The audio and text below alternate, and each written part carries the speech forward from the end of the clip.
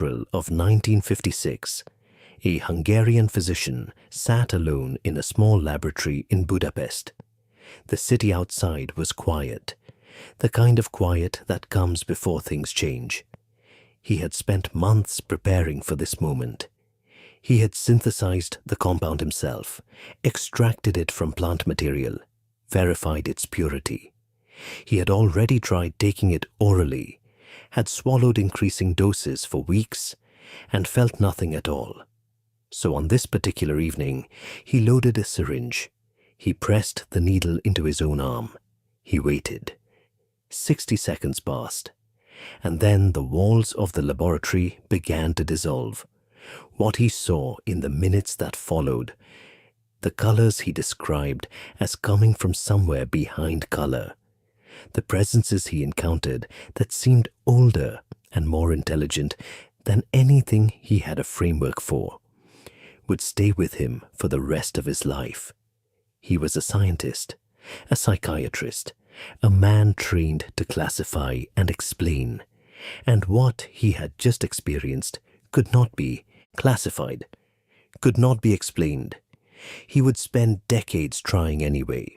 But here is the thing that makes this story something other than just the history of a drug. Long before that laboratory, long before Budapest, long before the word scientist existed, in the deep green darkness of the Amazon basin, men and women had been drinking a dark, bitter preparation by firelight and arriving at the same place, describing the same beings, speaking of the same presences with the same quiet awe and the same residue of dread. The molecule they had both encountered was 14 atoms long. It weighed, in molecular terms, almost nothing, and it existed, right now, inside your body. This is the history of N,N-dimethyltryptamine, DMT, the most powerful, most inexplicable, and most quietly disturbing psychedelic compound ever discovered. Before we go further, if these quiet journeys help you rest, hit like and subscribe right now before you close your eyes. That way, you will always have a safe, quiet place to return to when the night is long. Then drop a comment telling me where in the world you are and what time it is. It moves me every time how many corners of the earth gather here in the dark. But for now, set your phone face down and let us begin. We begin as so much of human history begins, in a cave. Not a metaphorical cave, a literal one, a rock shelter in the high desert of southwestern Bolivia, at an elevation where the air is thin and cold and the stars at night are so dense they seem to have weight. The shelter is called Cueva del Chileno. Its walls bear ochre paintings made by hands that are long gone. Its floor holds the accumulated debris of human presence stretching back 4,000 years, ash and bone, and the small remnants of daily life compressed by time into layers, one on top of another, like the pages of a book no one intended to write. In 2010, an anthropologist named Jose Capriles was excavating a section of that floor when his team uncovered something that did not immediately seem significant. It was a small bag, a pouch, perhaps the size of a man's hand, sewn together from the snouts of 3 foxes. The stitching was careful, deliberate. Someone had made this with patience and intention. Inside the pouch, wrapped and stored with similar care, was a collection of objects, carved bone spatulas, a hollow tube made for inhaling powder through the nose, wooden trays with shallow depressions worn smooth by use, a coil of rope made from plant fiber, and residue. Organic residue that had survived 1,000 years in the cold, dry air of that high Bolivian shelter. When Capriles brought the pouch to a laboratory for chemical analysis, the results came back quietly remarkable.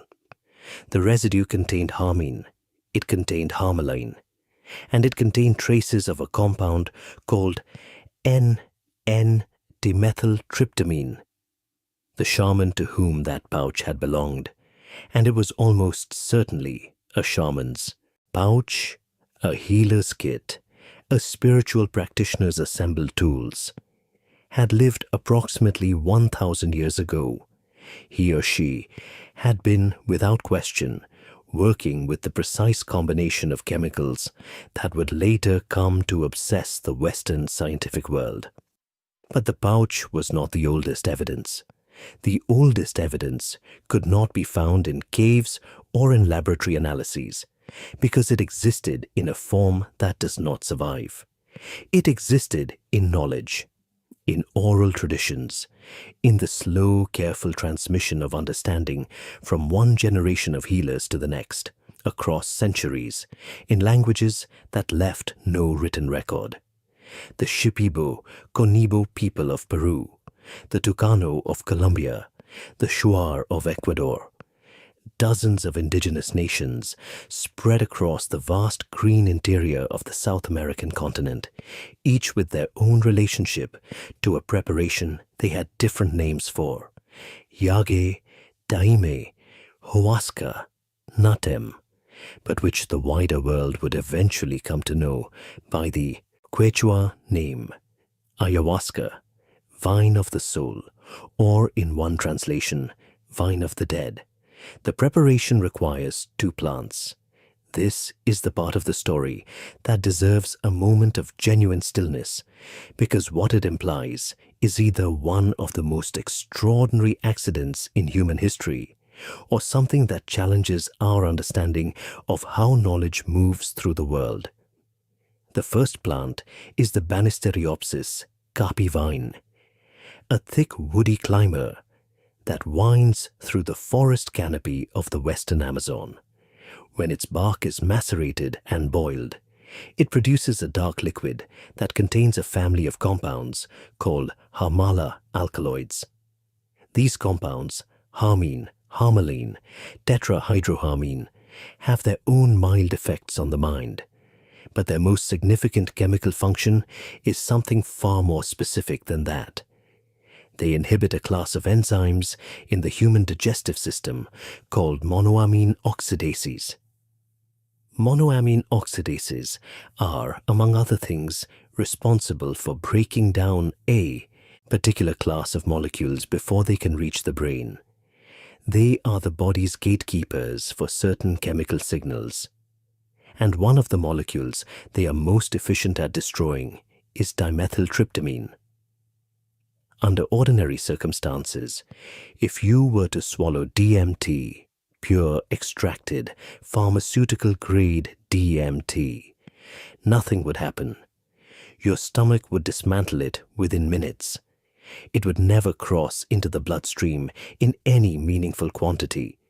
It would never reach the brain. You would feel nothing at all. This is precisely what Dr. Zara discovered in 1956. Though we will return to him in time.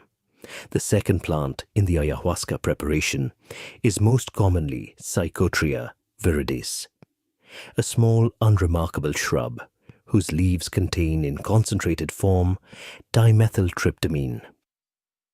On its own, the shrub's leaves would produce no effect whatsoever if swallowed. The digestive system would eliminate the compound long before it could act on the mind. But when the DMT-containing leaves of Psychotria viridis are boiled together with the MAOI, containing bark of Banisteriopsis kaapi, when these two plants are combined, brewed down over hours into a dark and bitter liquid, the mathematics change entirely. The Harmala alkaloids from the vine disable the enzymatic gatekeepers. The DMT from the leaves is allowed to pass. It enters the bloodstream. It crosses the blood-brain barrier. And within the hour, the world, as the drinker understands it, ceases to exist. What the Amazonian shamans had done, without any instrument more precise than their own accumulated observation and the whispered transmission of their predecessors, was solve a pharmacological puzzle of formidable complexity. To combine these two plants in the correct proportions, to understand that one was necessary for the other to function, to select them from a pharmacopoeia of perhaps 80,000 plant species in the Amazon basin, this required knowledge, deep, specific, transmissible knowledge. When Yetzmai, Western scientists and anthropologists eventually arrived and asked the shamans how they had come to know this, the answer was consistent across traditions and across languages. The plants had told them.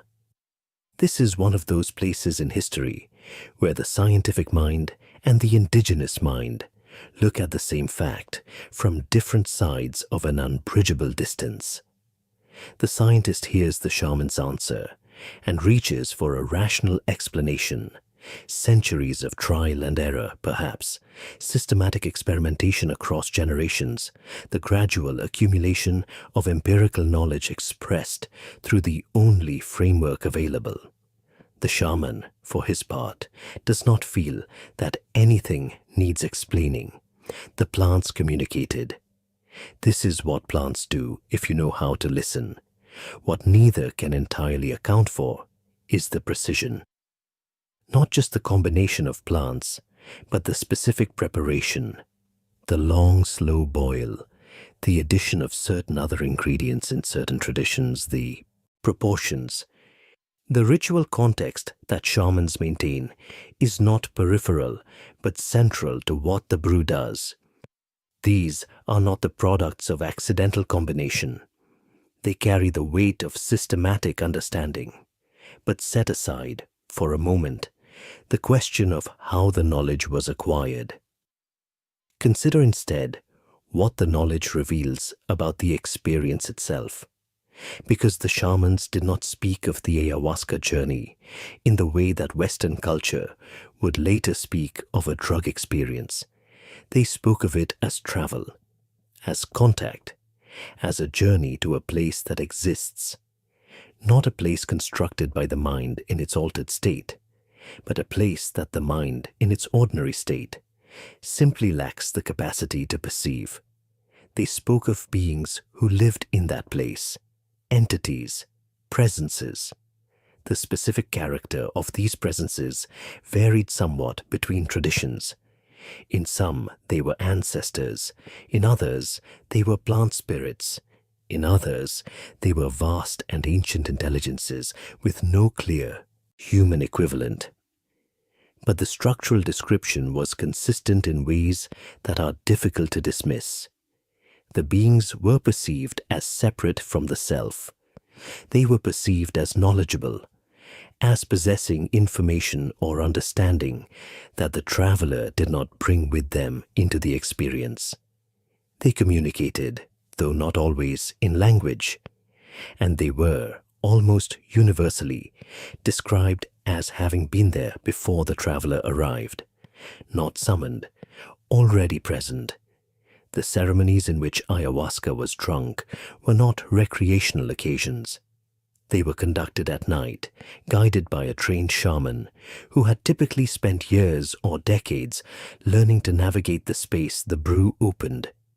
The shaman sang intricate melodic patterns called ikaros, which were understood to be not compositions, but transmissions, songs received from the plant realm, and used to guide the ceremony and protect the participants. The process could last 6 hours. The physical experience was often profoundly uncomfortable, nausea, purging, the body insisting in the most visceral terms that something profound was happening to it.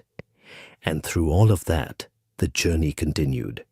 For centuries, this knowledge remained entirely within the communities that held it.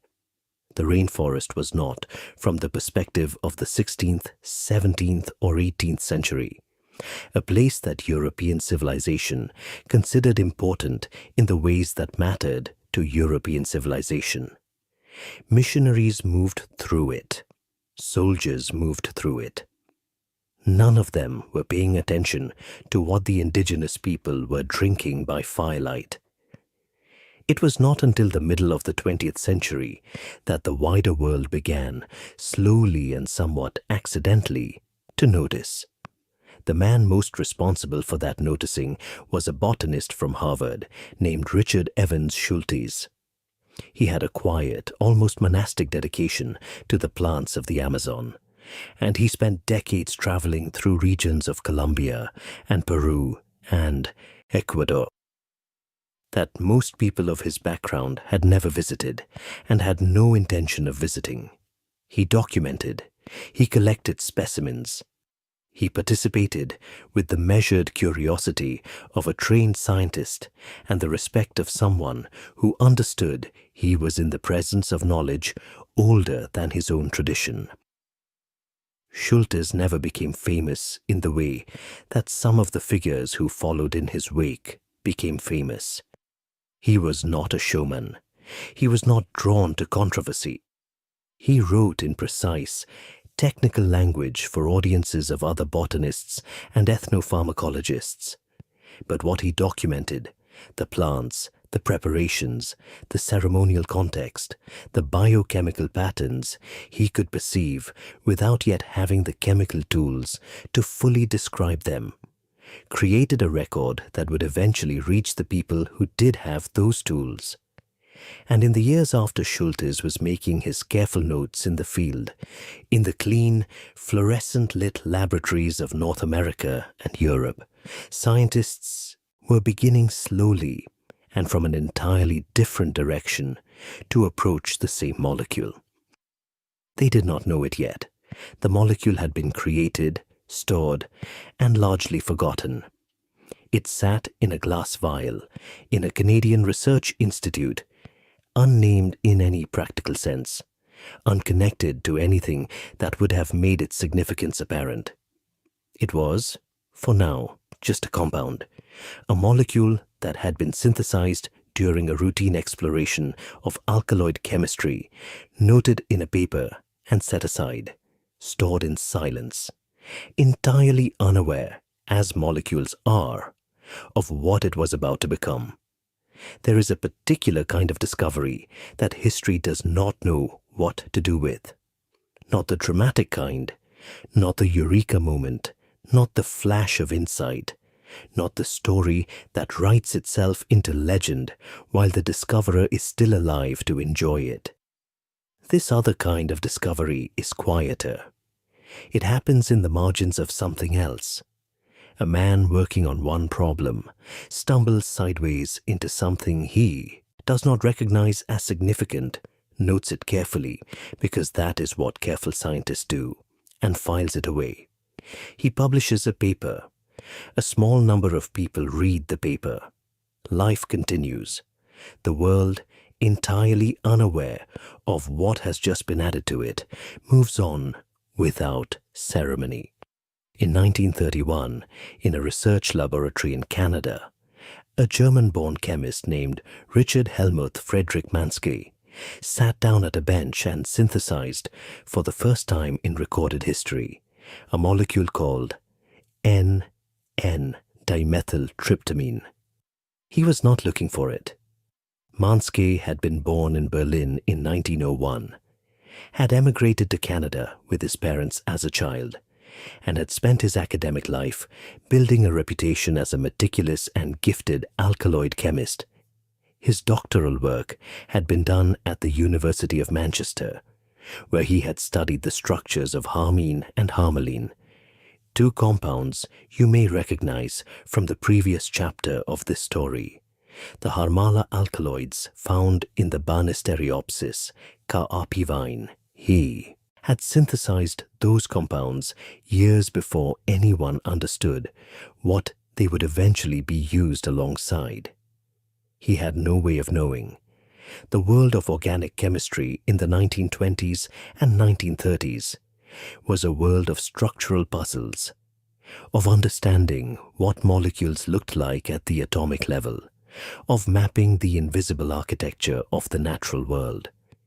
The question of what these structures did to the human mind was, in most laboratories, a separate department of inquiry entirely.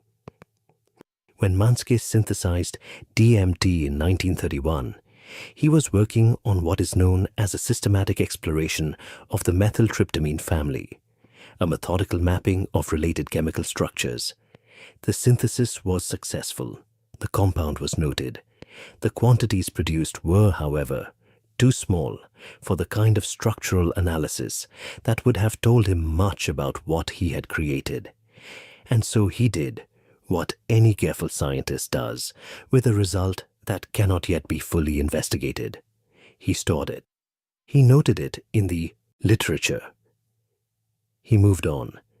The paper was published. The molecule sat in its container.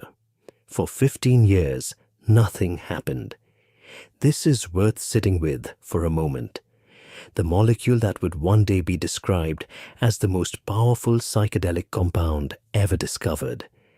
The molecule that was already unknown to anyone in that Canadian laboratory, flowing in trace quantities through the bloodstream of every human being in the world, sat in a glass vial in a research archive, waiting for someone to ask the right question. The right question, it turned out, was not the one Manske had been asking. It came from a different direction entirely. And it came, as so many important questions in the history of pharmacology have come, from someone who went looking for something else. In 1946, a Brazilian microbiologist named Oswaldo Gonçalves de Lima was studying the root bark of a plant called Mimosa tenuiflora, a thorny shrub that grew in the dry scrubland of northeastern Brazil in the state of Pernambuco. The plant had long been used in local folk medicine, and de Lima was interested in characterizing its chemical constituents.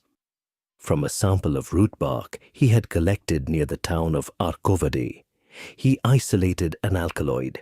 He measured its properties. He named it nigerine, after the dark color of the extract. He published his findings. The scientific community received them with moderate interest. De Lima had found something. What exactly he had found would take years and some controversy to fully establish. Later analysis would suggest that his extracted compound contained a trace of oxygen that pure DMT does not contain, that what he had isolated was either slightly impure or represented a closely related but distinct molecule. Jonathan Ott, a careful and rigorous chemist who reviewed the case years later, concluded that nigerine could not be considered an unambiguous identification of DMT. The matter remains, in the technical literature, a footnote of gentle scholarly dispute. But the direction of inquiry had shifted. Someone was now looking at plants and finding something in the tryptamine family. Someone was now asking what was inside the vegetation of the South American interior. And in the chemistry of that question, the molecule's long silence was beginning to end. The cleaner confirmation came in 1955.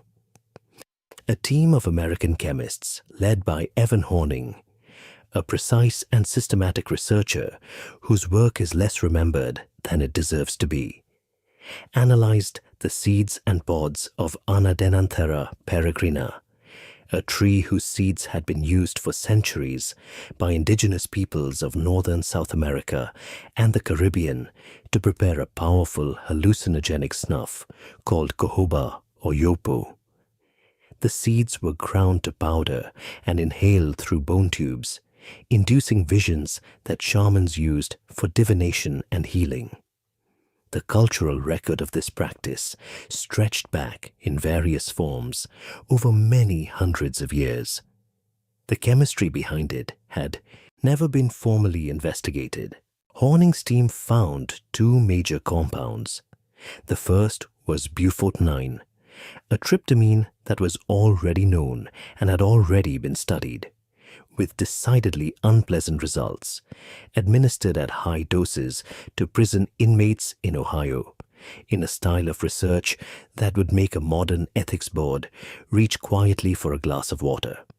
The second compound was N,N-dimethyltryptamine. This was, unlike the dilemma case, unambiguous. The identification was clean. DMT was in the plant, and DMT was, apparently, what the jojoba snuff had been delivering to the minds of those shamans for centuries. Not bufotenine, as had been assumed, but the compound that Manske had synthesized quietly in 1931, and that had been sitting in storage ever since. Now the molecule had two lives simultaneously. It existed in a laboratory archive, and it existed in plants that human beings had been using for spiritual purposes for hundreds of years. But these two facts had not yet collided. The chemists who confirmed DMT in Anadenanthera seeds were not, for the most part, deeply interested in the anthropological dimension of their finding. They had answered a chemical question. What the compound did to the human nervous system was still, at that moment, entirely unknown to Western science. Unknown to Western science, that qualifier is important. Because in the Amazon, in the high Andes, in dozens of communities that would never publish in peer-reviewed journals, the answer to that question had been lived and transmitted and refined and understood. Not in the language of receptors and neurotransmitters, but in the language of experience, for as long as the practice had existed. The Western laboratory and the Amazonian firelight were moving from opposite directions toward the same molecule.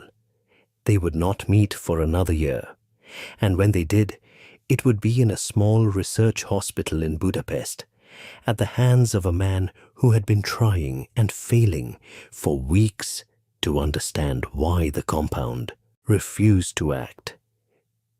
But before we arrive there, it is worth pausing on something that the chemists of the 1930s, 1940s, and 1950s could not have fully appreciated, something that would only become clear decades later, and that remains, even now, one of the most quietly unsettling facts in the entire history of pharmacology. DMT was not only in the plants, it was in the animals.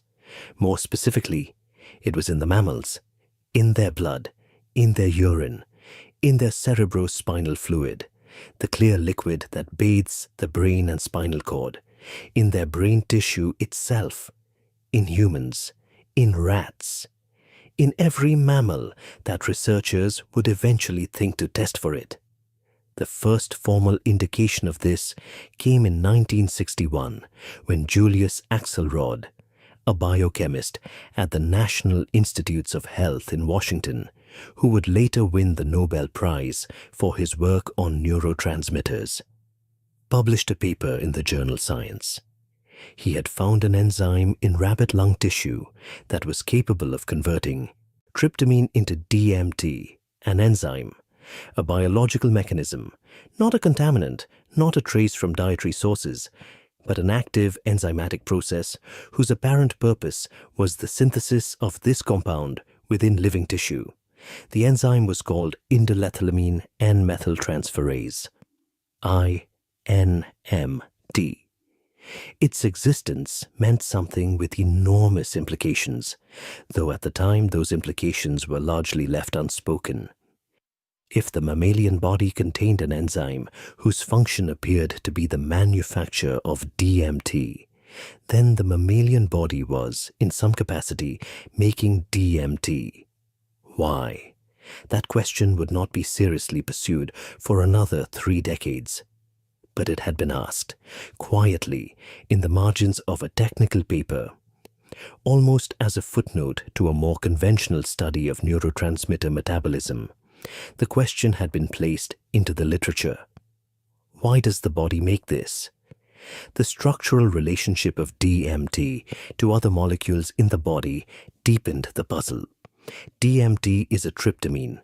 So is serotonin, the neurotransmitter most commonly associated with mood, well-being, and the regulation of emotion, the molecule that antidepressants are typically designed to influence. So is melatonin, the hormone that governs the body's relationship with darkness and sleep. These molecules share a molecular skeleton. They are chemical cousins. And DMT, the compound that dissolves the walls of laboratories and sends the mind into encounters with entities, sits among them structurally, like a family member at a quiet dinner, present, unremarked upon, belonging, the 14-atom molecule that Manske had synthesized without understanding, that Delima had found in plant roots, that Horning had confirmed in ceremonial snuff, that Axelrod had found the machinery to produce inside living tissue. This molecule was not, it was becoming clear, a foreign substance. It was not an exotic chemical that human beings happened to encounter by drinking a preparation made from Amazonian plants. It was something the body already knew, something the body was already in trace quantities producing. For what purpose, nobody could yet say. There is a word that researchers use when they discover a compound of unknown function inside a living system. They call it endogenous. It simply means produced from within. An endogenous compound is one that the organism makes for itself, using its own biochemical machinery, for reasons that evolution has presumably preserved across millions of years, because those reasons served some function. Serotonin is endogenous, melatonin is endogenous, dopamine is endogenous. These are the molecules of the interior life, the chemical substrates of mood and motivation, and the body's relationship with time. They belong in the architecture of the conscious mind. They are not accidents. They are not noise. And DMT, it was becoming clear, was endogenous too. The shaman in the Bolivian cave, 1,000 years before any of this, had reached into his fox snout, pouch, and prepared the molecules that his lineage had learned to work with from the plants. The molecules that would open the door. The molecules he understood that the forest had shared with him, so that he could travel to where the ancestors waited. He had not known, could not have known, that those same molecules were already inside him, that his own nervous system, without any plant, without any brew, was generating them continuously in amounts too small to open the door, but amounts that, by their very persistent, quiet presence, suggested the door had a purpose. In 1955, the year Evan Horning confirmed DMT in Anadenanthera seeds, a young Hungarian physician was reading Aldous Huxley's account of his own mescaline experience and thinking very carefully about consciousness and biochemistry and the nature of the mind. He was also, at that moment, composing a letter to a pharmaceutical company in Switzerland, requesting a small supply of a compound called lysergic acid diethylamide. The reply he received would redirect everything. But that is the next chapter of this story. For now, it is enough to sit for a moment in the space between what the Amazonian shamans had always known and what Western science was only beginning to notice. Two bodies of knowledge moving toward the same point from opposite ends of the world. One of them written in botanical preparations and ceremonial song, and the measured transmission of experience across generations. The other written in the precise, cautious language of alkaloid chemistry and enzyme kinetics and peer-reviewed publication, both pointing at the same molecule, both arriving with different vocabularies and different degrees of certainty at the same uneasy conclusion. There is something here. Something in the chemistry of the mind that reaches, when given the right conditions, towards something it seems to recognize. Something it has perhaps been reaching toward for as long as there have been minds to reach. What that something is, whether it is a hallucination or a destination, a malfunction or a mechanism, a product of the brain or a window through it, is a question that the story has not yet answered, may never answer. The molecule waited. A letter was in the post, and in Zurich a company called Sandoz was already composing its reply. The letter arrived from Zurich sometime in 1953. It was polite, it was firm, and it changed the direction of psychedelic history in a way that nobody involved could have anticipated. Dr. Stephen Sara was 30 years old, a physician and biochemist working in a research laboratory attached to a psychiatric hospital in Budapest. He was, by all accounts, a careful and methodical man, the kind of scientist who moved slowly through problems, because he understood that precision was more valuable than speed. He had trained at the Budapest University of Medicine, earned both his medical degree and his doctorate in science, and had established himself in the study of brain chemistry at a time when brain chemistry was barely a discipline. The relationship between molecules and mental states was, in the early 1950s, a frontier question. Most psychiatry was still conducted in the vocabulary of Freud. The idea that the texture of a person's inner life, its color, its depth, its capacity for suffering, might be explicable in terms of specific molecular events in specific neural pathways was not yet mainstream. It was, in most hospitals, still considered a somewhat eccentric hypothesis. Sara was drawn to it anyway. His interest had been sharpened by two things arriving in quick succession. The first was the news, which had spread through European medical circles like quiet electricity, of a compound called lysergic acid diethylamide, LSD, synthesized by the Swiss chemist Albert Hofmann in 1938 and accidentally ingested in 1943, producing an experience so disorienting that Hofmann had initially feared he was losing his mind. By the early 1950s, LSD was being studied seriously, cautiously, seriously, with the measured fascination of scientists who understood they were working with something that lay at the intersection of chemistry and consciousness.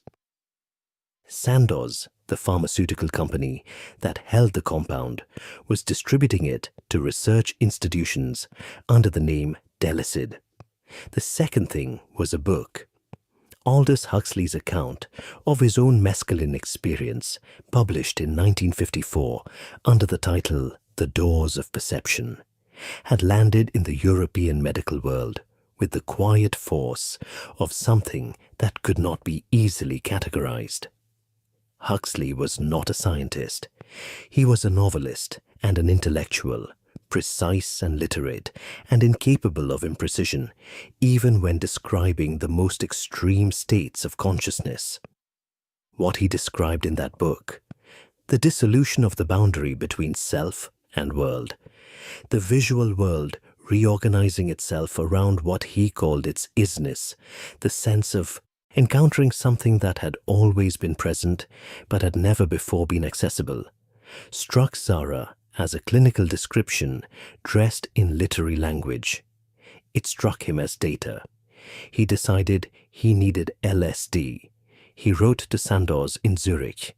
He explained his research interest, the biochemical basis of psychosis, the possibility that certain endogenous compounds might be responsible for the hallucinatory experiences associated with schizophrenia.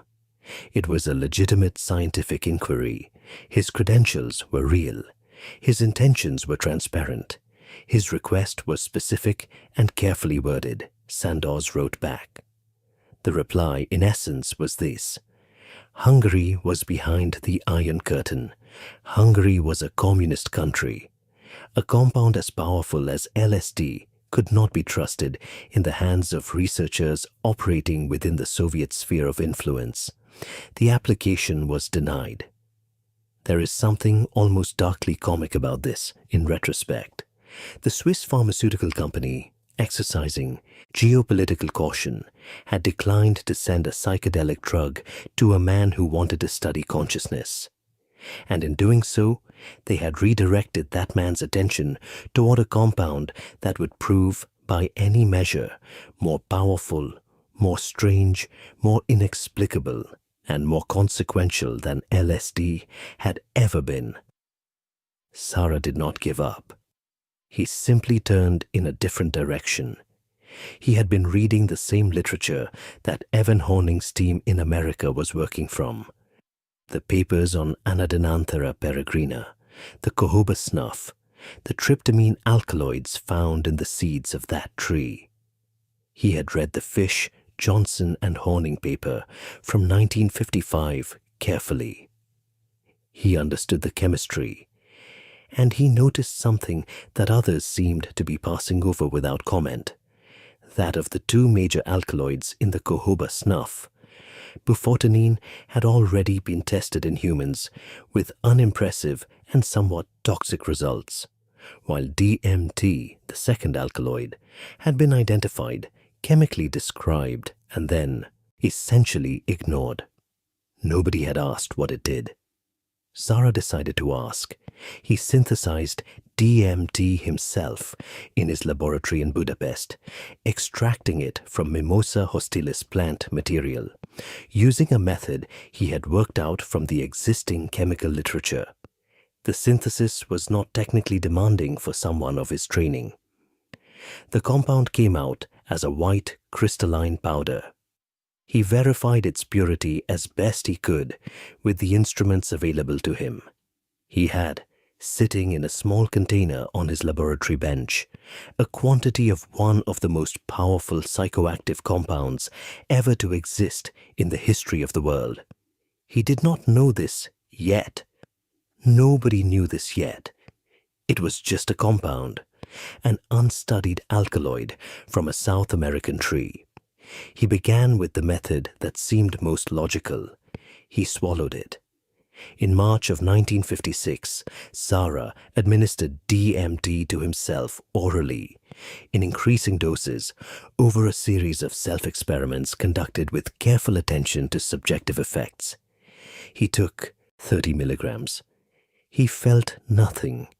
He waited the appropriate length of time and noted the absence of any observable effect. He increased the dose. He tried 50 milligrams. He tried 75. He tried, eventually, 150 milligrams. A dose that, by any reasonable pharmacological standard, ought to have produced something. He felt nothing at all, nothing except, perhaps, a growing sense of puzzlement. His own body was teaching him something that the Amazonian shamans had understood for centuries, though he had no way of knowing this. DMT, taken orally without an MAO inhibitor, is dismantled by the digestive system before it can reach the brain. The monoamine oxidase enzymes in the stomach and intestine intercept the molecule and metabolize it into inactive compounds. The compound reaches the bloodstream in quantities too small to cross into the central nervous system in any meaningful concentration. The mouth is the wrong door. Sarah did not have this theoretical framework yet. But he was a scientist, and a scientist does not conclude that a compound has no effect simply because one route of administration has failed. He had already noted from the existing literature on DMT's metabolites that the compound was broken down by amine oxidase enzymes.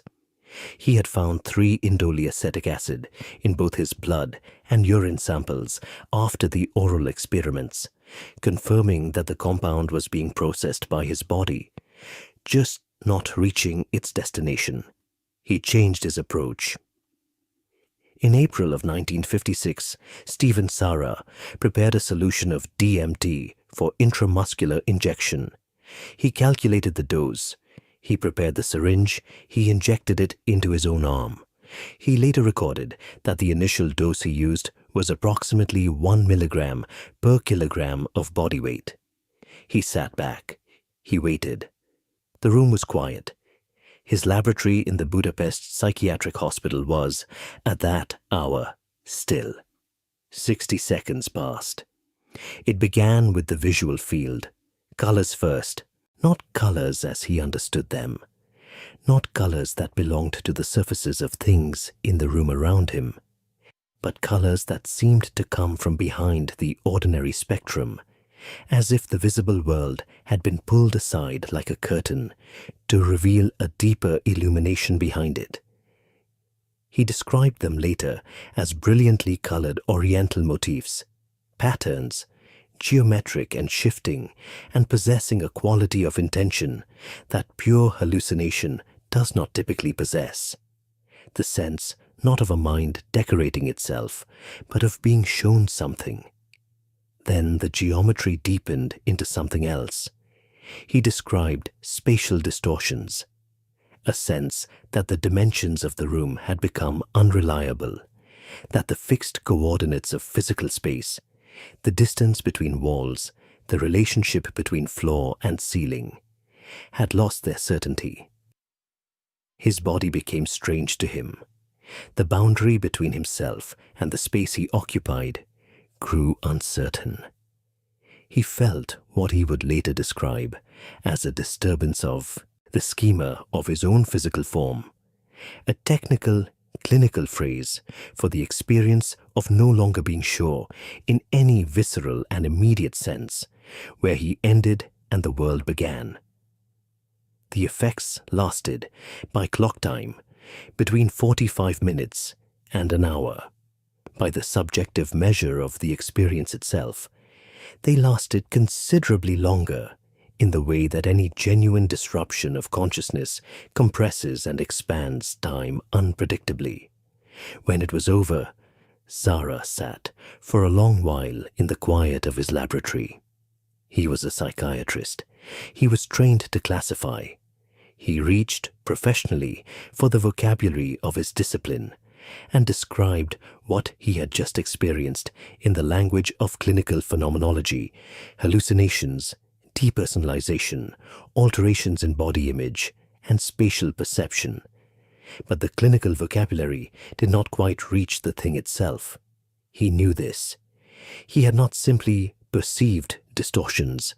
He had been somewhere, and the somewhere had possessed a quality, a density of presence, a sense of significance that exceeded any explanation his training provided, that the word hallucination did not do justice to. He noted this, and he moved on, because that is what scientists do. They note the anomalies and continue. Within months, the experiments had progressed beyond self-administration. Zara assembled a group of volunteer subjects, colleagues, medical professionals, nurses and doctors from the psychiatric hospital where he worked, people whose professional training gave them both the capacity to describe their experiences with precision and the clinical resilience to manage whatever the compound produced. They were between 20 and 42 years of age. They received intramuscular injections of DMT at a dose of approximately 0.8 milligrams per kilogram of body weight. Their blood pressure was monitored. Their heart rates were recorded. Their pupil dilation was measured. And every word they said during the experience was written down by Sara himself, sitting at the bedside. The reports were consistent in ways that Zara, as a careful scientist, found difficult to dismiss. Effects began within 3 minutes of injection in several subjects.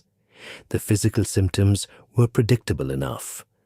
Elevated heart rate, dilation of the pupils, the slight flush of physiological arousal that accompanies a sudden and powerful shift in neurochemistry. But the subjective reports were something else.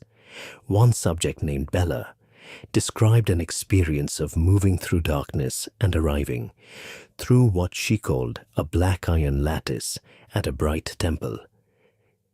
Others reported presences, not the generic distortions of a visual system under pharmacological stress, but specific encounters with entities that appear to be separate from the self, to possess their own perspective, their own attention, their own capacity for observation, strange creatures, figures that did not belong to the ordinary dream work of the human mind.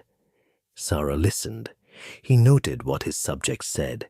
He classified their reports professionally as hallucinations, because that was the correct clinical term for perceptual experiences without corresponding external stimuli.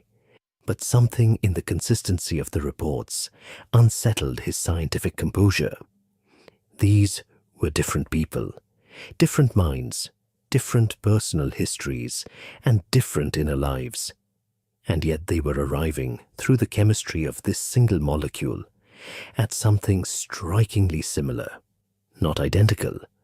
The specific imagery varied, but the structural quality of the encounter, the sense of beings, of entities, of presences already occupying a space that the compound had made briefly visible. This recurred with a regularity that the word hallucination alone could not fully contain. Zara published his preliminary findings. They circulated quietly through the pharmacological literature. A small number of researchers read them with interest.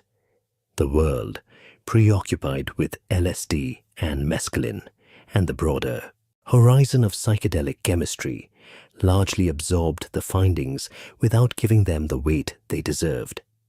And then, in the autumn of 1956, the world outside the laboratory intervened.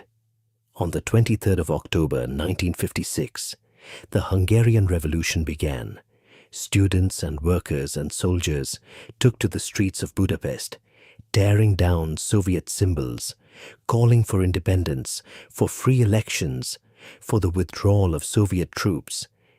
For a brief period of days that felt, to those living through them, like the edge of something possible, the revolution seemed as though it might succeed. Soviet tanks arrived on the 4th of November. The revolution was crushed. The reckoning that followed was swift and severe. 3 weeks after the uprising, Stephen Sara left Hungary. He left illegally, in the way that people leave countries that have closed their borders, which is to say with very little, and under conditions that required considerable courage. He carried with him a briefcase. The briefcase contained a change of underwear, a couple of sandwiches, his 2 doctoral diplomas, 2 dictionaries, 1 German-Hungarian, 1 English-Hungarian, and glass test tubes containing the molecule he had synthesized and studied. DMT, the compound he had now administered to himself and to 20 volunteers. The compound he had not yet finished studying, whose implications he had barely begun to articulate, but which he understood well enough to carry it with him through whatever came next. He spent some time in refugee camps. He contacted researchers at the University of Vienna and traded a portion of his DMT supply for the opportunity to participate in their LSD studies, a transaction so specific to his particular moment in history that it feels almost fictional, and yet it is documented. He traveled eventually to Berlin. In May of 1957, he attended the first International Congress on Psychotropic Drugs in Milan. Later that year, he arrived in Washington, D.C., where he had secured a position at St. Elizabeth's Hospital, working with a researcher named Joel Elkes at the National Institute of Mental Health. He had crossed half a continent with his test tubes intact. The molecule had arrived in America. what would happen to it there, the brief explosion of interest, the countercultural appropriation, the political panic, and the long enforced silence that followed, was already, in a sense, written. The history of psychedelics in the second half of the 20th century is the history of a series of discoveries that the world was not ready for, made by scientists who were not adequately protected from the storms that inevitably gather around knowledge that frightens people. But in the quiet of 1957, Zara was simply a scientist in a new country, with a compound in his briefcase and a question still unanswered in his notebooks. The question was this. In his volunteer trials in Budapest, his subjects had reported entities, presences, beings encountered on the other side of the molecule's chemistry.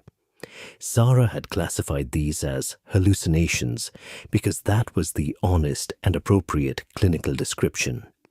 But in the Amazon basin, at that same moment and for centuries before it, the shamans who drank their preparation of vine and leaf were reporting the same beings. Without any knowledge of Budapest, without any knowledge of Zara, without any knowledge of the compound's name or structure or pharmacology, the same door, different keys, the same room on the other side. Zara did not pursue this parallel publicly. He was a scientist, not a philosopher.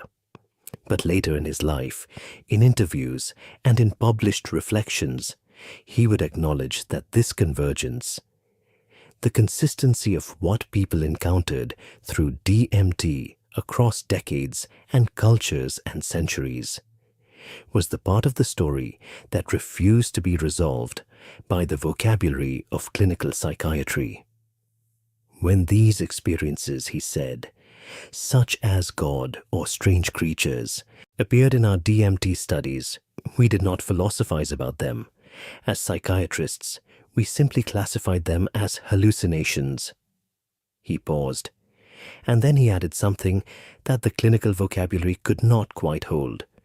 He said that the brain might be storing something, images, symbols, archetypes, that the molecule released into consciousness. That what the volunteers were encountering was something already present in the deepest architecture of the human mind, waiting for the right chemical key. Or perhaps he left open. Perhaps the compound was not releasing something stored inside the brain. Perhaps it was opening a window. Stephen Zara arrived in Washington in 1957 with very little and with everything. He had his diplomas, he had his dictionaries, he had his test tubes, and he had filed carefully in the notebooks he had carried out of Hungary the most detailed clinical record of human DMT experience that existed anywhere in the world. It was not a long record, 20 volunteers. A series of sessions conducted in a psychiatric hospital in a city that was now behind him. But it was precise, it was honest, and it described something that the scientific community in America had not yet encountered, because nobody in America had yet thought to ask the question he had asked. He began work at St. Elizabeth's Hospital in Washington under Joel Elkes, one of the founding figures of biological psychiatry in the United States, a man who understood, perhaps better than most of his contemporaries, that the relationship between molecular chemistry and human consciousness was not a peripheral question, but the central one.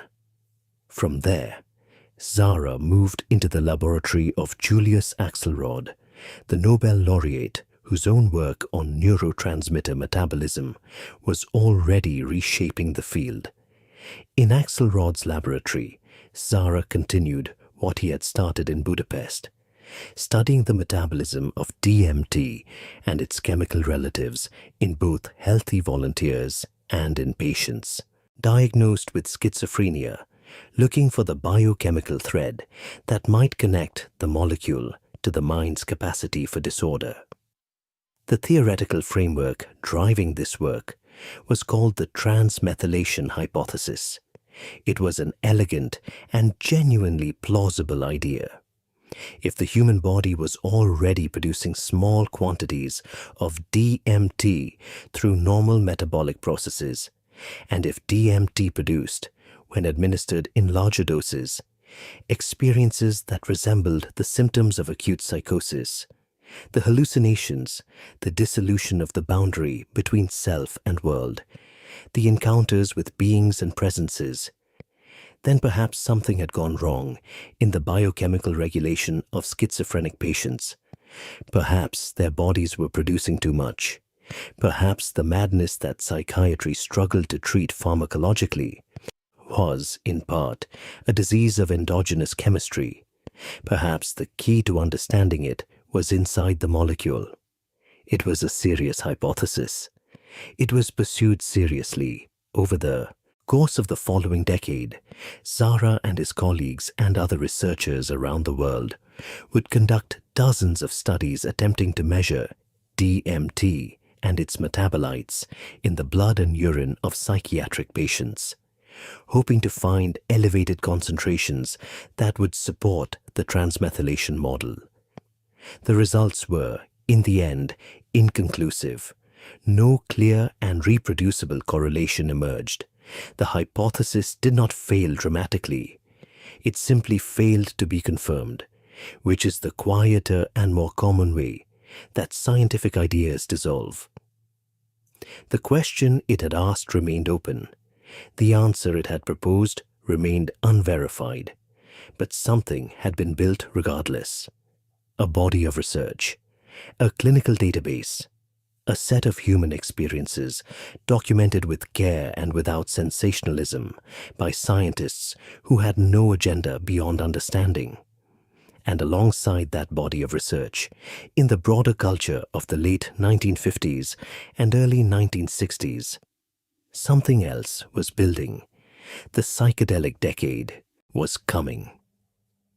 DMT entered the American cultural conversation not through Zara's careful papers or through the technical literature of biological psychiatry, but through the networks of researchers and intellectuals and artists who were beginning in those years to pass information about consciousness-altering compounds between themselves with the informal enthusiasm of people who had discovered something they believed the world needed to know about.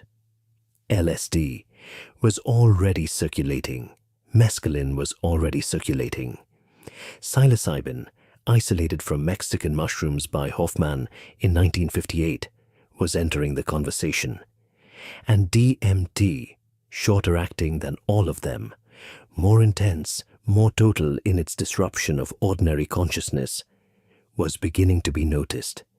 It acquired in those years a nickname that tells you something about the world in which it was circulating.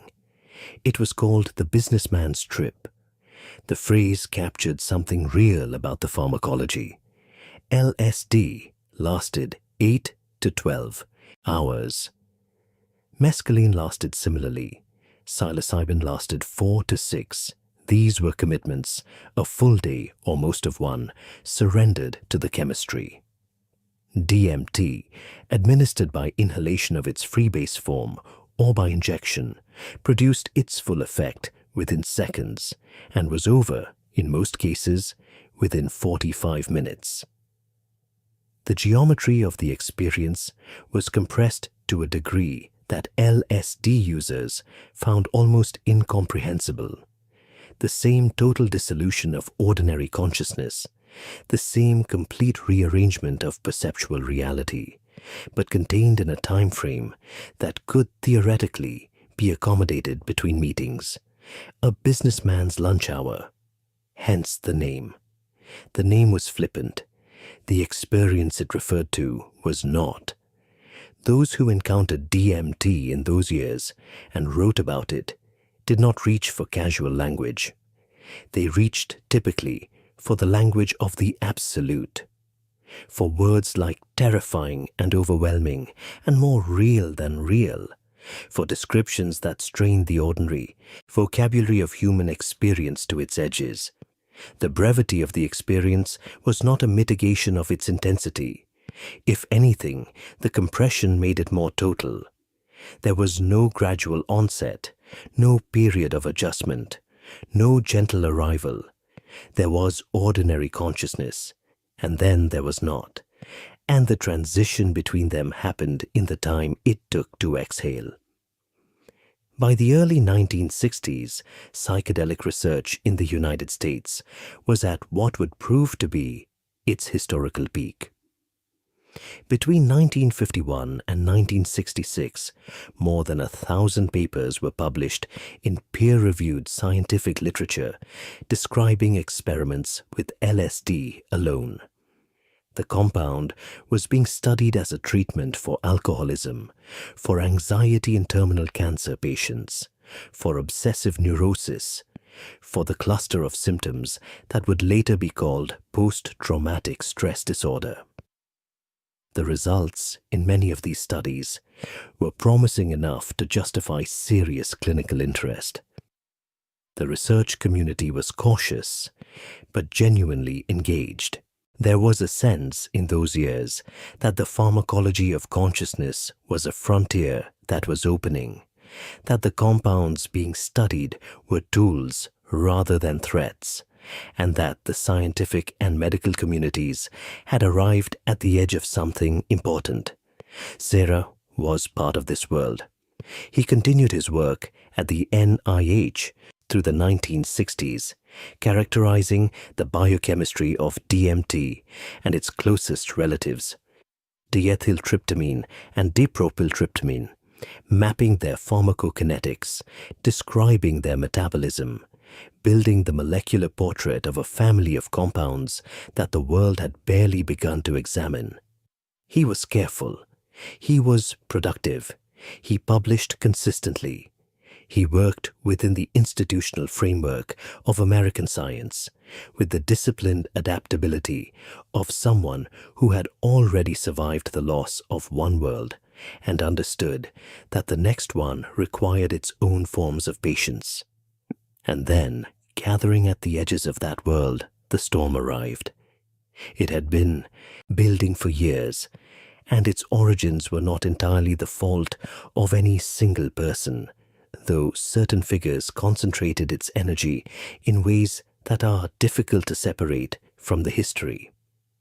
Timothy Leary was a psychologist, a researcher, genuinely brilliant and genuinely reckless in proportions that proved, ultimately, fatal to the broader project he believed he was serving.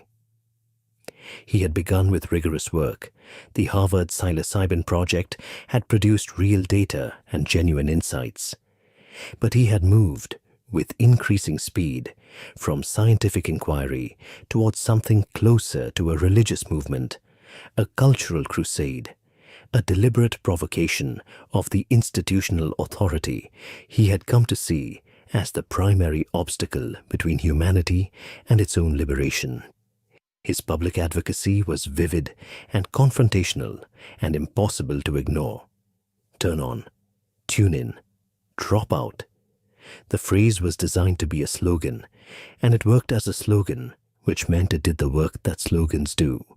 It stripped away complexity, it invited broad adoption, and it frightened precisely the people it needed not to frighten. The cultural panic that followed was not exclusively Leary's creation. It was fed by newspaper coverage that traded in the most extreme cases of adverse reaction. It was fed by the visibility of the counterculture and the political anxieties of an administration that saw in the spreading use of consciousness-altering compounds among young people a threat that was simultaneously moral, political, and social. The Vietnam War was creating a generation of protesters. The civil rights movement was creating a generation of dissenters. And the psychedelics were creating, at least in the perception of those whose authority was being challenged, a generation of people who had stopped trusting the institutions that governed their lives. President Nixon had, in 1968, campaigned in part on a platform of restoring order. He had identified, for the purposes of political strategy, two primary enemies: the anti-war left and the black community. Drugs, and in particular the drugs associated with both groups, heroin with urban black communities, psychedelics with white countercultural protesters, were a politically useful target.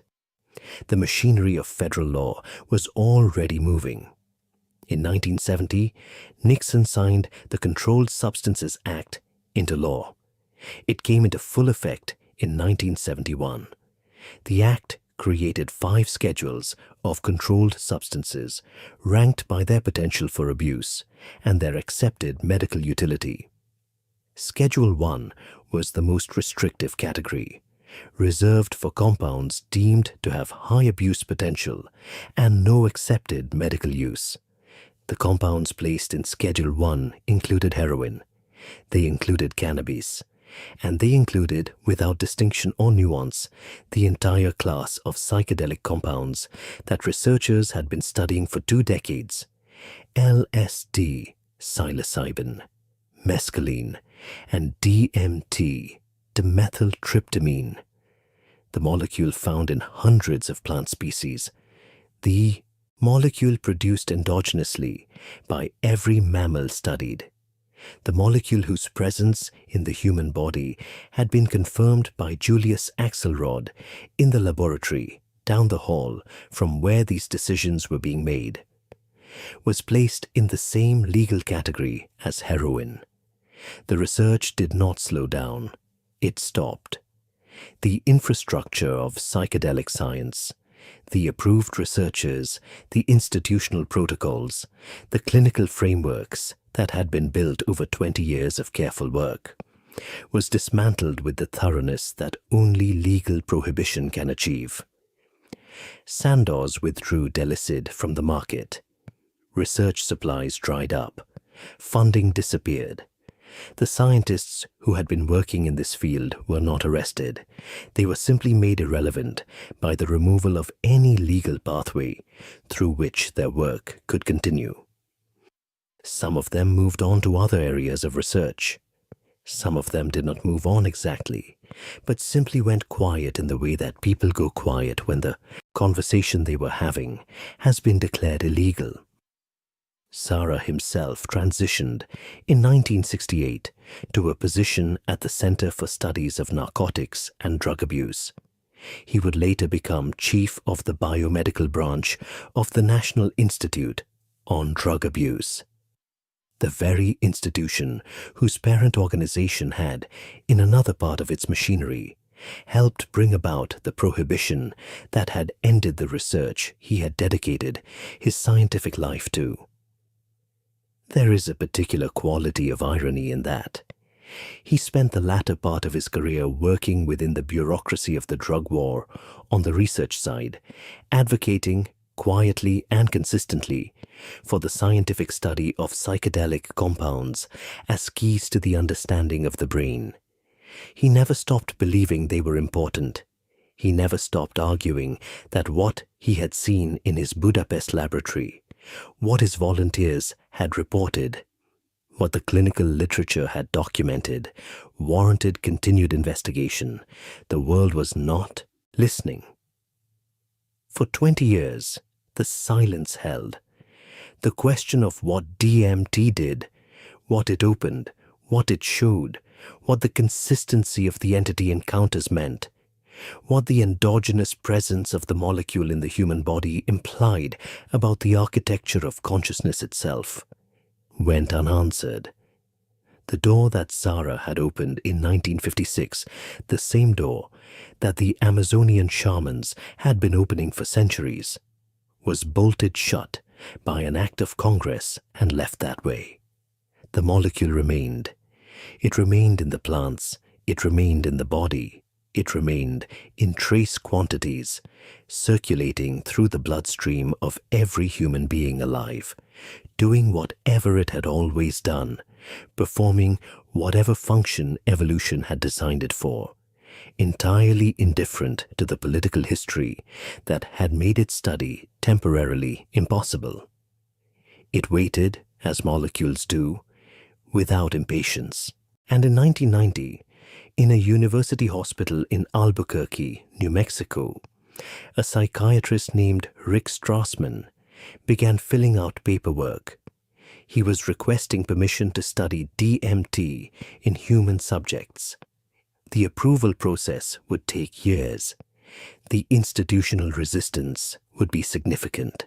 The paperwork alone would constitute a minor monument to bureaucratic caution.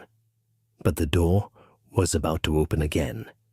And what came through it in the sterile quiet of a university research ward would prove to be stranger, more consistent, and more deeply disturbing to the rational framework of the man conducting the research than anything the previous 30 years of silence had prepared him for. The paperwork took years. This is not a metaphor. It is a literal description of what confronted Rick Strassman when he decided, in the late 1980s, that the question of DMT's role in human consciousness could no longer be left unanswered. He was a psychiatrist at the University of New Mexico School of Medicine, tenured, respected within his field, possessed of the kind of institutional standing that makes certain kinds of difficult requests possible.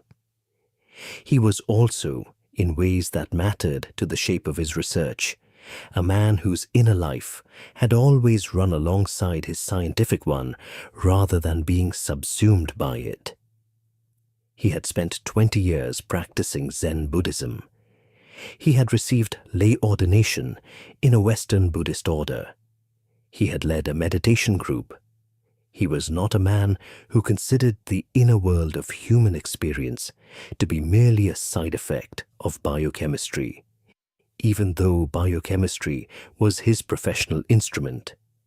His interest in DMT had developed from an earlier research focus on melatonin, the pineal gland's primary product, the hormone that governs the body's relationship to darkness and to sleep. The pineal gland is a small, pine cone-shaped structure sitting deep in the center of the brain, roughly at its geometric midpoint. It weighs, in an adult human being, less than 0.2 of a gram. For the French philosopher René Descartes, writing in the 17th century, it had been the seat of the soul, the point where the immaterial mind made contact with the material body. For the Hindu tradition, it was associated with the Ajna Chakra, the sixth energy center, sometimes called the third eye, located at the point between the eyebrows and understood to be the seat of intuition and higher perception. For the ancient Egyptians, the pineal had been connected to the eye of Horus, the god of sky and kingship, the symbol of protection and royal power. These associations were old and widespread, and in the framework of modern neuroscience, largely decorative. The pineal gland, science had established by the 20th century, produced melatonin. It regulated circadian rhythms. It told the body when it was dark. It was a clock, not a portal. Strassman was not so sure the story was finished. He had noticed in the course of his melatonin research that the enzymatic machinery required to produce DMT, the NMT enzyme that Julius Axelrod had identified in 1961, was present in the pineal gland. He had noticed that DMT's molecular structure was closely related to melatonin's. He had noticed that both molecules were tryptamines, both derived from the same amino acid precursor, both operating in territories of the brain's chemistry that were not fully mapped. And he had arrived at a hypothesis that was speculative, that he was careful to present as speculative, but that he believed was worth testing.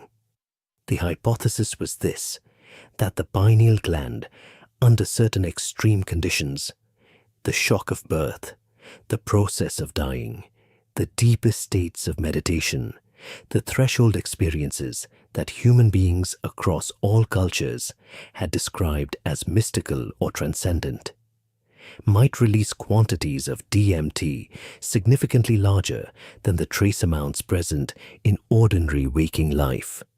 That these releases might be the biochemical substrate of the experiences that mystics and near-death survivors and dying patients had been describing for millennia.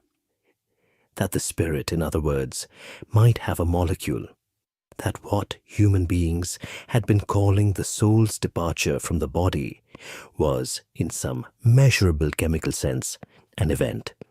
He understood that this hypothesis would require evidence, and to gather evidence, he needed to study DMT in human beings, which meant navigating the apparatus of federal drug regulation that had been designed 20 years earlier to make exactly this kind of research impossible. The approval process required sign-off from the Food and Drug Administration. It required DEA Schedule 1 research registration. It required approval from the University of New Mexico's Institutional Review Board, its Pharmacy and Therapeutics Committee, its Radiation Safety Committee, and its General Clinical Research Center. It required a protocol that addressed every conceivable risk with sufficient thoroughness to satisfy regulators who were, understandably, cautious about approving the administration of one of the most powerful psychedelics known to science to healthy human volunteers in a university hospital. Strassman spent the better part of 2 years working through this process. The resistance he encountered was not primarily scientific. The scientific case for the research was, he argued, straightforward. DMT was endogenous. Its pharmacology was reasonably well characterized. The existing human studies conducted by Zara and others in the 1950s and 1960s had established a reasonable safety profile. The resistance was institutional and cultural. It was the residue of 20 years of prohibition, the reflexive caution of bureaucracies that had been told for 2 decades that these compounds were dangerous and without legitimate use, and that anyone who thought otherwise was either naive or dangerous themselves. He persisted. In 1990, Rick Strassman received the first U.S. government approval for human psychedelic research in more than 20 years. The approval was for a dose-response study of intravenous DMT, a systematic investigation of how the compound behaved at different doses in healthy human volunteers, measuring its physiological and psychological effects with the precision that the earlier Budapest studies had not been able to achieve. The clinical setting was deliberate and specific. Room 531 of the University of New Mexico Hospital's General Clinical Research Center was a standard hospital room. A bed, monitoring equipment, the functional furniture of medical procedure. Strassman had thought carefully about the environment. The setting in which a psychedelic experience occurs is understood by researchers and by the broader tradition of ceremonial use alike to be not incidental but constitutive. The container shapes the content. He equipped the room with indirect lighting. He played gentle music. He trained his research nurses, Cindy and Kathy, to sit with volunteers through the sessions with the calm, grounded presence of people who understood they were accompanying someone through something significant. The volunteers were carefully screened. They were healthy.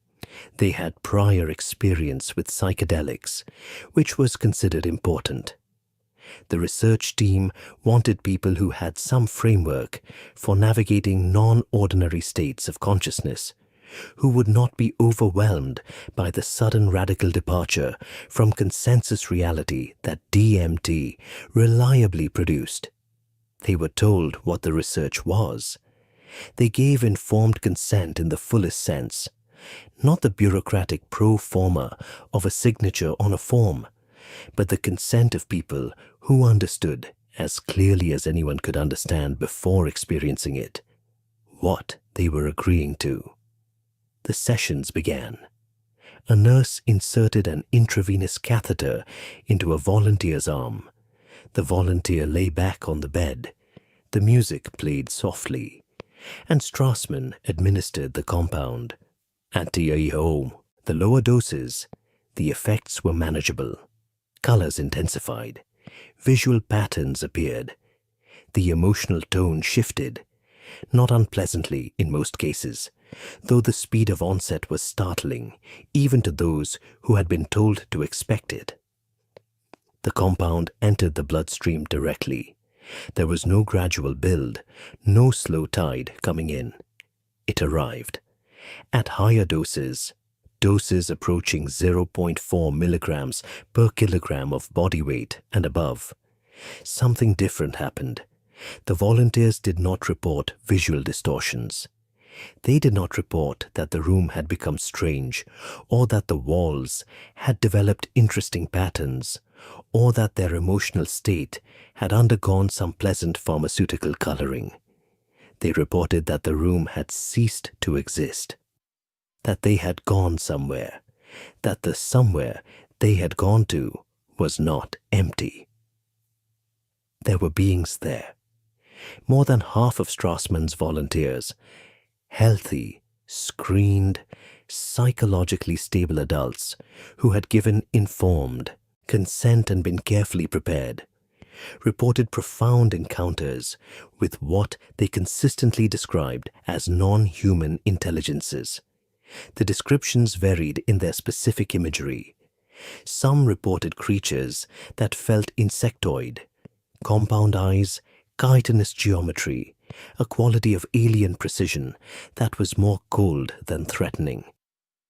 Others reported beings that felt essentially human in form, but radically different in nature, vast, ancient, luminous presences that seemed to regard the arriving volunteer with the measured attention of entities for whom this encounter was routine. Others reported what could only be described as entities of pure geometry, intelligences expressed through mathematical form, beings who communicated not in language, but in the direct transmission of meaning. What they encountered was not in any case passive. The beings were active.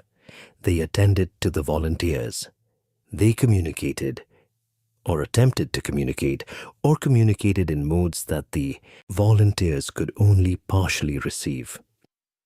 Several volunteers described a sense of having been expected, of arriving somewhere that the inhabitants of that place already knew about, already anticipated, and were prepared to receive. One volunteer described the experience as being intercepted, not threatened, received, as if the transition to the DMT space was not an intrusion into somewhere foreign, but an arrival at somewhere that had been waiting. Strassman sat with his research nurses in room 531 and listened to these accounts in real time, transcribing every word into his bedside notes, while the volunteers, eyes closed, breathing steadily, moved through the 15 minutes of the compound's peak effect. He had expected mystical experiences.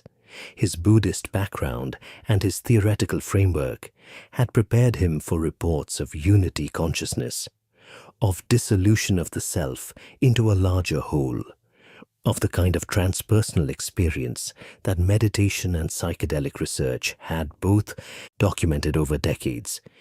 He had not been prepared for this. The entity encounters were not mystical in the traditional sense. They were not experiences of boundless love, of merging with the universe, of the self dissolving into undifferentiated awareness. They were, if anything, more specific than that, more concrete, more interactive, more disturbing in the way that a concrete and specific encounter with something genuinely unknown is more disturbing than an abstract feeling of transcendence. The volunteers were not dissolved. They were present, and they were meeting something. Strassman, trained in Buddhist psychology, reached for the Buddhist framework and found it insufficient. Buddhism proposes that the phenomena encountered in deep meditation are generated by the mind, that the beings and visions and presences of meditative experience are products of the practitioner's own consciousness, projections of the mind onto the screen of awareness.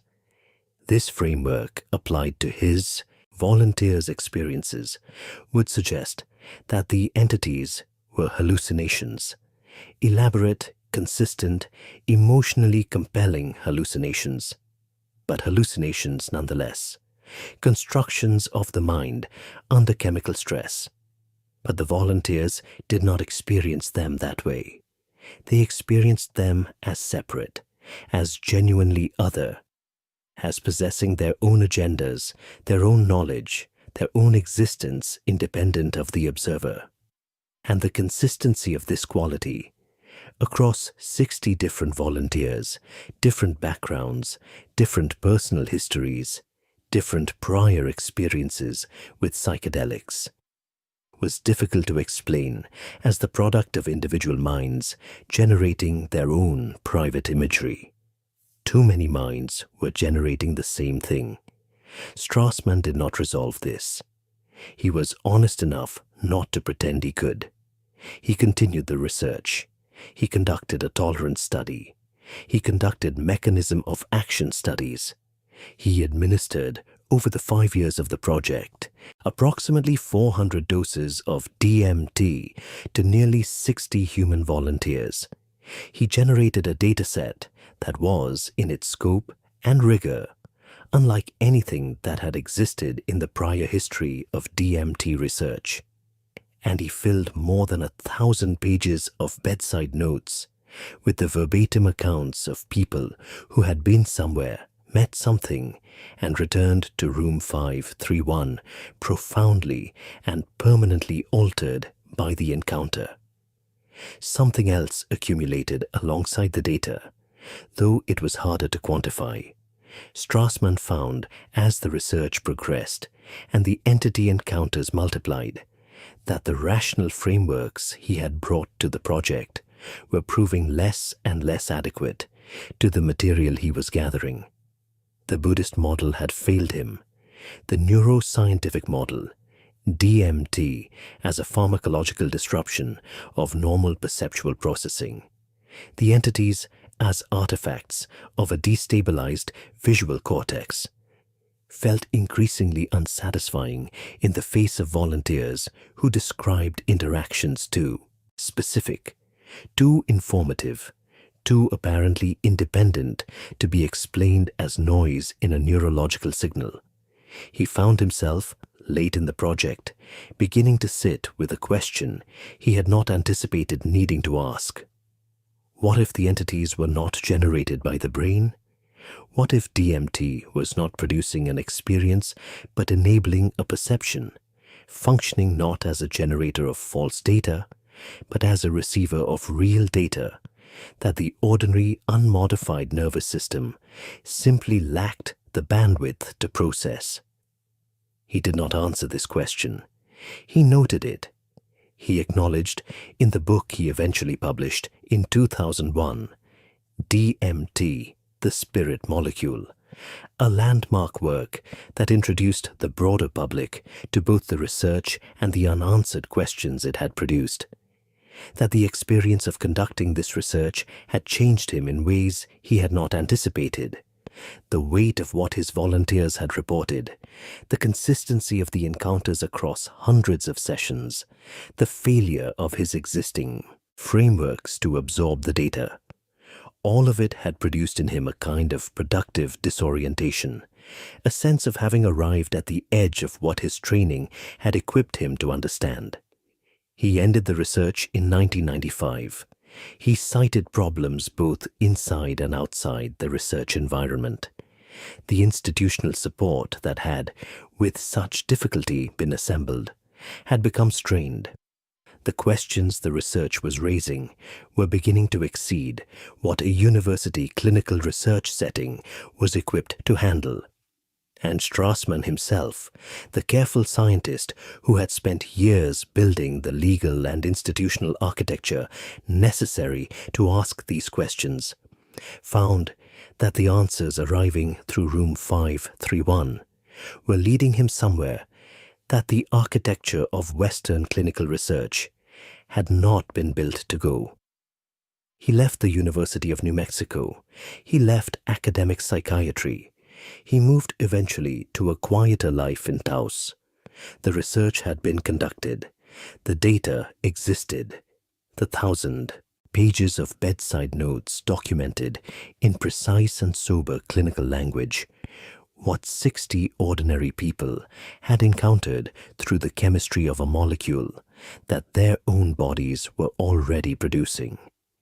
And the question that had been there from the beginning, the question the Bolivian shaman had not needed to ask because the plants had already answered it. The question that Zara had noted and filed and never quite resolved. The question that Strassmann had pursued through years of paperwork and clinical procedure and had arrived at the edge of without crossing remained. Why? Why does the body make this molecule?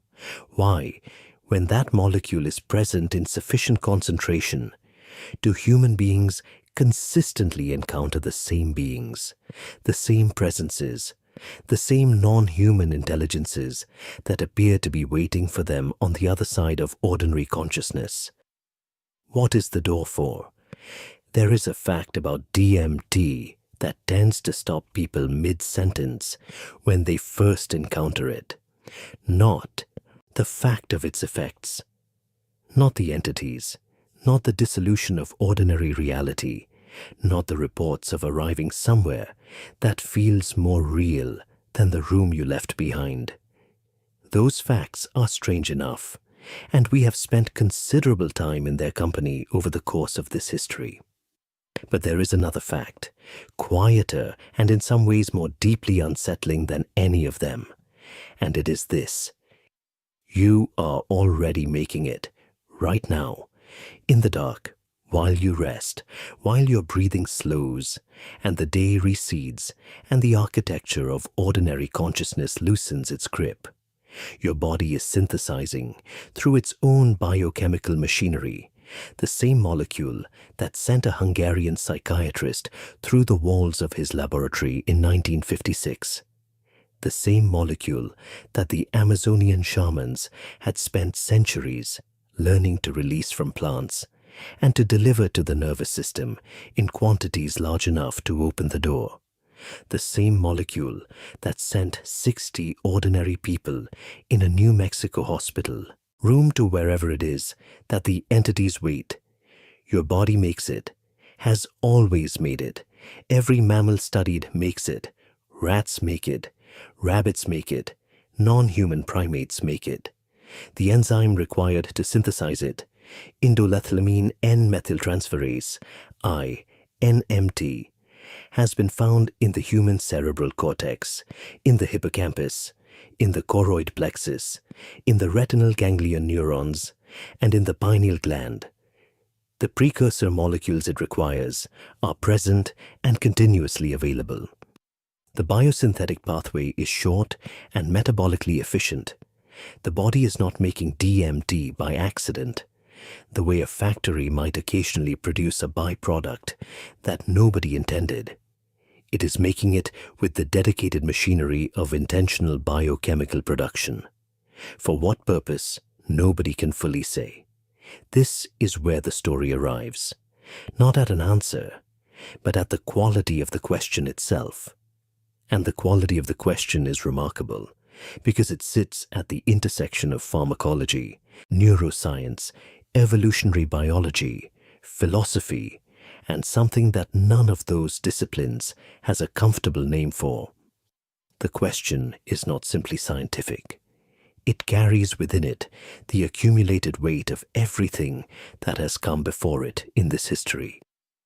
The shaman's pouch in the Bolivian cave, the letter from Sandoz, the quiet Budapest laboratory, at the moment the needle was withdrawn, the 1,000 pages of bedside notes from room 531.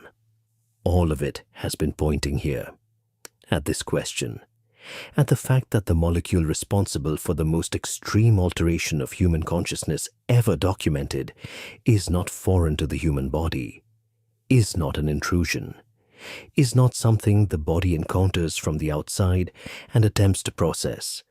It is something the body produces from the inside, continuously, throughout the entirety of a human life, in amounts that remain. And this is precisely the crux of the mystery, just below the threshold required to produce any discernible effect on consciousness, just below, not absent. Below the threshold, the difference between those two things is the distance between a locked door and a door left, carefully, almost imperceptibly, ajar. The scientific debate about what endogenous DMT does, or might do, or might have been designed by evolution to do, has been ongoing since Julius Axelrod first found the machinery for its production in rabbit lung tissue in 1961 and quietly noted the implications in the pages of science. Over the 60-plus years since that publication, the debate has refined itself into several distinct and partially overlapping questions, none of which has been definitively answered, and each of which, when examined closely, opens into further questions rather than closing into resolution. The first question is the one that Strassman made famous, and the one that has attracted the most popular attention, and which has also attracted the most rigorous scientific criticism. It is the question of the pineal gland. The pineal gland has, as we have noted, a history of mystical association that predates any scientific understanding of its function by several thousand years. Descartes called it the seat of the soul. Hindu tradition called it the third eye. Ancient Egyptian cosmology connected it to the Eye of Horus. These associations are not evidence of anything. They are, at most, evidence that human beings across cultures and centuries have intuited something significant about a small structure sitting at the geometric center of the brain, have sensed through some avenue that was not scientific but was not entirely uninformed either, that this particular piece of the body's architecture was doing something more than its obvious mechanical function suggested. Strassman, approaching this history from a position of scientific training and Buddhist contemplative practice simultaneously, proposed the hypothesis that has since become probably the most widely discussed idea in the popular understanding of DMT. He suggested that the pineal gland, under extreme physiological conditions, birth, death, near death, the deepest states of meditation, might release large amounts of DMT, that the surge of this molecule into the bloodstream and from there into the brain might be the biochemical event underlying the experiences that human beings across all cultures have described at these thresholds. The tunnels of light, the beings, the sense of leaving the body, the feeling of arriving somewhere that is more real than the ordinary world, the encounter with presences that seem to have been waiting. It was a hypothesis. Strassman was careful, in his book and in his public discussions, to present it as exactly that. A speculation built on circumstantial evidence and theoretical coherence rather than direct experimental confirmation. He acknowledged that the pineal gland's primary known function was the production of melatonin, and that the quantities of melatonin it produced, approximately 30 micrograms per day, were vastly smaller than the 25 milligrams of DMT that would be required to produce a psychoactive effect. He acknowledged that the arithmetic did not obviously work. The scientific response to the pineal hypothesis has been, in the main, skeptical.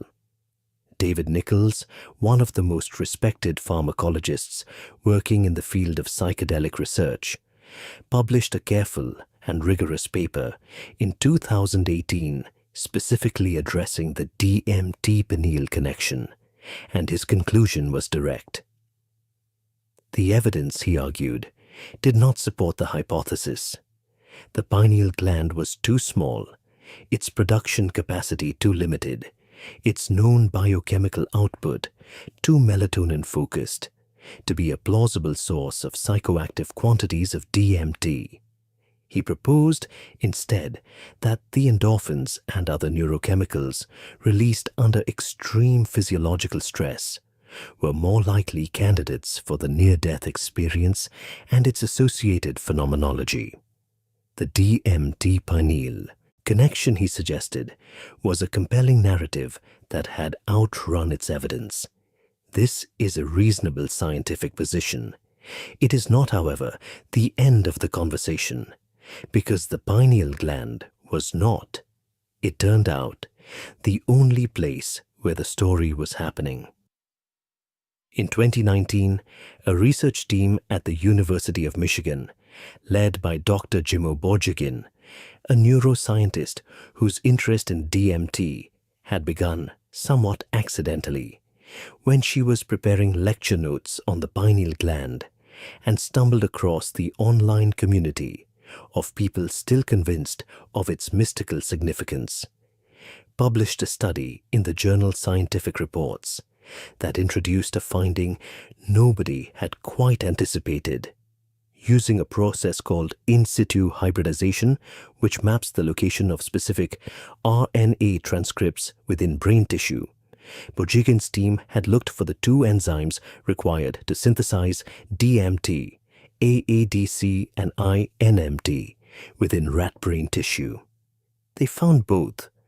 They found them not just in the pineal gland, but throughout the neocortex and the hippocampus, the brain regions associated with higher cognitive function, with learning and memory, with the processing of complex experience. The machinery for DMT production was not confined to a tiny gland on the brain's roof. It was distributed through the brain's most sophisticated architecture. And then Borjigin's team did something further. They induced cardiac arrest in their rat subjects and measured DMT levels in the visual cortex during and after the event. What they found was that DMT concentrations in the visual cortex rose significantly during cardiac arrest, significantly enough to approach the levels found in rats that had been administered DMT exogenously from outside the body. The surge occurred independently of whether the pineal gland was intact or had been removed. The pineal gland, whatever its contribution to the story, was not the source of this particular flood. The brain itself, its neurons, its distributed biochemical machinery, appeared to be producing the surge. This finding sits in the literature without having been fully absorbed by the field, because what it implies, if it translates to human biology in the way that rat models typically do, is considerable. It implies that the dying brain, the brain in the final minutes of its electrical life, as oxygen fails and the biochemical order of consciousness begins to dissolve, may be flooding itself with one of the most powerful psychoactive compounds known to science. That the extraordinary experiences reported by people who have been clinically dead and revived, the sense of departure from the body, the tunnel, the light, the beings, the feeling of arrival somewhere both familiar and utterly unknown, may have a molecular substrate. May. The word carries its full weight here. This is hypothesis built on animal data, and the distance between a rat's cardiac arrest and a human near-death experience is not a distance that can be crossed without significant experimental work that has not yet been done.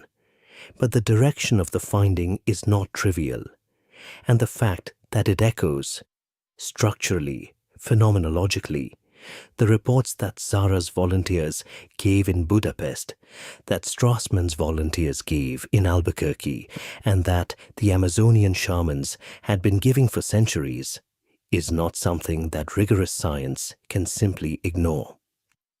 The second major line of inquiry into endogenous DMT concerns the sigma-1 receptor, and it opens a dimension of the story that is entirely separate from consciousness and experience and entities and mystical thresholds. It opens a dimension that is cellular, molecular, almost mundanely biological, except that its implications are, once again, not mundane at all. In 2009, a research team led by Dominique Fontanilla published a paper in Science identifying DMT as an endogenous ligand for the sigma-1 receptor, a protein found throughout the central nervous system and throughout the peripheral tissues of the body. The sigma-1 receptor had been known for decades. It had been studied in the context of various neurological and psychiatric conditions. But its natural ligand, the endogenous molecule it was designed by evolution to respond to, had never been identified. It was known as an orphan receptor, a lock without a known key. The key Fontanilla's team proposed was DMT. The sigma-1 receptor is involved in cellular protection under conditions of stress. It plays a role in anti-inflammatory responses. It is implicated in neuroprotection, the processes by which neurons defend themselves against damage and death when oxygen is reduced or toxic conditions threaten. It promotes cell survival. It supports tissue regeneration. It has been found to play a role in immune function and in the regulation of neuroplasticity, the brain's capacity to reorganize its own connections in response to experience and learning. If DMT is the natural ligand for this receptor, then the endogenous production of DMT in the body may have nothing to do with consciousness or mystical experience or the entities that populate the threshold states. It may be fundamentally a housekeeping function, a cellular protective mechanism, the body making a compound that keeps its cells alive under stress, that modulates inflammation, that supports the survival of neurons under conditions of threat.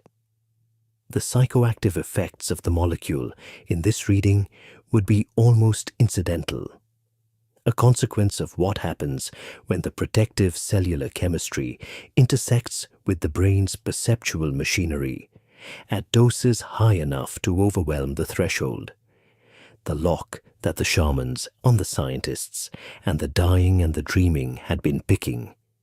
In this reading was not primarily a door to another world. It was a component of the body's immune system. This is, from a certain angle, a deflating possibility, and from another angle, it is one of the most astonishing things that the history of this molecule has produced. Because if DMT is a cellular protectant, if its primary biological role is the defense of living tissue under stress, then the fact that it also, at elevated concentrations, at the thresholds of birth and death and chemical induction, opens the mind to experiences that the most rigorously honest researchers in the field have been unable to explain away, is not a coincidence to be smoothed over. It is a question to be sat with. There are, when all the evidence is laid out in the long, quiet corridor of this history, essentially three positions that a careful and honest mind can occupy in relation to the endogenous DMT mystery. The first is the reductive position. DMT is a trace metabolite, a byproduct of normal tryptophan metabolism. present in the body in quantities too small to produce any psychoactive effect under normal circumstances, and probably not produced in quantities sufficient to do so, even at the physiological extremes. The entity encounters are hallucinations, the brain under pharmacological or physiological stress, generating imagery from its own deep reserves of symbol and archetype, producing experiences that feel radically external, but are in fact radically internal. The consistency of those experiences across cultures and individuals reflects the shared architecture of the human brain, not the existence of any external domain they describe. This is a defensible position. It is the position of David Nichols, among others, and it is not without evidence. The second position is the neurological mystery position. Something is happening. The endogenous presence of DMT is not noise. The INMT enzyme is real. The sigma-1 receptor connection is real. The cardiac arrest surge is real. The consistency of the entity encounters across 60 of Strassman's volunteers, across Sarah's Budapest subjects, across centuries of Amazonian shamanic tradition, is a data point that deserves more weight than the first position gives it. The brain is doing something with this molecule, something that evolution has preserved across millions of years and across the entire class of mammals. And we do not yet know what it is. This uncertainty is not a failure of science. It is an honest acknowledgement of the limits of current understanding, and it is the position that most rigorous researchers in the field currently occupy. The third position is the one that the shamans have occupied for as long as they have been drinking the vine by firelight, and that some of the scientists, Strassman most publicly among them, have found themselves drawn toward despite their training's resistance to it. It is the position that the consistent experiences across cultures and centuries, the beings, the entities, the presences encountered on the other side of the molecule's chemistry, are consistent because they are describing something real, that DMT does not generate the experience but enables a perception, that what the nervous system encounters at the extreme concentration of this molecule is not a hallucination, but a contact, that the door the shamans have been walking through for 1,000 years, that Zara walked through in 1956, that 60 ordinary people walked through in room 531 in Albuquerque, opens onto something. What that something is, none of the three positions can say with certainty. The shamans have their language for it. The scientists have their instruments, which have not yet been built to measure it. And the people who have been there, the volunteers, the practitioners, the dying and the briefly dead and the revived, have their testimony, which is consistent and specific, and which the language of hallucination does not quite contain. And so the molecule sits in its mystery, in the leaves of hundreds of plants, in the roots of grasses, in the venom of certain toads that move slowly through the desert night, and in the chemistry of the human body circulating quietly through the bloodstream, present in the cerebrospinal fluid that bathes the brain, synthesized by enzymes distributed through the neocortex and the hippocampus, the very structures responsible for memory, for learning, for the processing of experience. The man in the Bolivian cave 1,000 years ago sealed his tools into a pouch made of fox snouts and left it in the cold dark of the rock shelter. He left it intentionally. This is what the archaeologists concluded. The placement was deliberate. The pouch was stored rather than abandoned, the objects inside it preserved with the care of a practitioner who understood their value. He did not know, could not have known that 1,000 years later, a team of scientists would extract residue from the interior of that pouch and confirm through instruments he had no framework to imagine what he had been working with. He did not need to know. He already knew. Stephen Sarah died on the 1st of August 2021 at the age of 98. He had lived long enough to see the molecule he carried out of Hungary in a briefcase, through the refugee camps and the university corridors of Vienna and Berlin, across the Atlantic to the fluorescent-lit laboratories of Washington, become the subject of a global conversation about consciousness and therapy and the nature of the human mind. He had lived long enough to see the prohibition that had silenced his work begin, slowly and uncertainly, to lift. To see the psychedelic research that had been declared illegal in 1970 begin to be rehabilitated, one careful clinical trial at a time, in the journals and the universities of the world he had fled to. In the last years of his life, he was asked, as he had been asked many times across many decades, about the entities, about the beings his volunteers had reported, about whether he believed that what they had encountered was a hallucination or something else. He said, as a psychiatrist, he had classified them as hallucinations. He said this was the honest clinical answer. And then he said something else. He said that the brain might be storing images and symbols so ancient and so deep that the molecule simply released them into perception, that what the volunteers were seeing might be something already there, not generated by the drug, but uncovered by it. He left the question open, as he always had, as all the honest people in the story, in the end, have done. Rick Strassman is still alive, still writing, still thinking. Jimo Borjigin is still in her laboratory at the University of Michigan, still following the molecule's trail through the rat brain, still asking what the surge at cardiac arrest means.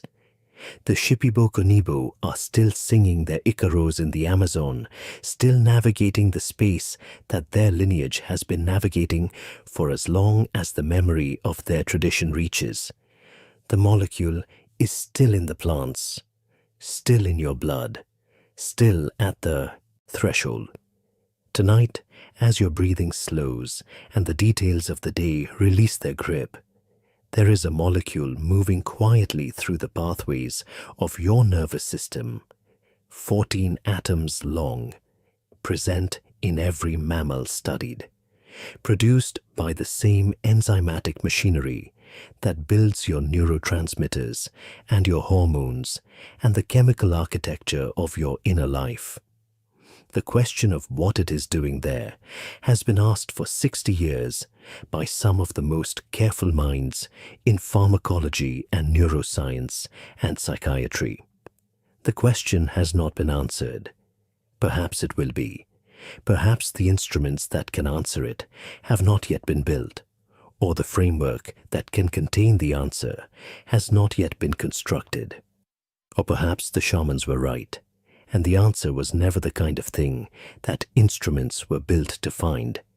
The cave in Bolivia is still there. The rock walls still hold the ochre paintings of hands that have been gone for 1,000 years. The pouch made of fox snouts is in a laboratory now, its chemical residue catalogued, its contents known. The shaman who sealed it in the dark, who handled those carved bone spatulas and those hollow tubes with the practiced care of someone who understood what they were for, has been gone for a millennium. But whatever he was reaching toward, whatever door he was learning to open, whatever presences he was traveling to consult, they appear to still be waiting. This has been the history of dimethyltryptamine, the spirit molecule, the molecule inside you. Good night, good evening, Tonight, we descend into a story 4,000 years in the making, a story that has no happy ending for most of the people inside it. A story about the one thing in the natural world that has never once lost. He didn't feel it at first. That is the thing people do not understand about this particular story. They imagine the moment of infection as something violent and obvious, a foaming animal, a screaming child, a wound that announces itself clearly as a death sentence, but that is rarely how it begins. More often, it begins the way most catastrophes begin, quietly, unremarkably. On an ordinary morning, on an ordinary road, in the middle of an ordinary life, a man walking through 19th century France, a dog brushing past his leg, a single bite, shallow, almost nothing. The kind of wound you wash and bandage and forget within a week, because the skin heals over and the memory of the animal fades back into the noise of an ordinary life. But beneath the healed skin, something has been left behind. It does not enter the blood. It does not trigger a fever or raise an alarm. Instead, it slips quietly into the peripheral nervous system, the dark, slow pathways that run beneath the surface of everything you are. And it begins to move, millimeter by millimeter, week after week. In absolute silence, it travels upward through the nerves toward the one destination that will end you. He feels perfectly well. He eats. He sleeps. He goes about his weeks entirely unaware. And then, one morning, perhaps 2 months later, perhaps 6, perhaps longer, he wakes with a slight fever, a strange tingling at the sight of a scar he had almost forgotten, a creeping, inexplicable dread that he cannot name. And then someone places a glass of water in front of him. He looks at it. Something in his throat locks. Something in his chest seizes. He cannot bring himself to drink. He doesn't understand why. He tries again. His body refuses. And within hours, the simple act of swallowing, the act every living human performs without a single conscious thought, has become a source of pure, unbearable terror. By then, it is already too late. Because this is the history of rabies, the oldest, most feared, most perfectly designed killer in the natural world. A virus that has walked alongside humanity since before we had words to describe it. That has claimed lives in every country, on every continent, across every century of recorded history. That has, until very recently, killed every single person it infected after the first symptom appeared. Every single one.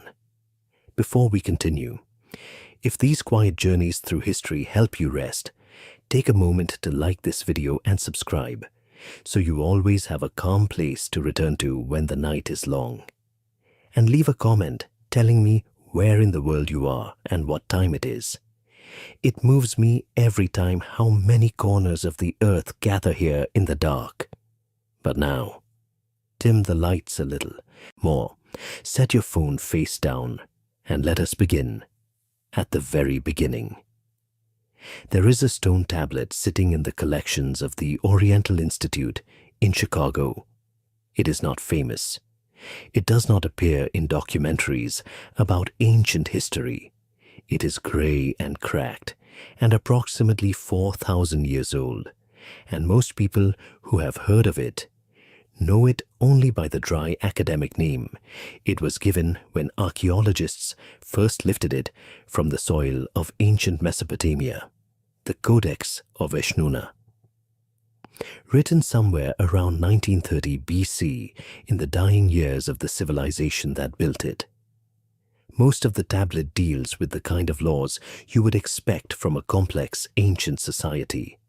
Property disputes, trade agreements, boundaries between neighbors, the ordinary machinery of civilized life, pressed into clay and left for eternity. But tucked among those laws is a passage that stops you cold when you read it, because it tells you something extraordinary about the people who wrote it. It tells you that they knew. The passage reads, in translation, "If a dog becomes rabid, and the ward authority makes that known to its owner, and the owner does not watch over his dog, and it bites a man and causes his death, the owner shall pay 40 shekels of silver." 40 shekels of silver. That was the price placed on a human life lost to a rabid dog bite in Babylon 4,000 years ago. And there is something haunting about that number. Not because it is too low or too high, but because it exists at all. Because these people understood enough to write it down, to carve it into law. They had watched enough men and women die in a particular and terrible way after a dog bite to conclude that this required legislation, that this required consequences. Other tablets from the same era go further. Scholars translating ancient Akkadian and Sumerian texts have found references to what they called the seed of rabies coagulating on a dog's teeth. On a dog's teeth. They had no microscopes. They had no germ theory. They had no concept of viruses or of the nervous system or of anything we would today recognize as biological science. And yet somehow, instinctively, through nothing but careful and painful observation of the world around them, they had arrived at a truth, that the danger lived in the dog's saliva, that it passed from mouth to wound, that it was transmitted. They were right. They were also completely powerless to do anything about it. That is the particular cruelty that runs through the entire history of this disease. The knowledge arrived long before the solution. Human beings have known, in one form or another, with one level of precision or another, that rabies was real and fatal and transmitted through animal bites for nearly 4,000 years. And for nearly 4,000 years, they could do nothing meaningful to stop it. In ancient India, long before the Babylon tablet was even carved, there were texts describing a god of death attended by a dog at his side. The connection between dogs and mortality was so deeply embedded in the cultural imagination that it had risen to the level of mythology, woven into the fabric of religion itself. The dog was not simply a working animal, a companion, a god. It was the animal that walked beside death, that carried death, that delivered death through its teeth. The ancient Greeks gave the disease a name. They called it Lyssa, their word for violent madness, for blind and uncontrollable rage.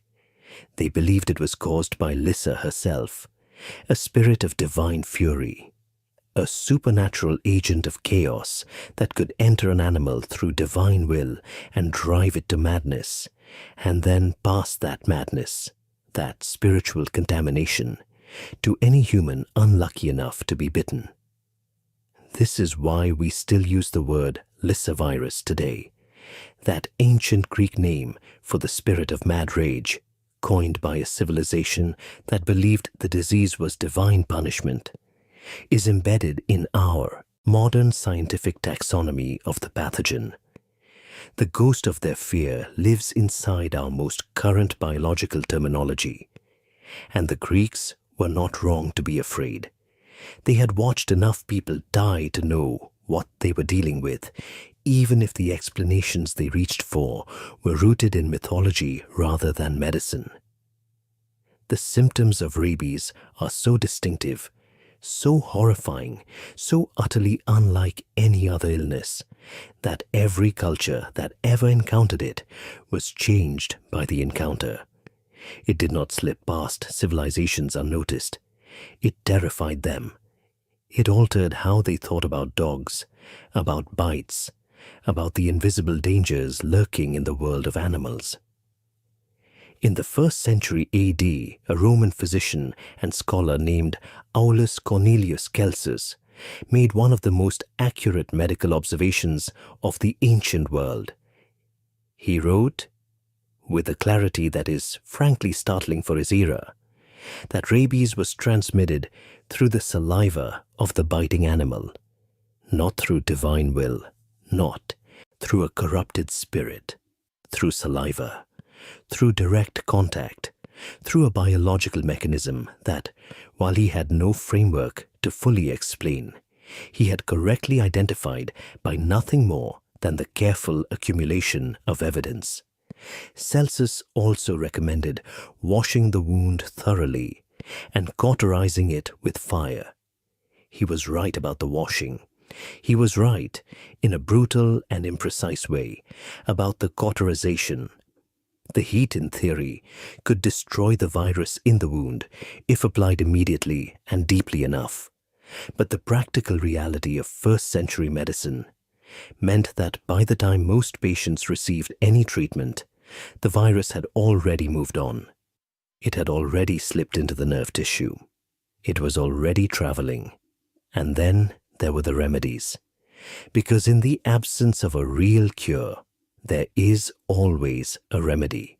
There is always something that a frightened and desperate and brilliant human mind will reach for when confronted with an illness it cannot defeat through rational means.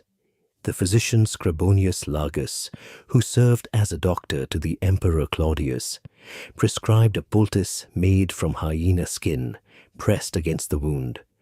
Another ancient physician recommended a preparation made from the skull of a hanged man.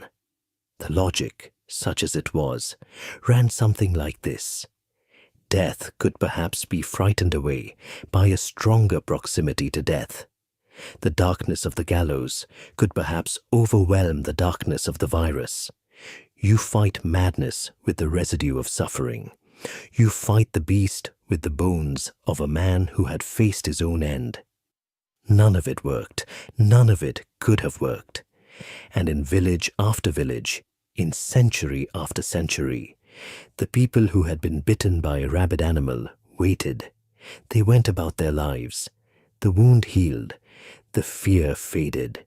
And then, weeks or months later, they began to die. What did the communities around them feel watching this happen?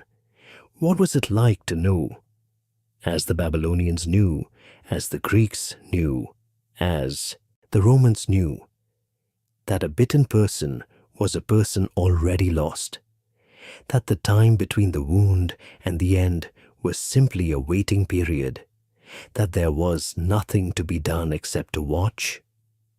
We do not have many first-person accounts from the ancient world of what it felt like to sit beside a rabies patient, but we have enough to piece together an impression. We know from multiple sources that the disease terrified observers in ways that other fatal illnesses did not. The plague killed more people by enormous margins. Smallpox was more contagious, more scarring, more visibly devastating. But rabies had something those diseases did not have. It changed who a person was. Plague killed you. Smallpox marked you and killed you. But rabies took a person you knew. A neighbor, a family member, someone with a face and a name and a history, and it transformed them into something that seemed no longer entirely human. Something that screamed at the sound of water. Something that snapped and thrashed and howled at the movement of air across its face. Something that looked at the people who loved it with eyes full of terror that did not belong to it. This is where the mythology of the werewolf most likely has its roots. Scholars studying the overlap between rabies epidemics and historical werewolf panics in medieval Europe have noted the near-perfect alignment of symptoms, the altered behavior, the aggression, the foaming at the mouth, the nocturnal restlessness, the bite that could, in its own way, be understood as passing the madness on. the bitten person who seemed to transform, slowly, horribly, into something animal. And the vampire legends too, the sensitivity to light that some rabies patients display, the aversion to their own reflection, the deathly pallor of the later stages, the fact that in some accounts a vampire's bite could pass the curse to another, mirroring in mythological language the transmission of the disease. Humanity has been so frightened by this disease for so long that it built entire mythologies around it, carved laws to manage it into stone 4,000 years ago, named a spirit of madness after it, wrote the fear of it into the deepest layers of cultural imagination, where it became something older than history, something that felt like truth even before anyone could prove it. The word rabies itself carries that history. Some scholars trace it to the Sanskrit word rabas, meaning to do violence. Others trace it to the Latin rabere, to rage. Both words arrived at the same place. Both words understood, in their bones, what this disease did to a human being. It did not weaken. It did not merely kill. It raged. It consumed. It transformed the act of dying into something theatrical and monstrous and deeply, deeply wrong. And somewhere in a village in Mesopotamia, 4,000 years ago, someone pressed a stylus into wet clay and recorded the first law about a dog that bit a man. They could not explain the mechanism. They could not name the pathogen. They could not tell you what traveled through the teeth and into the wound and up the nerve pathways toward the brain. But they knew the outcome. They always knew the outcome. And that knowledge, that particular, helpless knowledge, would follow the human race for nearly 4,000 years before anyone found a way to change it. But it was in the medieval world where the true horror of dying from this disease would be written down in enough detail to make us understand, truly understand, what was happening inside a human body, and what desperate, extraordinary things people did in the hope, however faint, that they might survive it. There is a place in the forested hills of the Ardennes, in what is now the country of Belgium, where pilgrims traveled for nearly 1,000 years to be saved from rabies. Not cured, saved. The distinction mattered, because by the time most of them arrived, the disease had not yet declared itself. They came in the weeks after a bite, in that long, uncertain silence between the wound and whatever the wound would become. They came because they had been told, by priests, by neighbors, by the accumulated weight of medieval belief, that if they made the journey and received the blessing, God might intervene, that the virus moving silently through their nerves might be turned back by faith, by the intercession of a saint, by the particular power of a thigh bone kept in a gilded reliquary in the church of Saint Hubert. Saint Hubert, patron saint of hunters, patron saint by extension of the animals that hunters pursued and were sometimes pursued by.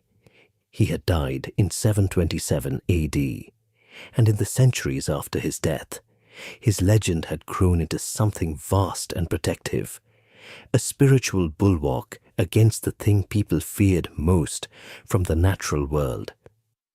The church bearing his name in the village of Ondage, later renamed Saint Hubert in his honor, became the most famous rabies pilgrimage site in all of medieval Europe. People came from France, from Germany, from England, from every corner of the continent, trailing fear behind them like a cloak. What they received there was the clé de Saint Hubert, the key of Saint Hubert. It was not, in fact, a key. It was a nail, a small iron implement, heated in a fire until it glowed white and furious, and then pressed directly into the flesh of the bite wound.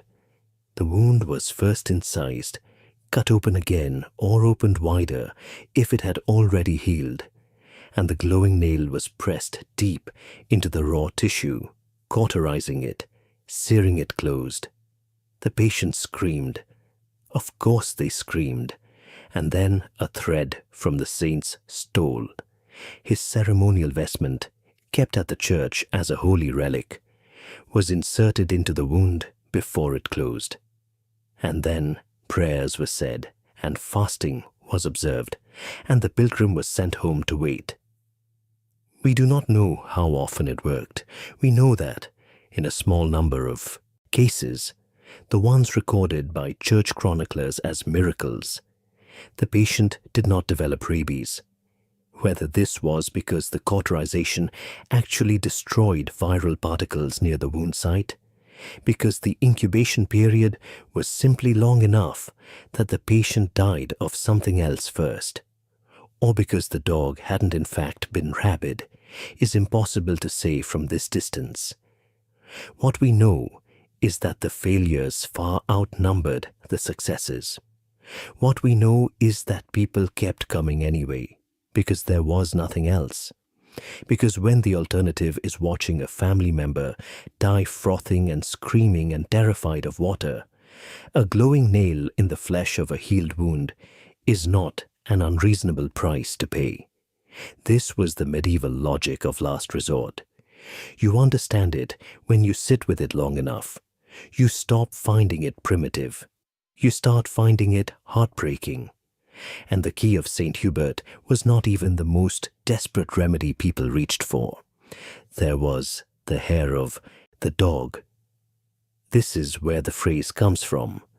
That cheerful modern expression people use to describe taking a small morning drink to cure a hangover.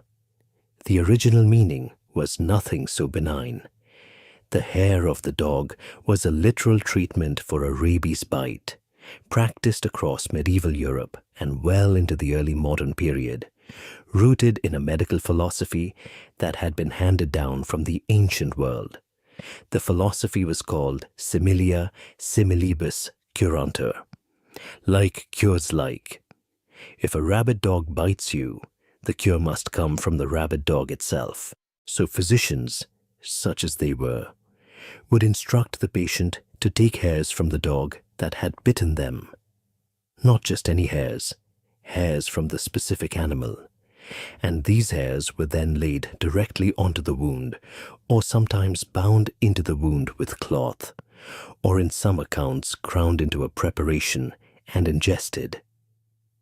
You would consume a physical part of the thing that had bitten you, and in doing so, according to the logic of similars, you would neutralize the danger it had introduced into your body. It did nothing. It could not have done anything. The virus traveled in saliva, not in fur. The dog's hair had no more power to cure a rabies infection than a handful of gravel. But the instinct behind it, the reaching for the cause as a kind of antidote, the desire to fight the disease on its own terms, was not entirely irrational. It was simply missing the precise biological understanding that would not arrive for another several centuries. And in the meantime, people died. They died in France and in England and in Germany and in Spain. They died in the Ottoman Empire and in Persia and in India, where the disease had been documented since at least 1500 BC. They died quietly, in the paralytic form that left them lucid and aware of their own deterioration. They died loudly, in the furious form that turned them into something their families barely recognized. They died in every century and in every country and in every stratum of society, from the peasant bitten by a farmyard dog to the nobleman mauled by a hunting animal in the field. Death, in this particular form, was a great equalizer. In England, the situation became severe enough by the middle of the 18th century that local governments began offering rewards for the destruction of stray dogs. 2 shillings, a considerable sum for a working person at the time, for each dog killed.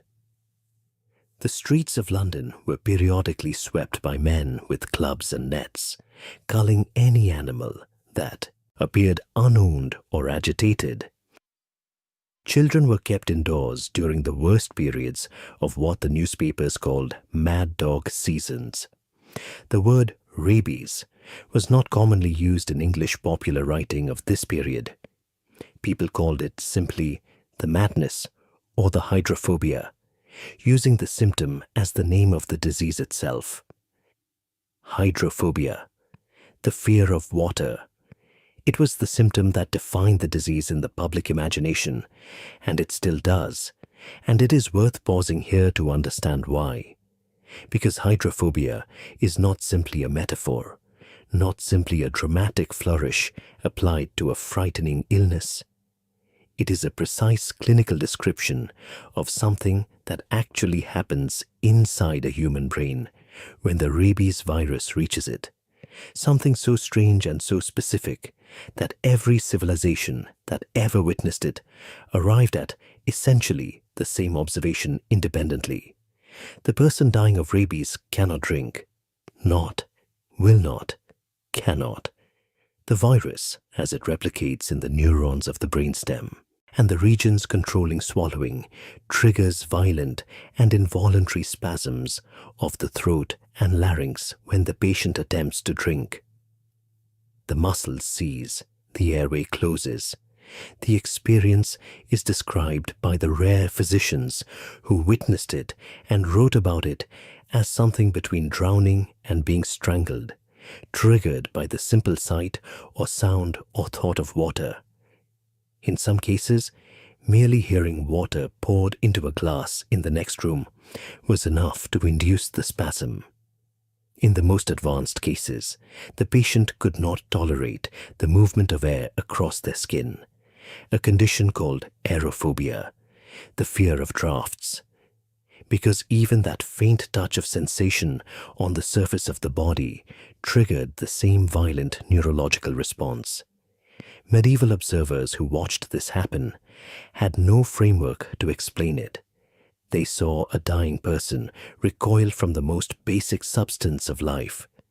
They saw a human body reject water, the thing every living creature needs above almost everything else, with a kind of frantic, screaming desperation.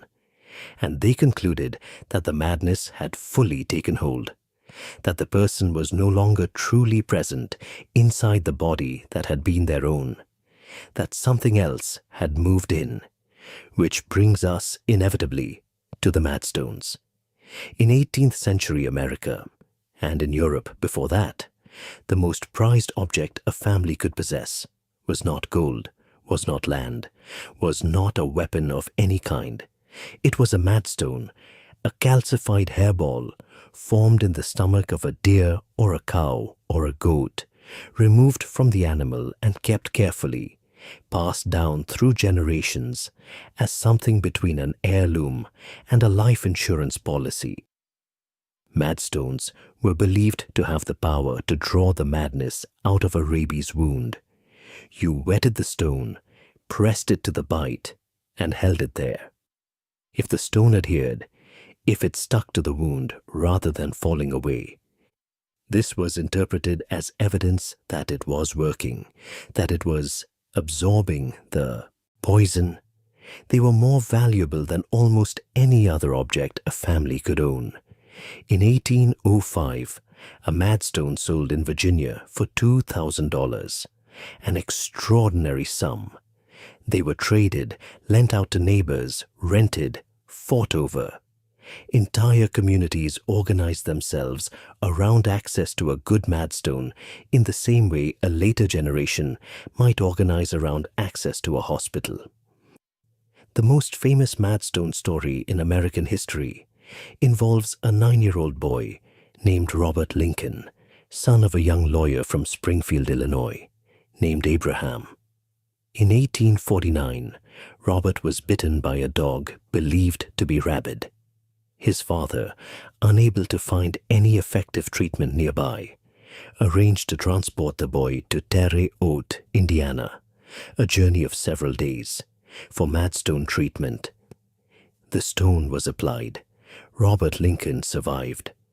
Whether the dog had actually been rabid, whether the madstone did anything at all, whether young Robert simply lived because the virus was never introduced in the first place, none of this can be known. But the story was told and retold as evidence of the madstone's power, added to the growing folklore of a cure that was not a cure, for a disease that had no cure at all.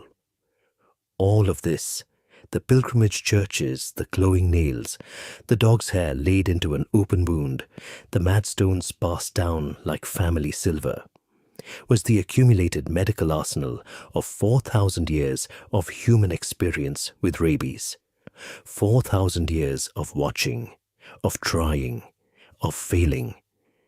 And then, in the same year that Robert Lincoln was being carried to Indiana for his madstone treatment, a man died in a Baltimore street who may have been one of the most famous people in American literary history.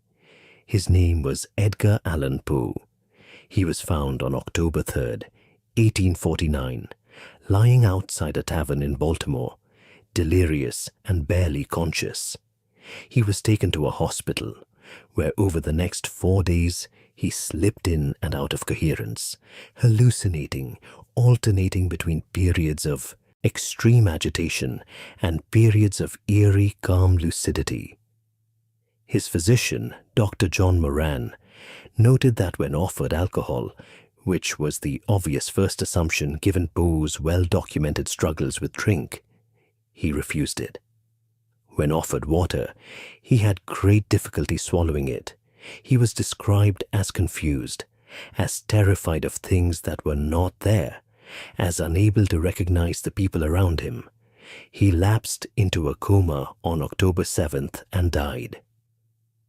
The official cause of death was listed as congestion of the brain, a vague 19th century catch-all for unexplained neurological deterioration.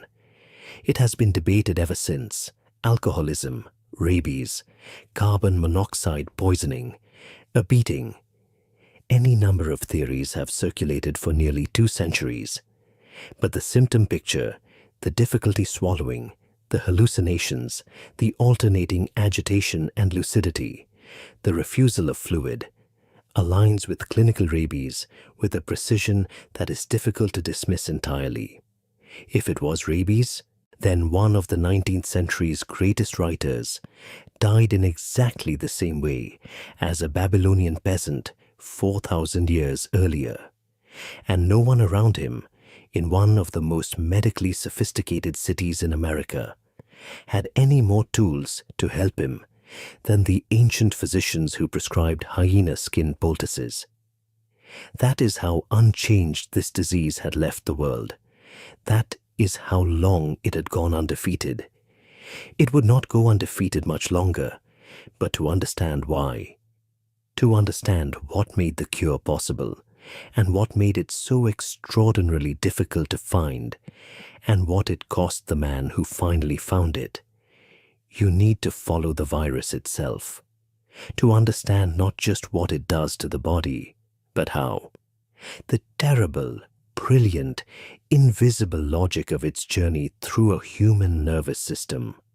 Because once you understand that, you understand why 4,000 years passed without a solution, and you understand why, when the solution finally came, it arrived wrapped in one of the most agonizing ethical dilemmas in the history of science. Most diseases announce themselves.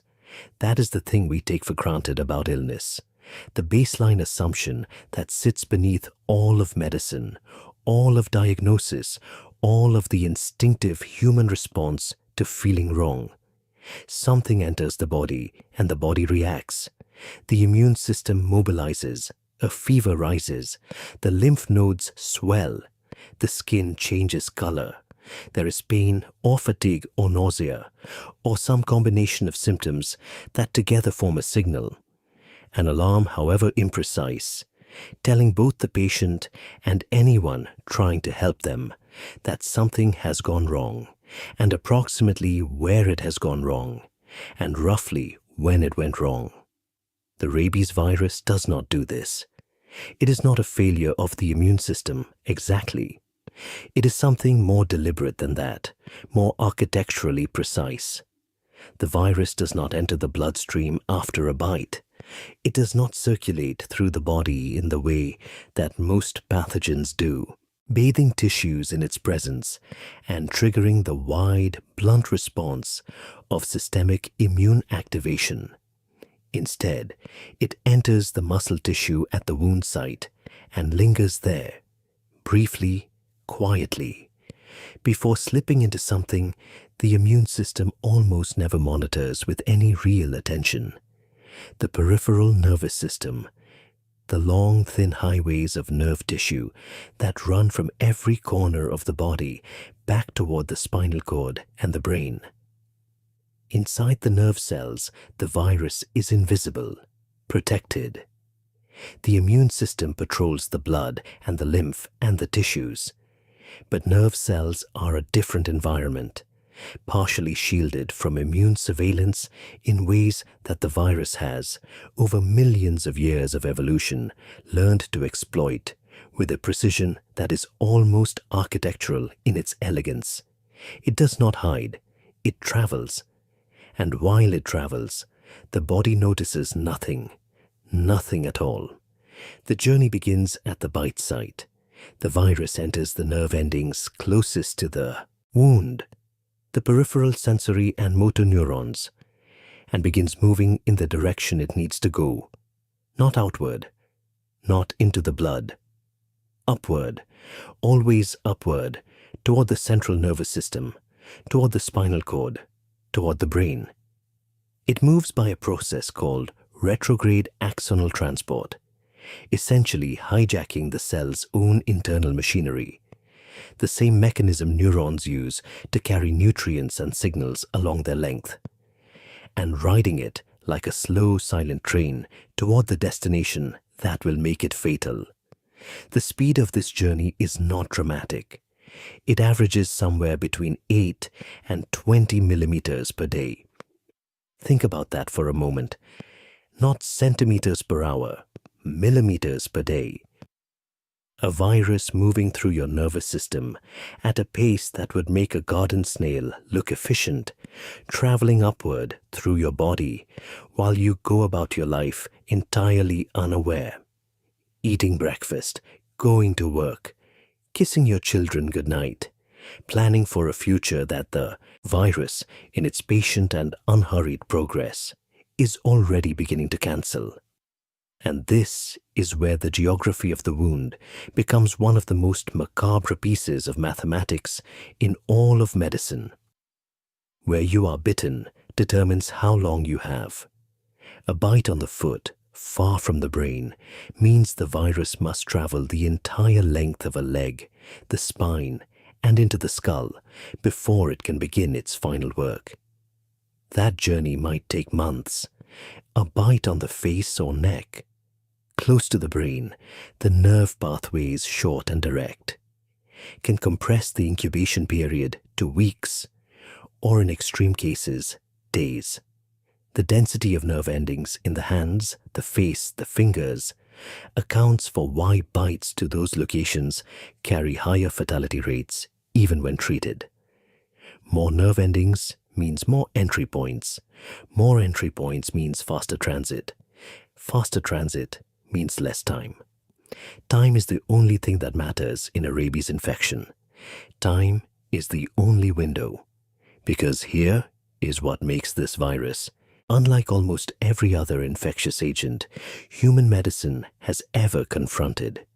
The post-exposure vaccine, the injection that can still save your life after a bite, only works while the virus is in the peripheral nervous system, only while it is still traveling. Once it crosses into the central nervous system, once it reaches the spinal cord and begins its final approach to the brain, the vaccine cannot follow. The immune response it generates cannot reach the virus in time to matter. The window closes. And when it closes completely. There is no treatment for clinical rabies. There has never been a treatment for clinical rabies. There are no antiviral medications that reliably clear it.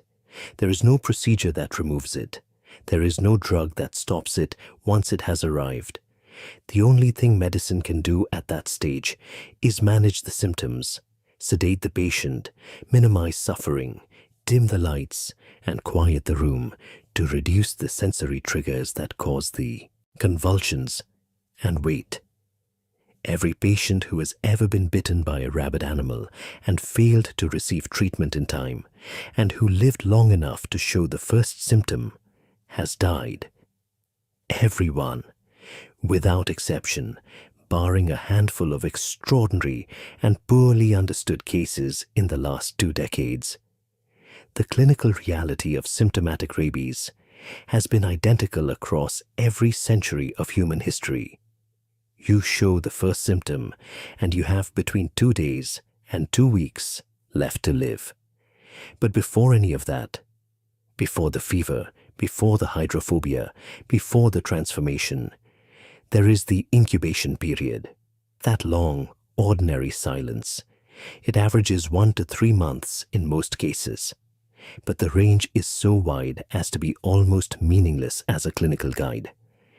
There are documented cases of rabies appearing 6 months after exposure, cases where it appeared after a year, cases rare, contested but recorded, where the incubation stretched beyond 2 years, the virus traveling so slowly through such a long route that the patient had long since forgotten the original bite and had no way of connecting the wound on their ankle from 18 months ago with the strange tingling sensation they now felt there, or the mild anxiety that had settled over them like an unexplained fog. The prodromal phase, the earliest stage of actual symptoms, is almost insultingly ordinary. A low fever, headache, fatigue, malaise, a sore throat perhaps, nausea. The kind of symptoms that, in isolation, mean nothing and could be attributed to any of 100 common illnesses. You would not go to an emergency room for these symptoms. You would rest, drink water, take something for the fever, and expect to feel better in a few days. And then comes the tingling.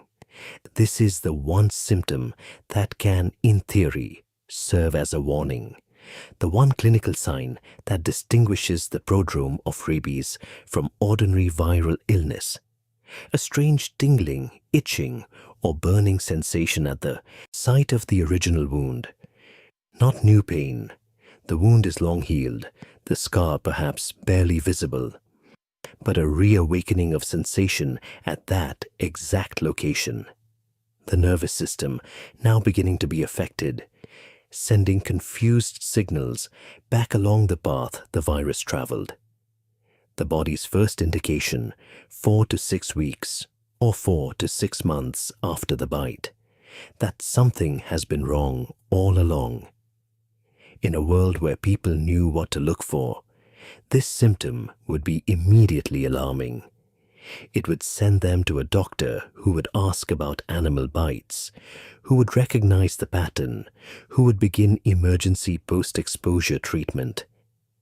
In the 19th century, in medieval Europe, in ancient Babylon, this tingling was noted and puzzled over and misinterpreted and eventually absorbed into the general deterioration that followed. It was not a warning anyone knew how to read. After the prodrome, the neurological phase begins, and here the disease divides. Approximately 80% of rabies, patients develop what is known as furious rabies or encephalitic rabies. The remaining 20% develop the paralytic form, sometimes called dumb rabies. The two forms are so different in their presentation that for centuries they were sometimes misdiagnosed as entirely separate diseases. Understanding both requires sitting with a level of clinical detail that is uncomfortable, because what happens to a human being in either form is not comfortable. In the furious form, the encephalitis begins.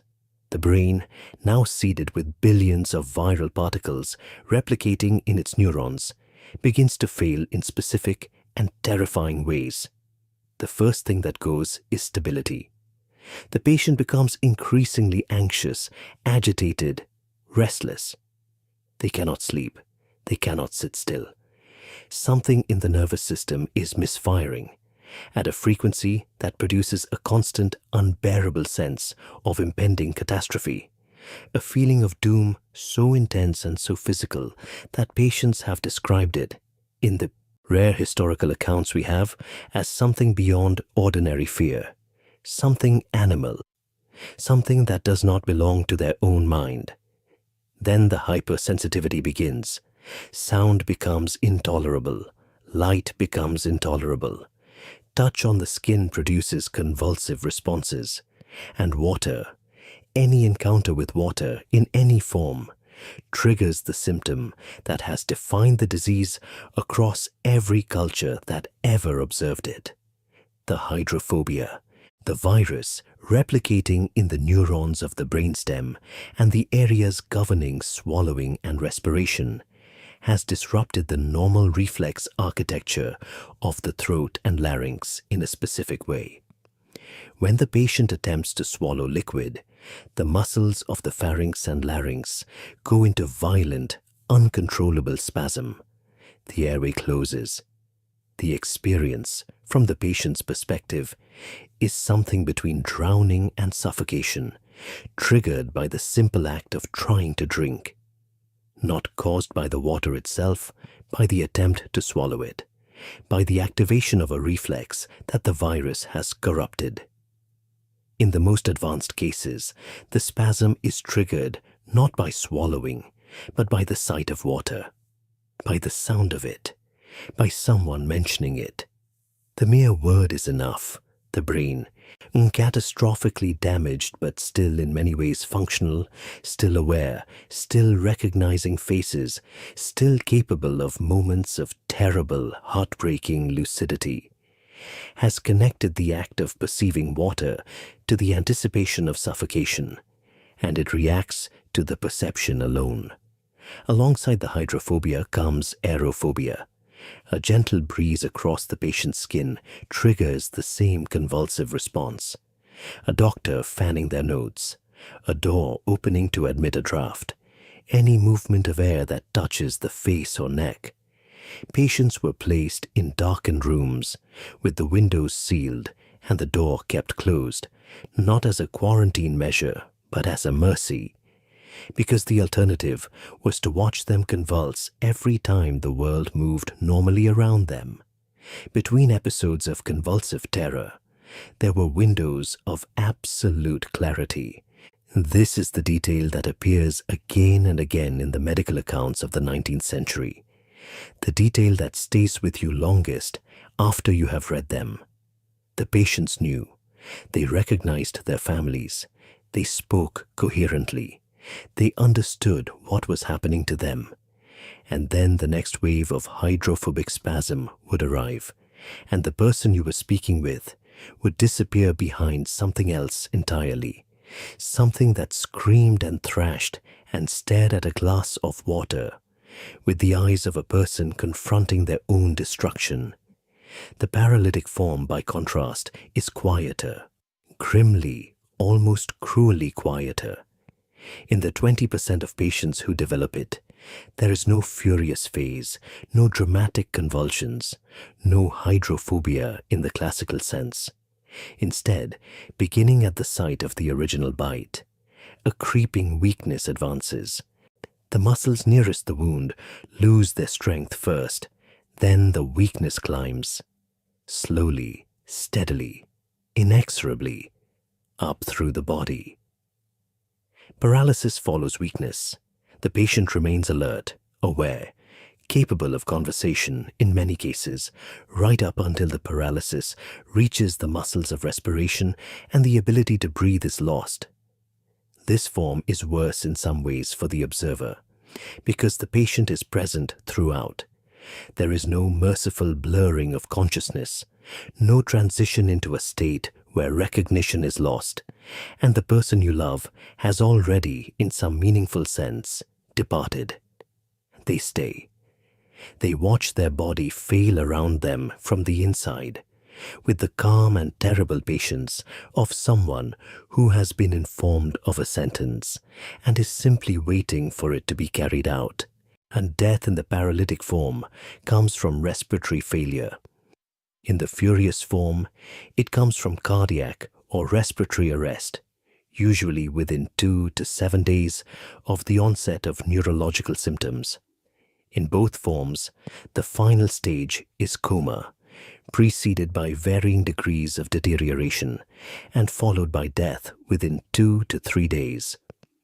The entire clinical course of symptomatic rabies, from first symptom to death, is typically less than 2 weeks, sometimes far less.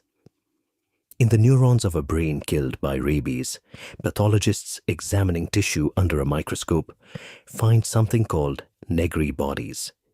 These are small, oval-shaped inclusions found inside the nerve cells themselves, clusters of viral material that have accumulated as the virus replicated. They were discovered and named in 1903 by an Italian physician named Adelchi Negri. And their presence in brain tissue remains to this day the definitive post-mortem confirmation of rabies infection. They are tiny. They are everywhere in a rabies-killed brain, and they are the physical record pressed into the neural tissue of the dead, of the virus's long, patient, invisible journey from the wound on the skin to the center of everything that person was. 4,000 years of watching this process unfold, and not one civilization had found a way to stop it. Not the Babylonians, who understood the transmission and wrote it into law. Not the Greeks, who gave it a name and built a mythology around it. Not Celsus, who correctly identified the saliva vector. Not the medieval physicians with their branding irons and their pilgrimages and their hairstones. Not the 18th century doctors who cauterized wounds with carbolic acid and watched patients die anyway. Not the physicians who stood beside Edgar Allan Poe in that Baltimore hospital and could do nothing more for him than any healer in any era had ever been able to do. 4,000 years.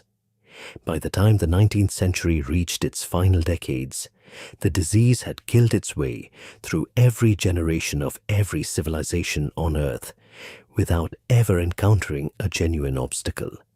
It had killed peasants and poets and the children of presidents. It had inspired myths and laws and pilgrimages and desperate, ingenious, entirely useless remedies. It had earned a place in the deepest layer of human fear, the primal dread of the animal world, of the bite in the dark, on of the ordinary morning that becomes the beginning of an end you cannot stop and cannot see coming.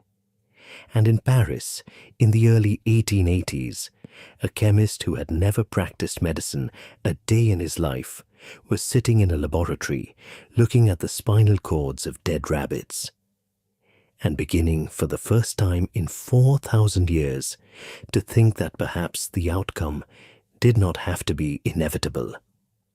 Paris in the 1880s was a city convinced it was living in the future. The boulevards were wide and gaslit. The cafes never closed. The newspapers printed daily dispatches from the laboratories of men who were, piece by piece, dismantling the old world's explanations for disease and replacing them with something stranger and more precise, and in the long run, more terrifying in its implications. Because the new science did not merely identify pathogens. It revealed for the first time, just how many of them there were.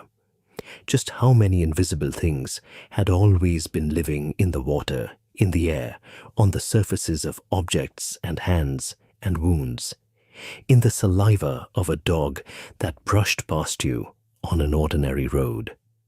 The germ theory of disease was not yet 50 years old as an accepted scientific framework. Robert Koch had only just isolated the tuberculosis bacillus in 1882.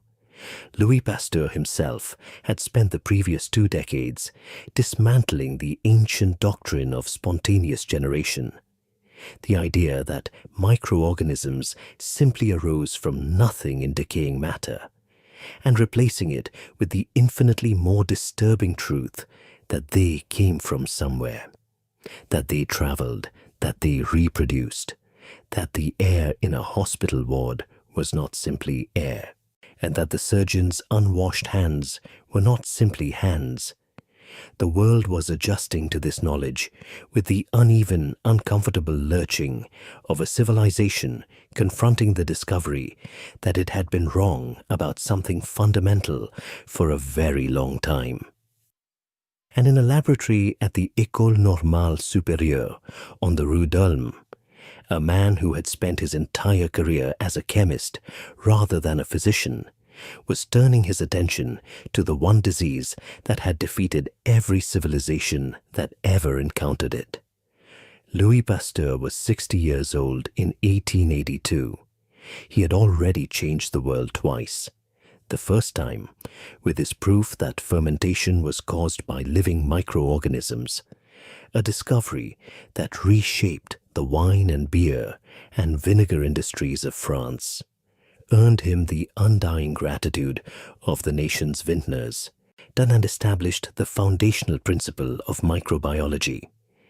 The second time, with pasteurization, the simple, elegant process of heating liquids to a specific temperature to kill the pathogens within them, a process so straightforward in retrospect that it is almost impossible to believe it had never been systematically understood before. And a third time, with his work on anthrax and chicken cholera, where he had developed something nobody had done since Edward Jenner vaccinated against smallpox 80 years earlier. He had made attenuated vaccines. He had taken living pathogens, weakened them through controlled exposure or serial passage, and used the weakened forms to train the immune system without triggering the full disease. He was not a modest man. He understood his own significance. He had stood before the French Academy of Sciences more times than he could count, and presented results that overturned the received wisdom of generations of physicians who had more formal training than he did and less imagination than he needed. He had been criticized, attacked, accused of arrogance, accused of stealing credit from colleagues. Some of those accusations had merit. He absorbed them and continued working. What drew him to rabies was personal before it was scientific.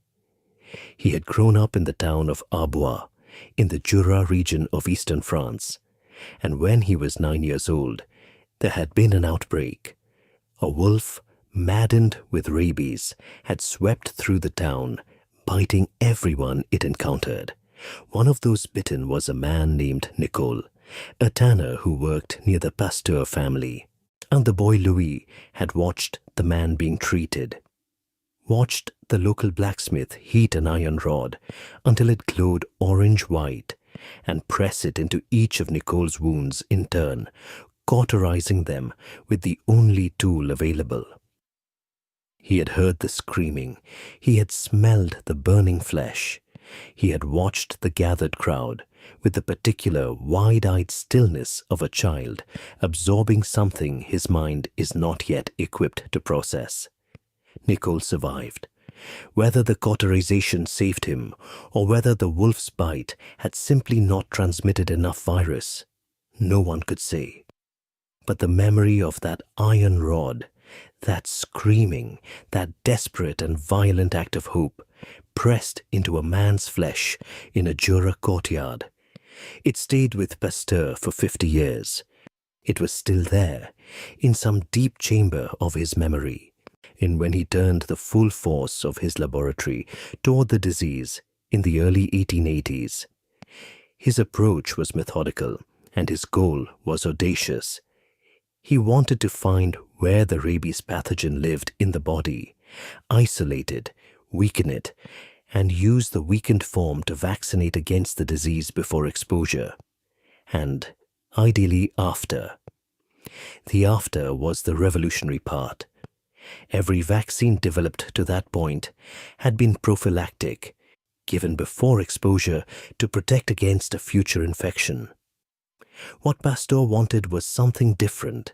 He wanted a vaccine that could be given after a bite, during the incubation period, while the virus was still crawling through the peripheral nerves before it reached the brain. A vaccine that could chase the disease and overtake it. The first challenge was finding where the pathogen lived. Unlike bacteria, which could be cultured on plates and grown in broth and examined under the microscopes of the era, the rabies agent, not yet identified as a virus, since virology as a discipline did not yet exist, left no visible trace in blood or tissue samples.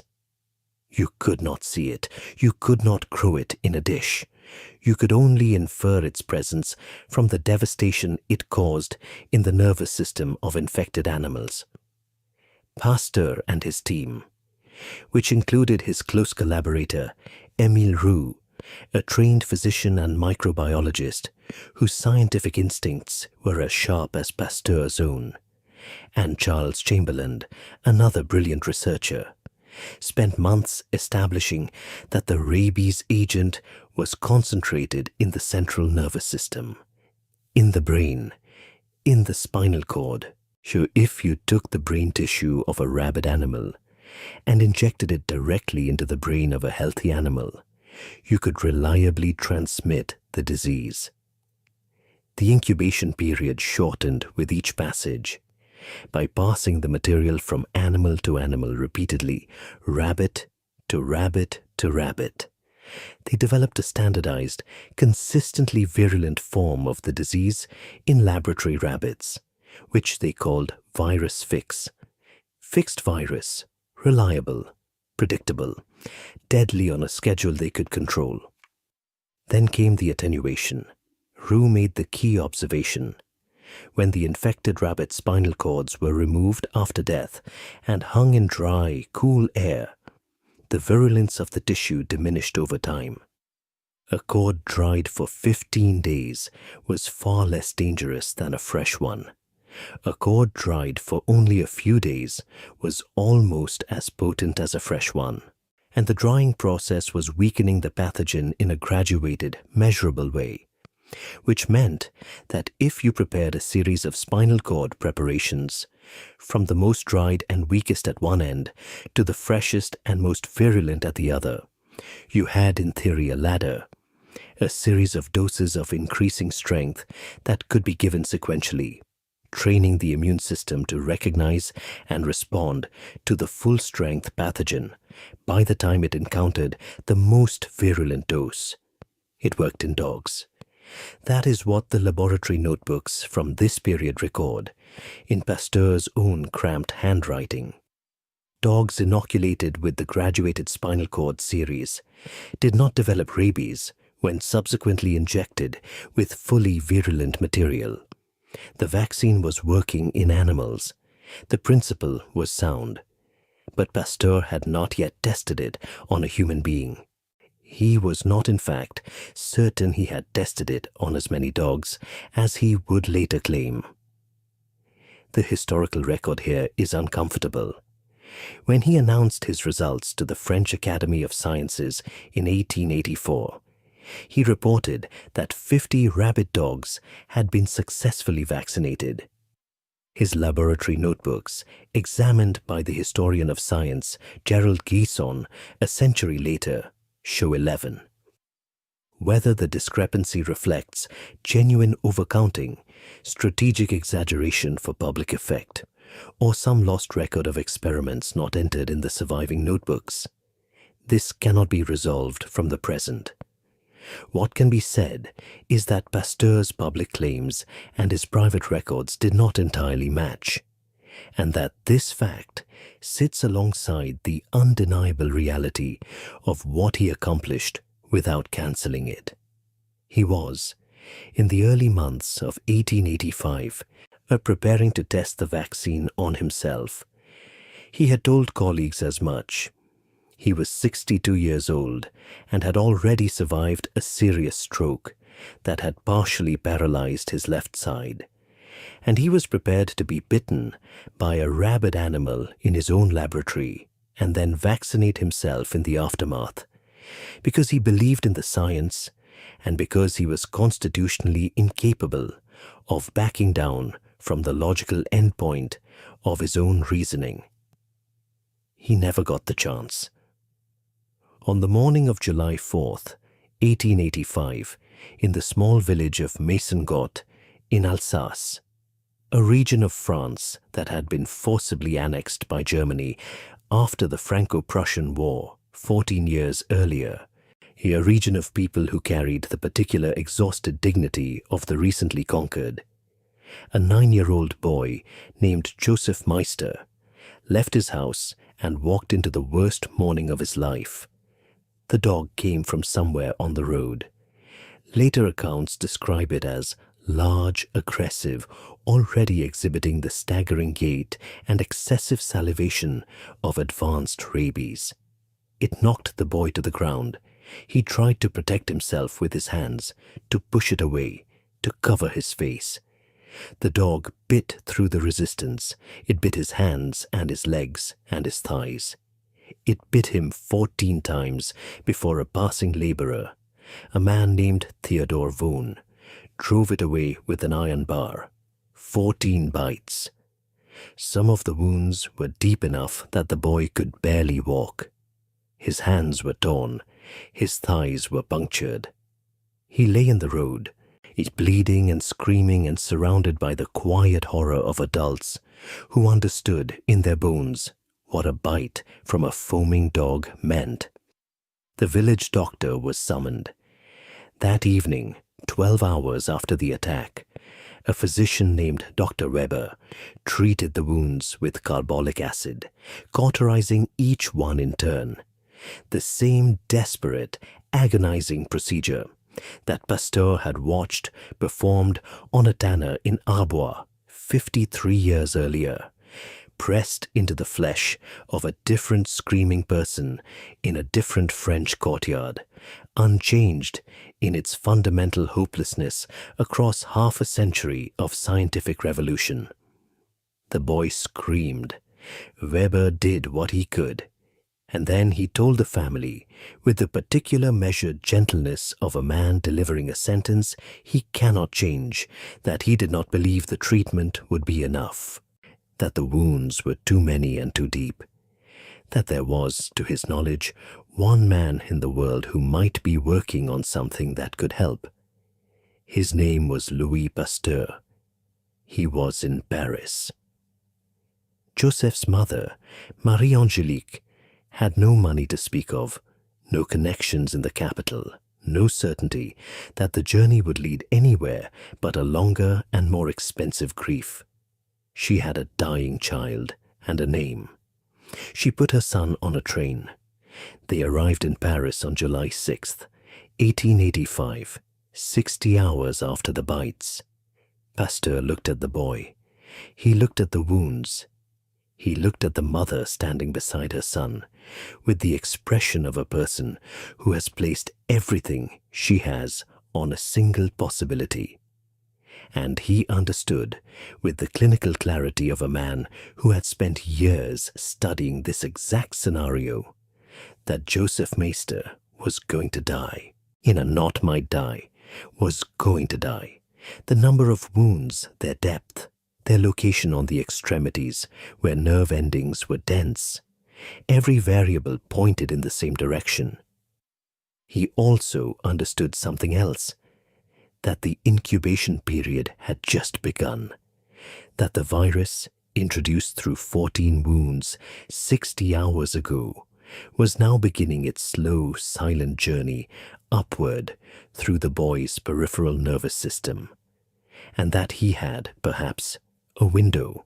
The question was whether he was willing to step through it, because the vaccine had never been given to a human being, because Pasteur had no medical license and no legal authority to administer experimental treatments to patients, because his closest scientific colleague, Émile Roux, the man who had done more than anyone else to develop the spinal cord preparation, refused to participate in what was about to happen, on the grounds that the ethical threshold had not been crossed responsibly, because if the boy died from the vaccine rather than from the disease, Pasteur could face criminal prosecution, because everything he had spent 40 years building, his reputation, his legacy, the institutional authority that allowed him to work, could be destroyed by a single wrong outcome in a single dying child. He consulted two physicians, Aunt Alfred Vulpian and Jacques-Joseph Granchet, both members of the French Academy of Sciences, both men he trusted. He laid out the situation with complete honesty. The boy's prognosis without intervention, the state of the animal evidence, the uncertainty about human response, the risks on every side. Vulpian and Granchet agreed that without intervention, Joseph Meister was a dead boy walking. And later, writing about the moment he made the decision, Pasteur would choose his words with the careful precision of a man who had thought about them for a long time. He wrote, "As the death of this child appeared inevitable, I decided, not without deep and severe unease, as one can well imagine, to try on Joseph Meister, the procedure which had consistently worked in dogs. Not without deep and severe unease. That phrase has stayed in the historical record for 140 years. It is the most honest sentence Louis Pasteur ever wrote. The first injection was prepared. The first injection was given on the evening of July 6th, 1885. It was administered not by Pasteur, but by Dr. Granchet, because Pasteur had no medical license and was not legally permitted to hold the syringe. He stood in the room. He supervised every detail. He had prepared the material himself, had verified its potency, had checked and rechecked the concentration of the dried spinal cord preparation. But the needle was in Granchet's hand, and Pasteur stood slightly to one side, watching, with the expression of a man who has set an irreversible thing in motion and must now simply wait to discover what it has done. And the preparation used that first evening came from a rabbit spinal cord that had been drying in the laboratory for 15 days, the weakest material in the series, the gentlest possible introduction to a pathogen that, in its full-strength form, killed every living thing it reached the brain of. The logic was graduated immunity. Begin with something the body could tolerate, could recognize without being overwhelmed by, and then, over the following days, increase the virulence incrementally, each injection a rung higher on the ladder, training the immune system to climb toward a defense it had never needed to build before. Joseph received the injection and did not react badly. There was soreness at the injection site, the ordinary complaint of any child receiving any inoculation, and nothing more alarming than that. Pasteur did not sleep that night. This is not a rhetorical flourish. The accounts left by his colleagues and by members of his family describe a man in genuine torment during the days that followed. He was 62 years old and had lived a scientific life defined by the confidence that careful observation and rigorous method would always, eventually, produce a reliable outcome. that if you designed the experiment correctly, the data would tell you the truth, that the laboratory was a place where human intelligence could meet the natural world on something approaching equal terms. But Joseph Meister was not an experiment in the laboratory sense. He was a 9-year-old boy sleeping in a borrowed bed in Paris, away from his home and his village, and everything familiar to him, receiving injections of material derived from the spinal cords of animals killed by the disease that was already, right now, tonight, traveling through his peripheral nervous system. And no amount of animal data, not the 11 dogs, not the 50 dogs, not every rabbit that had ever passed through the laboratory on the Rue d'Ulm, could tell Pasteur with certainty what a human immune system would do in response, whether it would respond at all, whether it would respond too violently, whether the vaccine itself might trigger the disease it was meant to prevent. He had told Vulpian and Grancher that the boy would certainly die without intervention. He believed that. But certainty about the alternative does not remove the weight of responsibility for the intervention. It only makes it heavier because it removes the option of choosing nothing. On July 7th, the second injection was given. Spinal cord dried for 14 days, marginally more potent than the first. On July 8th, the third. 13 days of drying. Each day, Grancher administered the next preparation in the series. Each day, the material used was a little fresher, a little more virulent, the virus within it a little less weakened by the slow desiccation of the drying process. And each day, Joseph Meister woke up, ate breakfast, complained about being away from home, and showed no signs of developing rabies. The boy was, by most accounts, cheerful in the intervals between injections. He did not fully understand what was happening to him, which was perhaps a mercy. He understood that he had been badly bitten, that he was in Paris, that there was a famous scientist who was trying to help him. He charmed the people around him with the uncomplicated resilience that children sometimes display in the middle of situations that would flatten an adult. Pasteur, who by all accounts had a complicated relationship with sentiment but was not immune to it, became quietly fond of him.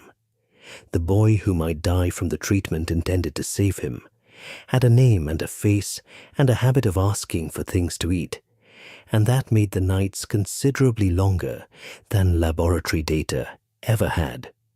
On July 11th, the 7th injection.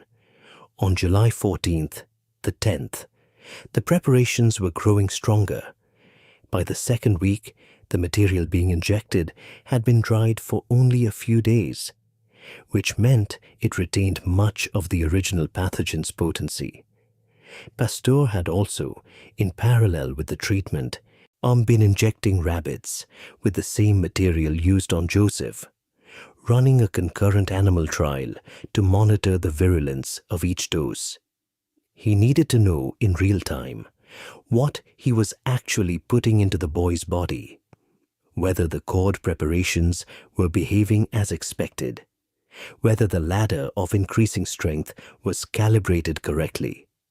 The rabbits, as the doses grew stronger, began to develop rabies and die, which meant the material was working as intended, virulent enough to kill an unvaccinated animal, virulent enough, in theory, to do the same to a human child who had not been primed by the earlier, weaker doses to resist it. This is the part of the story that is hardest to sit with, because what Pasteur was doing by the final days of the treatment was injecting Joseph Meister with material that could, and in unvaccinated rabbits did, cause fatal rabies.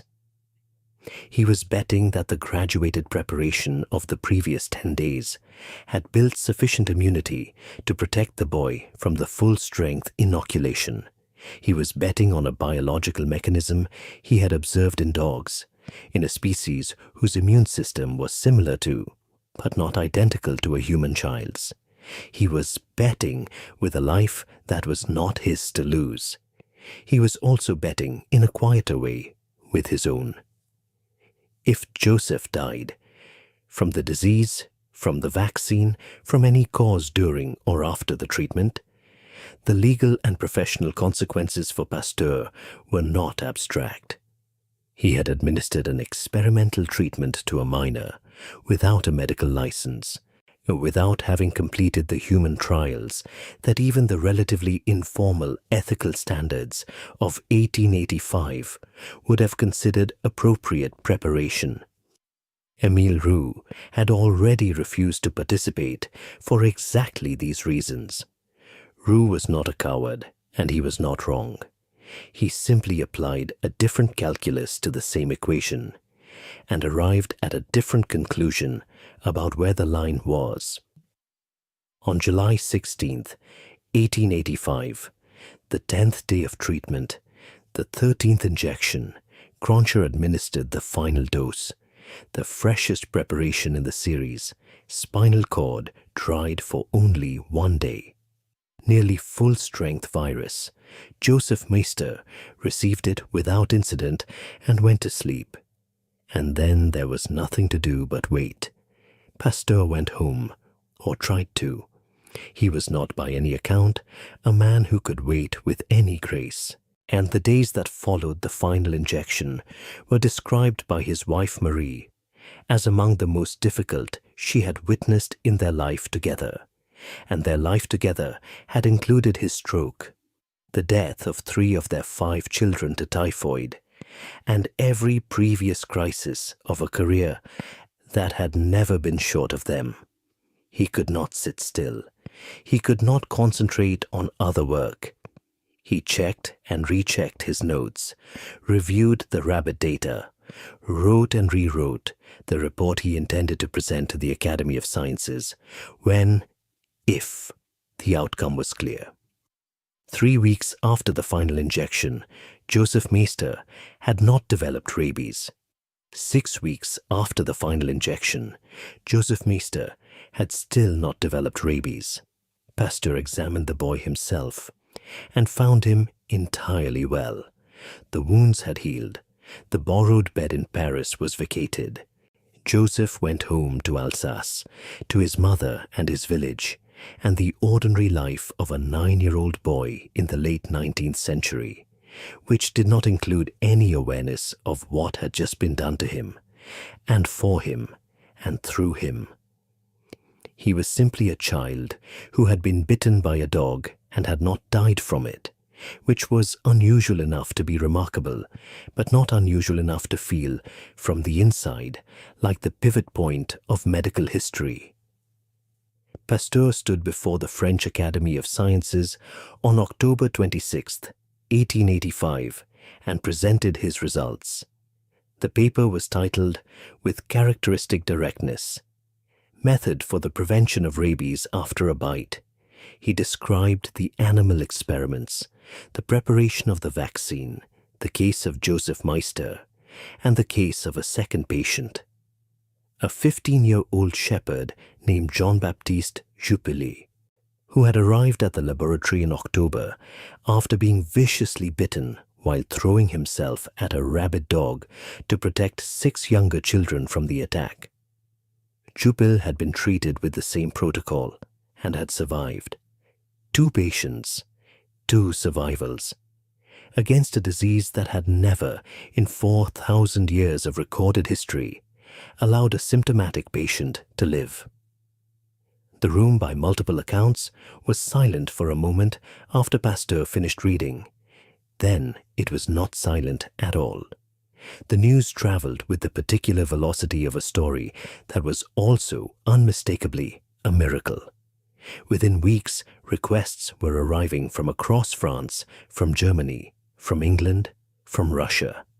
19 Russian peasants who had been savaged by a rabid wolf arrived as a group in Paris in early 1886, having traveled thousands of miles on the strength of a newspaper account of Meister's survival.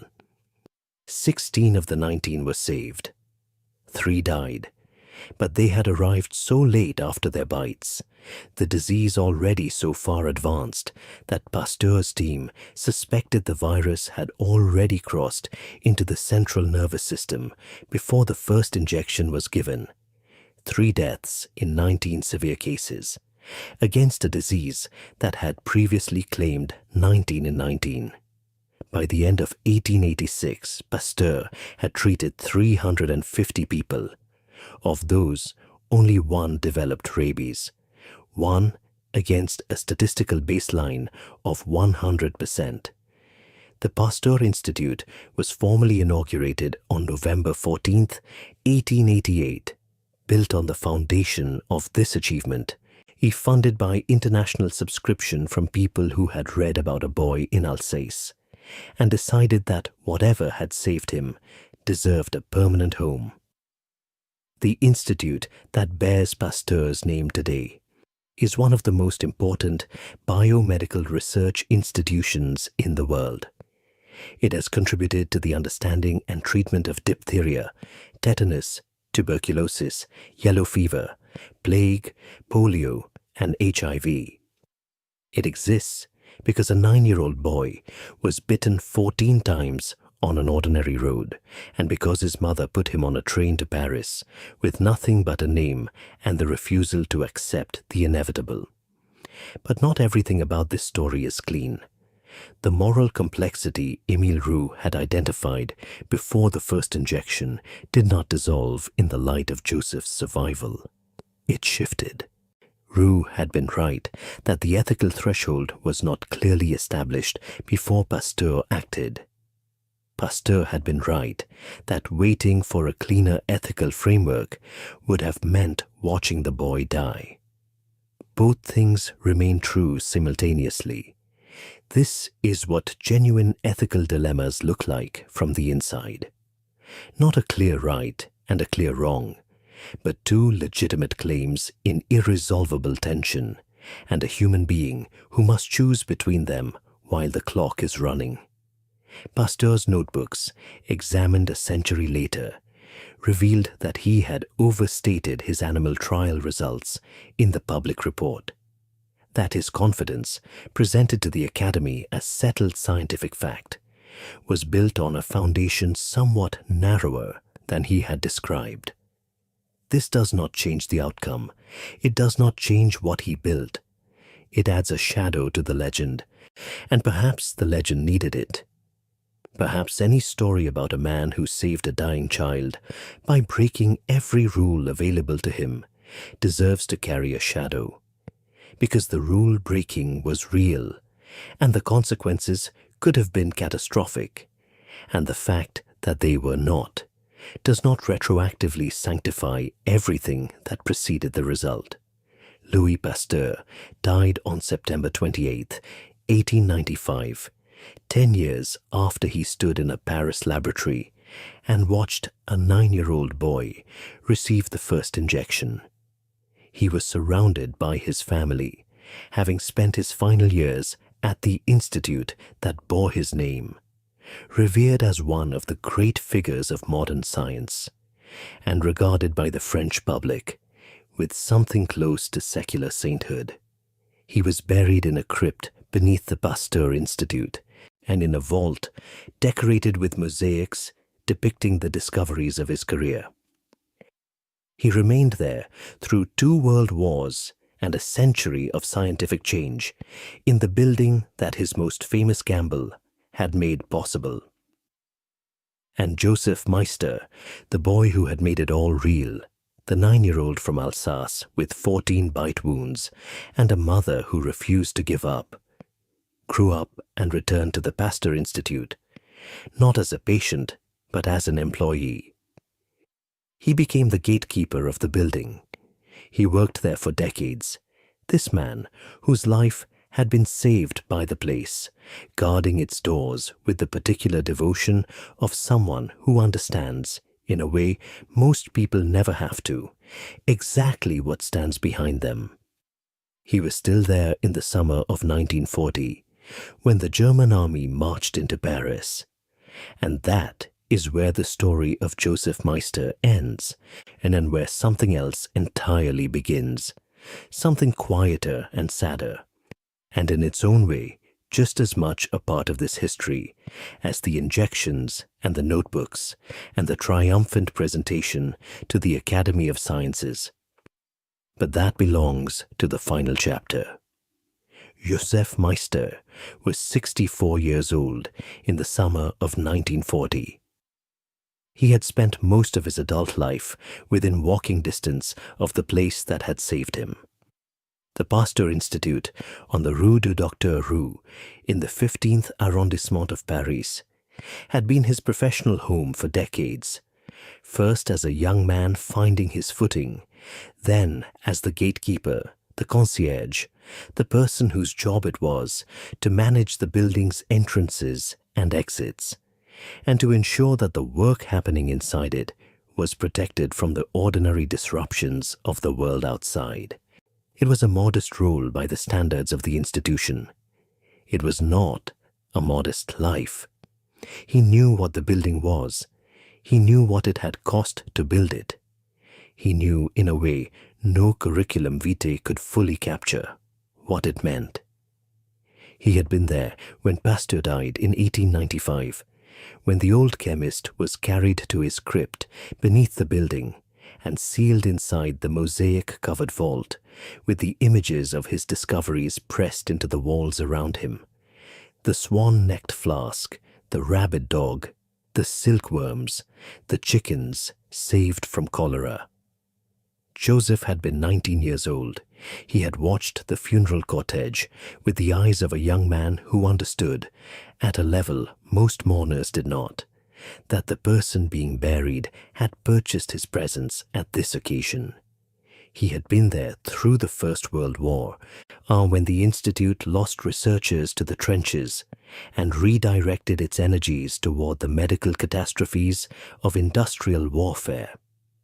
He had been there through the influenza pandemic of 1918, which killed more people in a single year than the entire preceding century of rabies had managed, and which the Institute worked through without pause.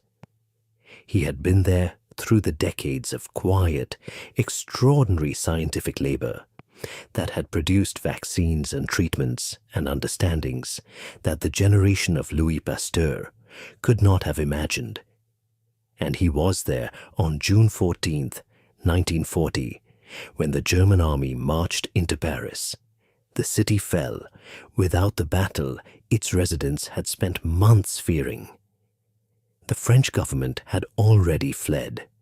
The streets were quieter than they should have been, half emptied by the exodus of civilians who had read the direction of events correctly and left before the arrival. Those who remained watched from windows and doorways as the columns moved through the wide Haussmann boulevards, past the cafes and the monuments, and the ordinary architecture of a city that had just changed hands. Within days, German soldiers came to the Pasteur Institute. The accounts of what happened next are not entirely consistent across sources. What is known is this: the soldiers demanded access to the crypt of Louis Pasteur. Whether this was a formal order from the occupation authority, an act of deliberate desecration, or something more procedurally bureaucratic, an inspection, a claiming of territory, is not entirely clear. What is clear is that Joseph Meister refused them. He stood at the entrance to the crypt, and he would not move. This was not a small act. In the summer of 1940, refusing a German soldier anything was not a small act. It was the kind of refusal that had consequences, that drew attention, that placed a person in a category of people whose continued existence was considered negotiable by the occupying authority. Joseph Meister was 64 years old and had no weapon and no institutional protection. The Institute was occupied territory now, its leadership in disarray, its researchers scattered or compliant or carefully neutral in the way that survival sometimes required. He refused anyway. The soldiers eventually left. The crypt was not desecrated. Whatever calculation they made about the cost of forcing their way past an old gatekeeper who would not stand aside, whether it was indifference or the recognition that the optics were poor, or simply that they had other business to attend to, they withdrew, and the vault that held Louis Pasteur remained closed. A few days later, Joseph Meister was dead. He died by suicide. The circumstances are described with varying levels of detail in different accounts, but the essential fact is consistent. The man who had been saved by a vaccine at the age of 9, who had spent 55 years living within the orbit of the institution that saved him, who had stood at the entrance to his benefactor's tomb and refused to let soldiers pass. That man chose to end his own life in the weeks following the German occupation of Paris. We do not know with certainty why. There is no document, no letter, no account precise enough to tell us what was moving through his mind in those final days. There are theories that the weight of the occupation was unbearable, that he feared for his family. He had a wife and daughters, and the particular fears of a Jewish family in occupied France in 1940 were not theoretical. That the confrontation at the crypt had exhausted something in him, or had taken a last reserve of energy he could not replenish. That the world he had inhabited for 64 years had become, in the space of a few weeks, unrecognizable. None of these explanations feel complete. None of them can be complete. What we are left with is the fact itself and the shadow it casts backward over the rest of the story.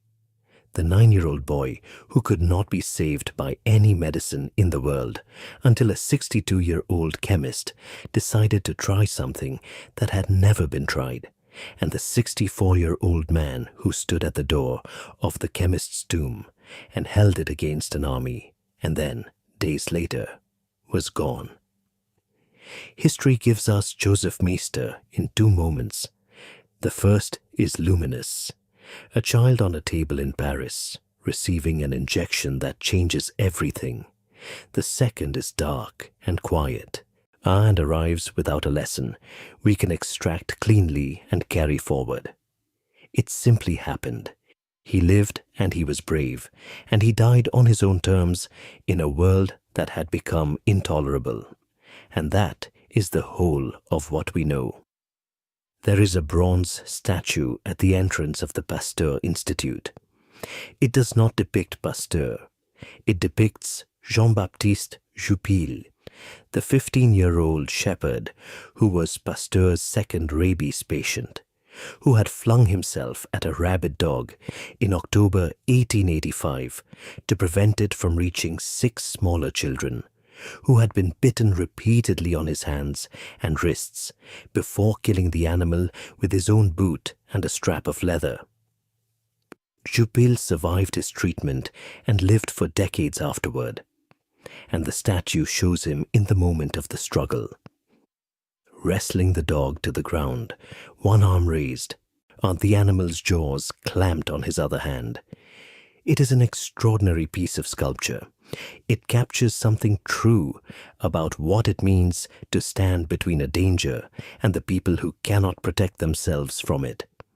And it stands at the entrance of the institute that was built on the principle that knowledge, applied with enough courage and enough precision, could do the same thing on a civilizational scale, could stand between a disease and the people it would otherwise consume.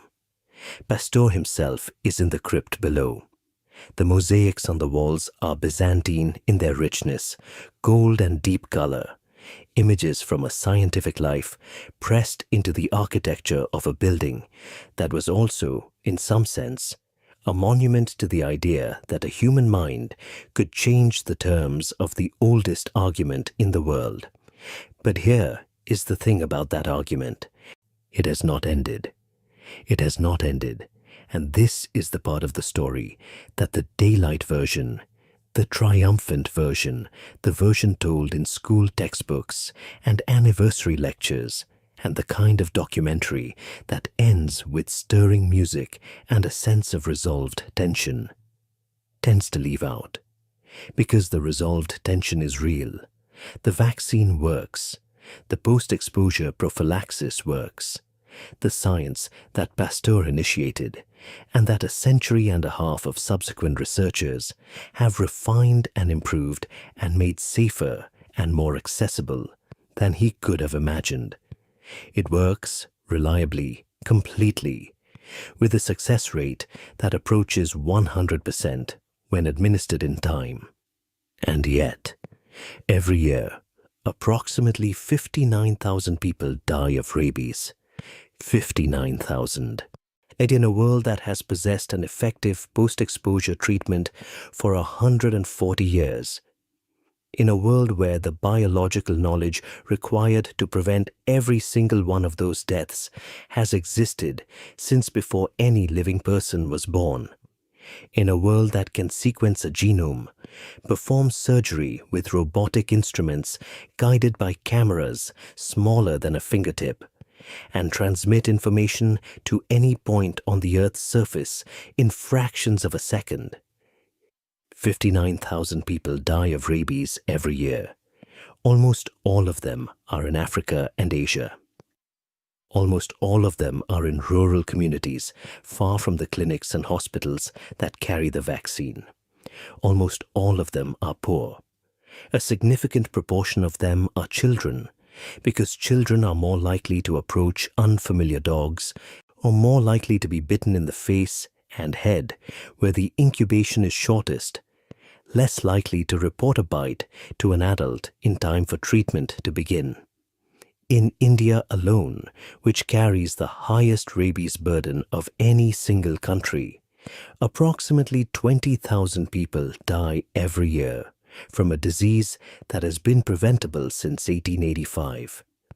The average cost of post-exposure prophylaxis, the full course of treatment, is approximately $108 in low-income countries, a number that seems almost offensively small against the scale of the death it could prevent. And yet, for a subsistence farmer in a rural district with no nearby clinic, no transport infrastructure, no health insurance, and a daily income measured in single digits, $108 is not a number, but it is an abstraction so far from the texture of daily life as to be meaningless. What this means in practical terms is that the distance between knowing how to save a life and actually saving it is not always a distance measured in science. Sometimes it is measured in kilometers, in roads that do not exist, in clinics that were never built, in health systems that were designed, consciously or not, around the assumption that some populations matter more urgently than others. The Babylon Codex of Eshnunna was written 4,000 years ago, and it understood that rabies killed. Pasteur solved the killing mechanism 140 years ago, and 59,000 people die every year anyway, in a world that has both the knowledge and the specific, manufacturable, distributable solution, and has simply chosen, through the accumulated weight of political indifference and resource allocation and the particular global geography of who is considered worth saving, to allow the dying to continue. This is the part of the story that is hardest to make peaceful, that resists the meditative, accepting tone that a history for sleep is meant to carry. Because the ancient deaths were tragic in the way that all deaths before the knowledge are tragic. The Babylonian peasant, the medieval pilgrim pressing towards Saint Hubert, the 19th century family, waiting beside a bed in a darkened room. Those deaths came from the absence of a solution. The deaths happening tonight in a village in rural India or in a district of sub-Saharan Africa, or on any of the dozens of other front lines where this disease still moves freely. Those deaths come from the absence of political will. And that is a different kind of tragedy, one with identifiable causes and preventable outcomes, and living human beings who could, if they chose to, intervene. We live, all of us, in a world shaped by the people who chose to intervene anyway, by the Babylonian law writers who at least acknowledged the danger, by Celsus, who saw the truth in the saliva, by the medieval physicians who pressed glowing iron into flesh because it was the only thing they had, by the researchers who built the science one generation at a time, one failed remedy at a time, one grieving family at a time, by Pasteur, who stood in a room with a dying child and a vaccine that had never been tested on a human being and made the hardest decision of his life without knowing if it would kill the child faster or save him, by the mother who put her son on a train, by the boy who reached for a glass of water and found for the first time in 4,000 years that he could drink. That thread runs from the stone tablet in Mesopotamia to a laboratory in Paris, to a bronze statue in the 15th arrondissement, to the 59,000 names we will never know, who died this year in the long shadow of a problem that was solved before their grandparents were born. It runs forward through every researcher who is working right now on an oral rabies vaccine that can be distributed without refrigeration, without needles, without the infrastructure that the current treatment requires. It runs through every dog vaccination campaign in every country where canine rabies is still endemic. It runs through the quiet, unglamorous, underfunded public health work of people who never appear in documentaries and whose names do not end up on the walls of gilded crypts. The oldest killer in human history is still killing, and we know exactly how to stop it. And somewhere in the distance between those two facts is the entire moral history of our species. The long argument between what we know and what we do, between what we can and what we choose. Louis Pasteur won the argument in 1885. He won it completely, scientifically, definitively. He handed the answer to the world in a lecture to the French Academy of Sciences, and then spent his remaining years watching it be applied, imperfectly, unevenly, to a fraction of the people who needed it. The argument continues. It is late now, wherever you are, whatever corner of the world you are listening from, whatever hour it is, whatever brought you here tonight, whether it was curiosity or insomnia. Good evening. The soldier was still conscious when the surgeon found him. That was the problem. He lay in the dirt outside the field camp 3 days after the battle, and his body had become something else entirely. Something rigid. Something wrong. The wound in his thigh was small, barely worth noting among the other injuries the day had delivered.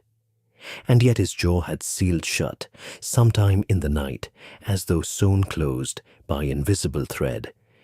His neck had followed, then his back. The surgeon pressed a palm flat against the man's spine and felt the muscles there. Not soft, not yielding, but hard as rope, pulled to its final tension. Somewhere beneath the skin, something was pulling. Something had been pulling for hours, and the man's eyes were open, and he could see everything, and he could not say a single word, and there was not one thing the surgeon could do. That is where this story begins. Not with a laboratory, not with a theory. With a man lying in the dark, locked inside his own body, while a thing that had been sleeping in the soil beneath that field for longer than the Roman Empire had existed, finished waking up. His name has not survived, but the disease has. They would come to call it tetanus, the Greek word for tension, for stretching, for the thing that pulls until it breaks. This is the history of tetanus. Before we continue, if these quiet journeys through history help you rest, take a moment to like this video and subscribe, so you always have a calm place to return to when the night is long. And leave a comment telling me where in the world you are and what time it is. It moves me every time how many corners of the earth gather here in the dark. But now, dim the lights a little more. Set your phone face down. Let the dark be quiet. And let us begin.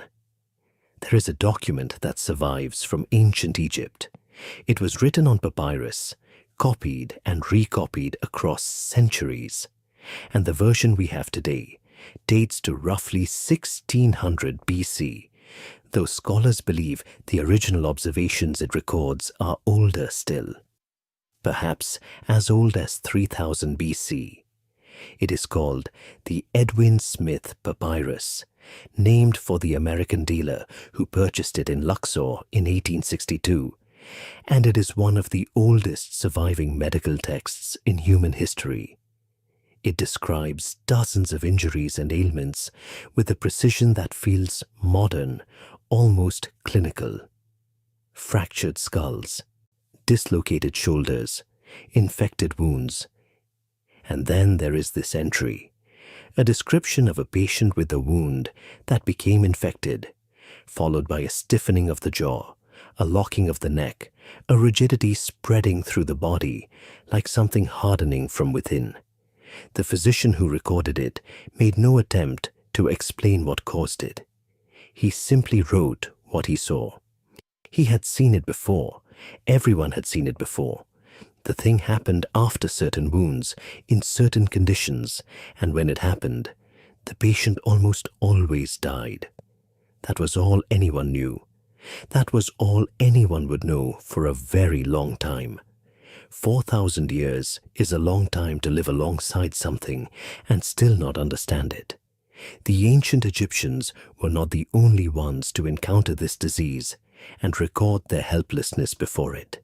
And the physicians of ancient India wrote about it in the Ayurveda texts around 400 AD, describing the terrible muscular rigidity, the locked jaw, the arching spine. The Chinese attempted to treat it as early as 300 BC, needling patients in the area above the ears, in the belief that the stiffness was caused by some blockage of vital energy that could be released by the right application of pressure at the right point. The treatments did not work. Nothing worked. The needle, the prayer, the poultice, the knife. None of it reached whatever was doing this to the human body, because none of it was aimed at the right thing. In ancient Greece, the physicians were perhaps the most careful observers of all. In Hippocrates, who practiced medicine in the 5th century BC on the island of Kos, and whose influence on Western medicine cannot be overstated, wrote clinical descriptions of the disease that are still recognizable today. He documented the locked jaw. He noted the progression from the face downward. He observed that the disease followed injuries, and that some wounds seemed more dangerous than others. His prescription was to promote sweating, strong wine, warm oils, being wrapped tightly against the cold. It was not a cure. It was not even close to a cure. But it was a careful, honest observation of something that baffled him completely, and he documented it with the same methodical honesty he brought to everything. 5 centuries later, the Greek physician Aretaeus of Cappadocia wrote about tetanus with an eloquence that stops you cold even now, reading it across the distance of 2,000 years. He described 3 variations of the disease: tetnos, emprosthotonos, and opisthotonos, defined by which direction the body bent and which muscles pulled the hardest. And then he wrote something that, given everything that followed, reads like a quiet lament. He wrote that tetanus, in all its forms, was a spasm of exceedingly painful nature, very swift to prove fatal, and neither easy to be removed. Not easy to be removed. He chose that phrase carefully. A physician who had seen this disease take patient after patient, who had tried everything available to him, who understood with complete clarity that nothing he possessed was a match for whatever this was. And he wrote it down honestly, the way a man writes down a truth he does not like but refuses to deny. That honest helplessness would define medicine's relationship with tetanus for the next 18 centuries. The Romans knew the disease well. Soldiers who sustained deep wounds during campaigns, particularly in agricultural regions, in the fertile soil of the provinces, in the mud of river valleys, and the turned earth of foreign fields, developed the familiar pattern of symptoms with horrible regularity. The jaw first, then the neck, then the systematic, inescapable locking of everything. Roman military surgeons had a name for the worst of it. They called the backward arch of the fully seized body opisthotonos, borrowing the Greek term, and the image it conjured was distinctive and terrible enough that any physician who had seen it once would never mistake it for anything else. The body bent backward, not gently. The neck pulled back, the back arched, the heels lifted from the bed. In the most severe cases, the patient's weight rested on 2 points only, the back of the skull and the heels, while every muscle in between pulled in opposite directions simultaneously with a force that the body's own bones could not always withstand. There are historical accounts of patients whose spines fractured during tetanic seizures, not from an external blow, from the muscles themselves. The human body in the grip of this disease could generate enough force to break its own skeleton. The Romans had no more idea what caused this than the Egyptians had. They treated the wounds as they applied poultices of various herbs, some of which had mild antiseptic properties purely by accident, though no one understood why. They tried bleeding and purging and prayer. When the jaw locked and the neck stiffened, a Roman surgeon knew what was coming and could do very little to change the outcome. The mortality rate, though no one was counting it in any formal sense, hovered somewhere between 80 and 90%. Approximately 8 or 9 out of every 10 patients who developed the full clinical picture of tetanus died. That number would remain roughly accurate for the next 2,000 years. Through the medieval period, the disease continued its quiet and relentless work. The understanding of it advanced almost not at all. Medieval physicians, working within a framework of humoral theory, the belief that disease was caused by imbalance among the 4 humors of the body, interpreted the rigidity and spasms as evidence of an excess of cold or a blockage of some vital substance in the muscles. The treatments they prescribed reflected these theories: warm baths, warm drinks, opium, which at least reduced suffering somewhat and may have mildly relaxed the muscles in mild cases. In the Renaissance, one recorded treatment involved covering the patient in fresh manure. The reasoning, such as it was, had something to do with warmth and drawing out the cold that was supposedly stiffening the muscles. It did not help. It may, in a profound irony that no one at the time could have appreciated, have made things worse Because the soil bacteria responsible for the disease lives comfortably in exactly that kind of material. By the 16th century, the French surgeon Ambroise Paré, one of the most brilliant medical minds of the Renaissance, a man who reformed the treatment of gunshot wounds and made significant advances in surgical technique, wrote detailed clinical descriptions of tetanus that separated it clearly from other conditions involving muscle spasm. He was precise, he was observant. He described the disease as it appeared in soldiers and in people who had sustained puncture wounds, and he noted the association between injury and onset with careful attention to the timing. But even Paré, with all his gifts, could not move beyond description. He could tell you what tetanus looked like. He could not tell you what it was. The 17th and 18th centuries brought the beginnings of more systematic medical science, better anatomy, better physiology, the gradual abandonment of humoral theory in favor of something resembling chemical and structural understanding of the body. Physicians began to ask not just what does this disease look like, but what is it doing, and eventually what is causing it. Some noticed that certain types of wounds were more dangerous than others. Deep wounds, narrow wounds, wounds contaminated with soil or animal material. The association with dirty conditions was observed repeatedly, but no one yet had the tools to look closely enough to see what was in the soil that mattered. There is something almost melancholy about this long, long stretch of history. Thousands of years, countless deaths. Physicians in Egypt and Greece and India and China and Rome and medieval Europe and Renaissance France, all watching the same sequence of events unfold: the jaw, the neck, the back, the arch, the end, and none of them able to reach past the surface of what they were seeing. The disease was there, patient and consistent, killing in the same way it had always killed, waiting to be understood in a time that had not yet arrived.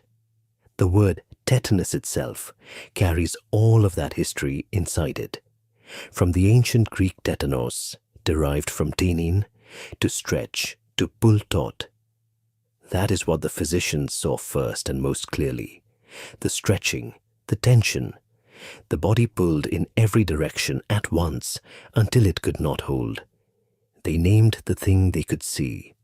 What they could not see was the microscopic bacterium responsible for all of it, sleeping in the soil beneath their feet, waiting in the dirt of every battlefield and every farm and every garden, as patient as only something truly ancient and truly small can be.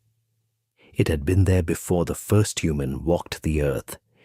It would be there long after the last one was gone. And for 4,000 years of recorded human history, it killed almost everyone it touched, and no one, not one physician in any civilization across any century, knew why.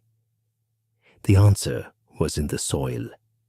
It had always been in the soil, but the tools to find it would not exist for another century and a half, and the long darkness of not knowing had a great deal of work left to do before the light arrived. But before we go further into that darkness, before we follow the disease through the centuries of helplessness that lay ahead, there is something important to set aside.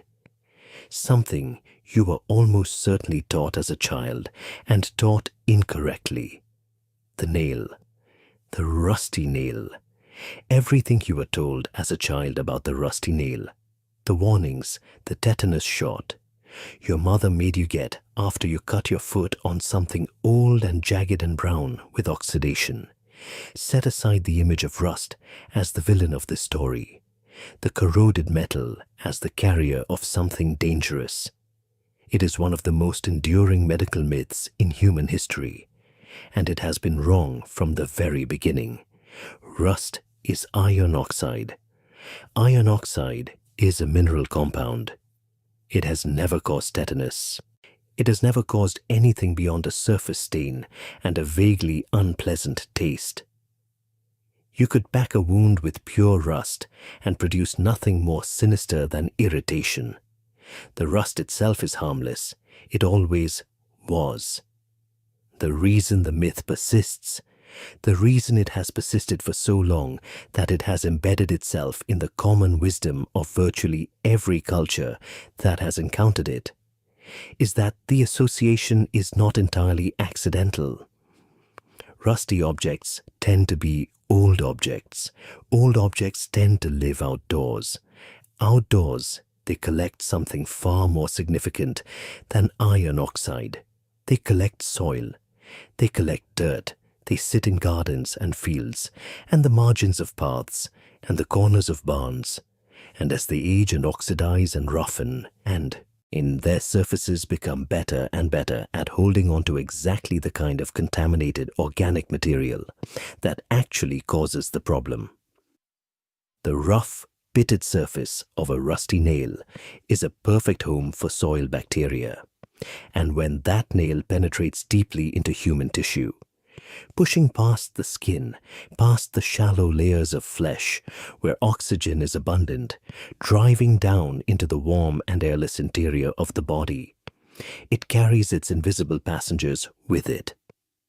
Not the rust, the passengers in the rust, the ancient, patient, microscopic things that have been living in the soil beneath that nail for decades, waiting without ambition or urgency for exactly this moment.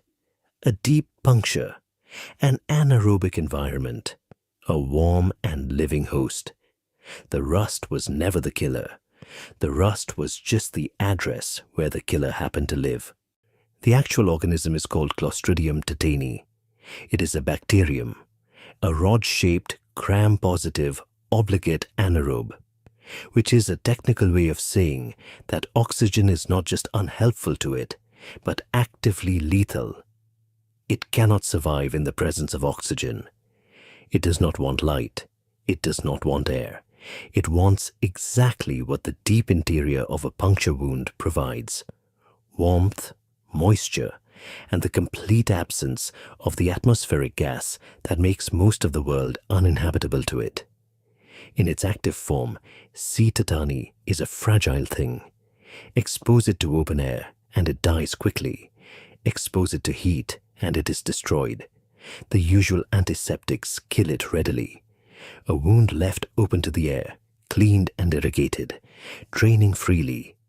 Such a wound presents almost no risk of tetanus, regardless of what contaminated it. And the organism simply cannot thrive in conditions where oxygen can reach it. But C. tetani has a solution to this fragility. It has had millions of years to develop one. When conditions become unfavorable, when the oxygen is too high, when the temperature drops, when food becomes scarce, the bacterium forms a spore. This is not a reproduction event. This is not growth. This is something closer to a kind of death that isn't quite death. The organism essentially suspends all metabolic activity, encases itself in a protective shell of extraordinary toughness, and enters a state of complete biological stillness. It stops consuming nutrients. It stops producing anything. It simply waits. And it can wait for a very, very long time. Tetanus spores are resistant to boiling. They are resistant to most chemical disinfectants at standard concentrations. They can survive exposure to ultraviolet light that would destroy most other microorganisms. They have been recovered from soil samples and shown to remain viable, capable of waking up and causing disease after decades in the ground. Some research suggests certain spore populations may survive for well over a century in the right soil conditions. They are, by any reasonable measure, among the most durable biological structures produced by any living organism on Earth. They are everywhere. This is not an exaggeration deployed for dramatic effect. Clostridium tetani spores are present in the soil of every continent on Earth. They are particularly abundant in warm, moist, organic-rich soils, the kind found in agricultural areas, any in places where animals have grazed, in gardens, in the margins of forests, in any ground that has been regularly fertilized or worked. The organism lives naturally in the intestines of many animals: horses, sheep, cattle, dogs, cats, rats, chickens, and passes harmlessly through their digestive systems into their feces, and from there into the soil, where the spores settle and persist. In agricultural regions, the spore load in the top layers of soil can be substantial enough that a significant percentage of adult humans in those areas carry the organism on their skin or in their intestines without any harm whatsoever. The spore is not dangerous in the open environment. It cannot germinate in the presence of oxygen. It cannot produce its toxin without the right conditions. It can only sit, ancient and patient, awaiting for the precise set of circumstances it requires. A deep wound, sealed closed, airless inside. When a puncture wound creates an anaerobic pocket beneath the skin. When tissue is damaged and dead in the interior. When the wound is narrow and the entry point closes over, cutting off the fresh air from the outside. The spores of C. tetani that were carried into the wound on the penetrating object sense the change. The metabolic stillness lifts, the spore germinates, the bacterium wakes up, and it begins to work. C. tetani produces two toxins during its active phase. The first, tetanolysin, destroys red blood cells and contributes to the local tissue damage around the wound. It is significant but not the primary agent of the disease's most terrible effects.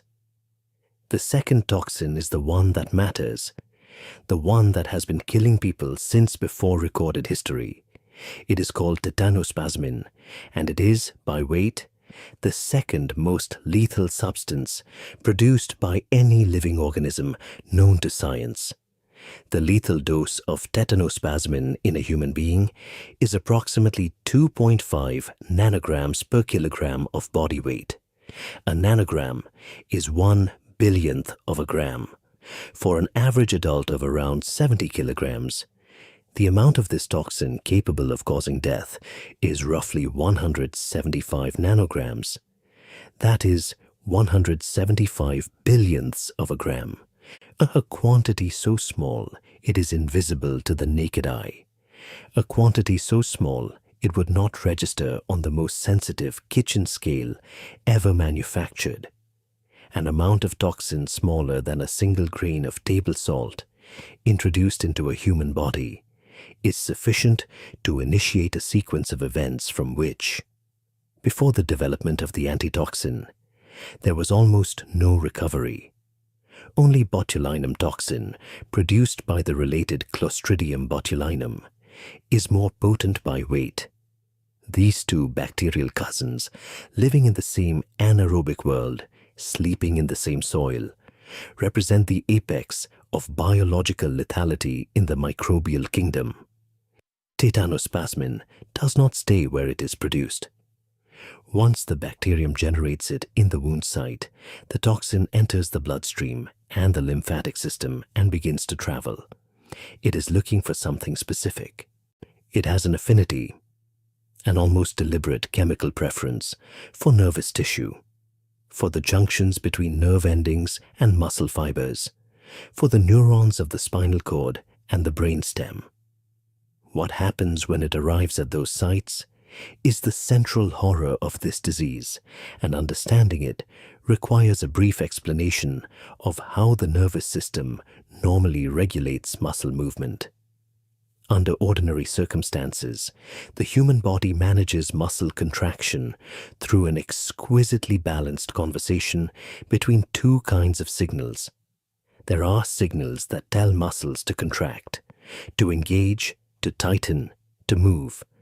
And there are signals that tell muscles to relax, to release, to soften, to stop.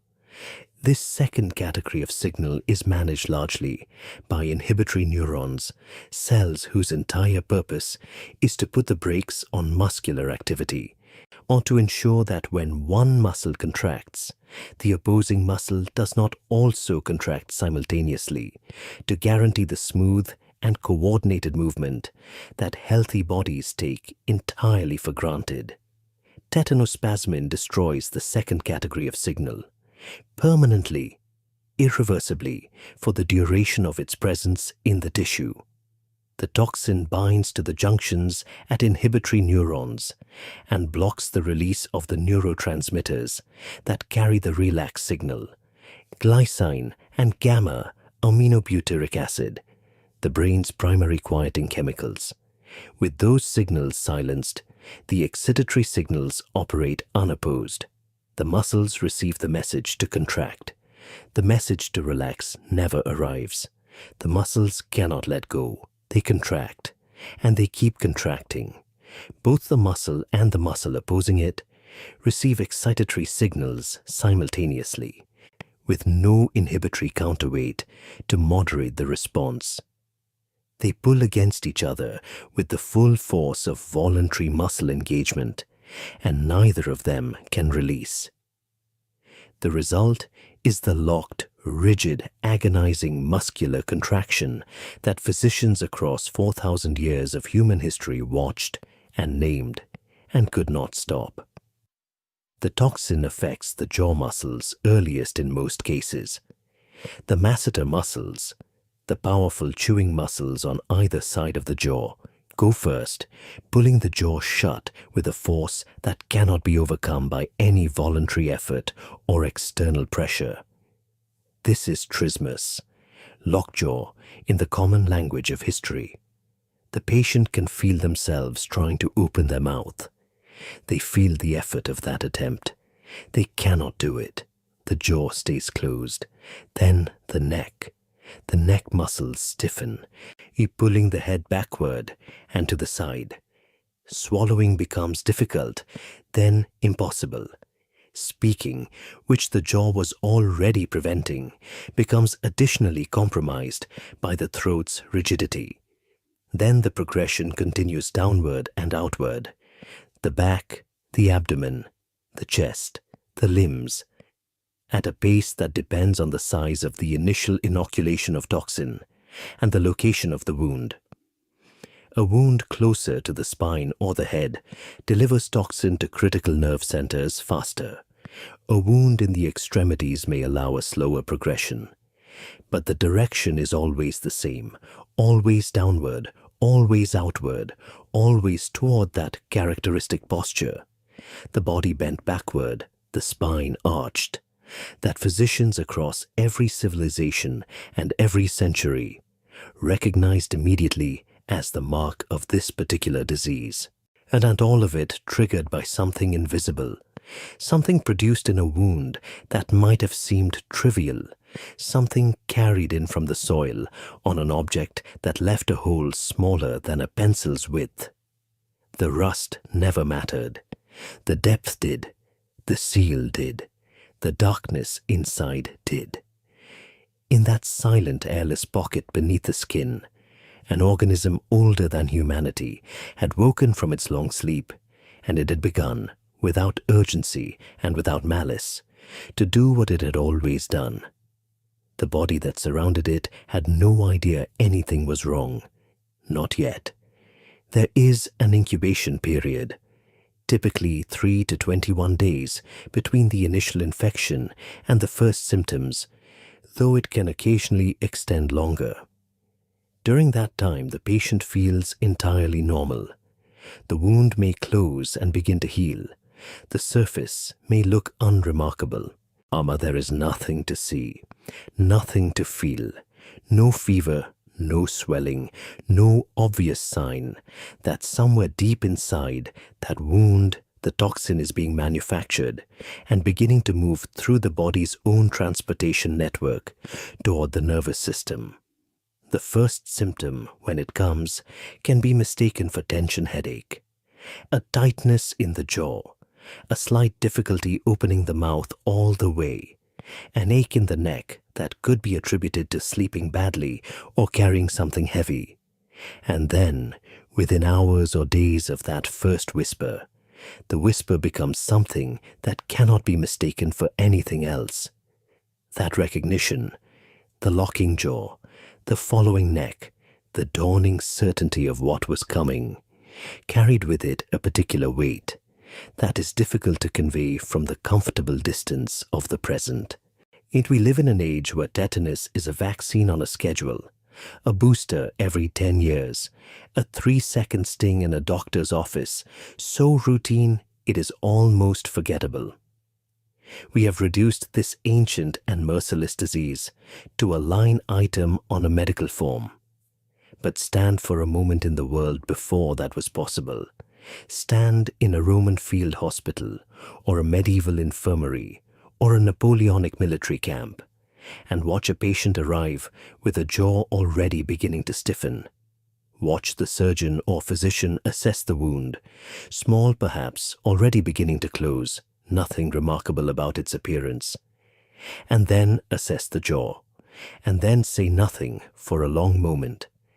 There is a particular quality to that silence, the silence of a physician confronting something that is beyond their capacity to treat, something they understand well enough to fear, but not well enough to stop. They can make the patient comfortable. They can administer whatever is available for pain. Opium if they are fortunate, strong wine if they are not, prayers if that is all that remains. They can ensure the patient does not injure themselves further. When the spasms worsen, they cannot stop what is happening. They cannot reach into the nervous system and restore the signals that the toxin has silenced. They cannot extract the toxin from the tissue where it has already bound. They cannot unring the bell that rang the moment the spore germinated in the dark. This was the world that every civilization before the late 19th century inhabited. A world where a thorn in the wrong place, a splinter that drove deep into a finger, and a shepherd's cut from a rusted fence post set in agricultural soil, a soldier's fragment wound on a field of churned earth. Any of these could initiate a sequence of biological events that, once started, almost nothing could interrupt. The bacterium required no dramatic entry, no visible wound. Sometimes, in roughly 20% of documented cases, no obvious source of infection was ever identified.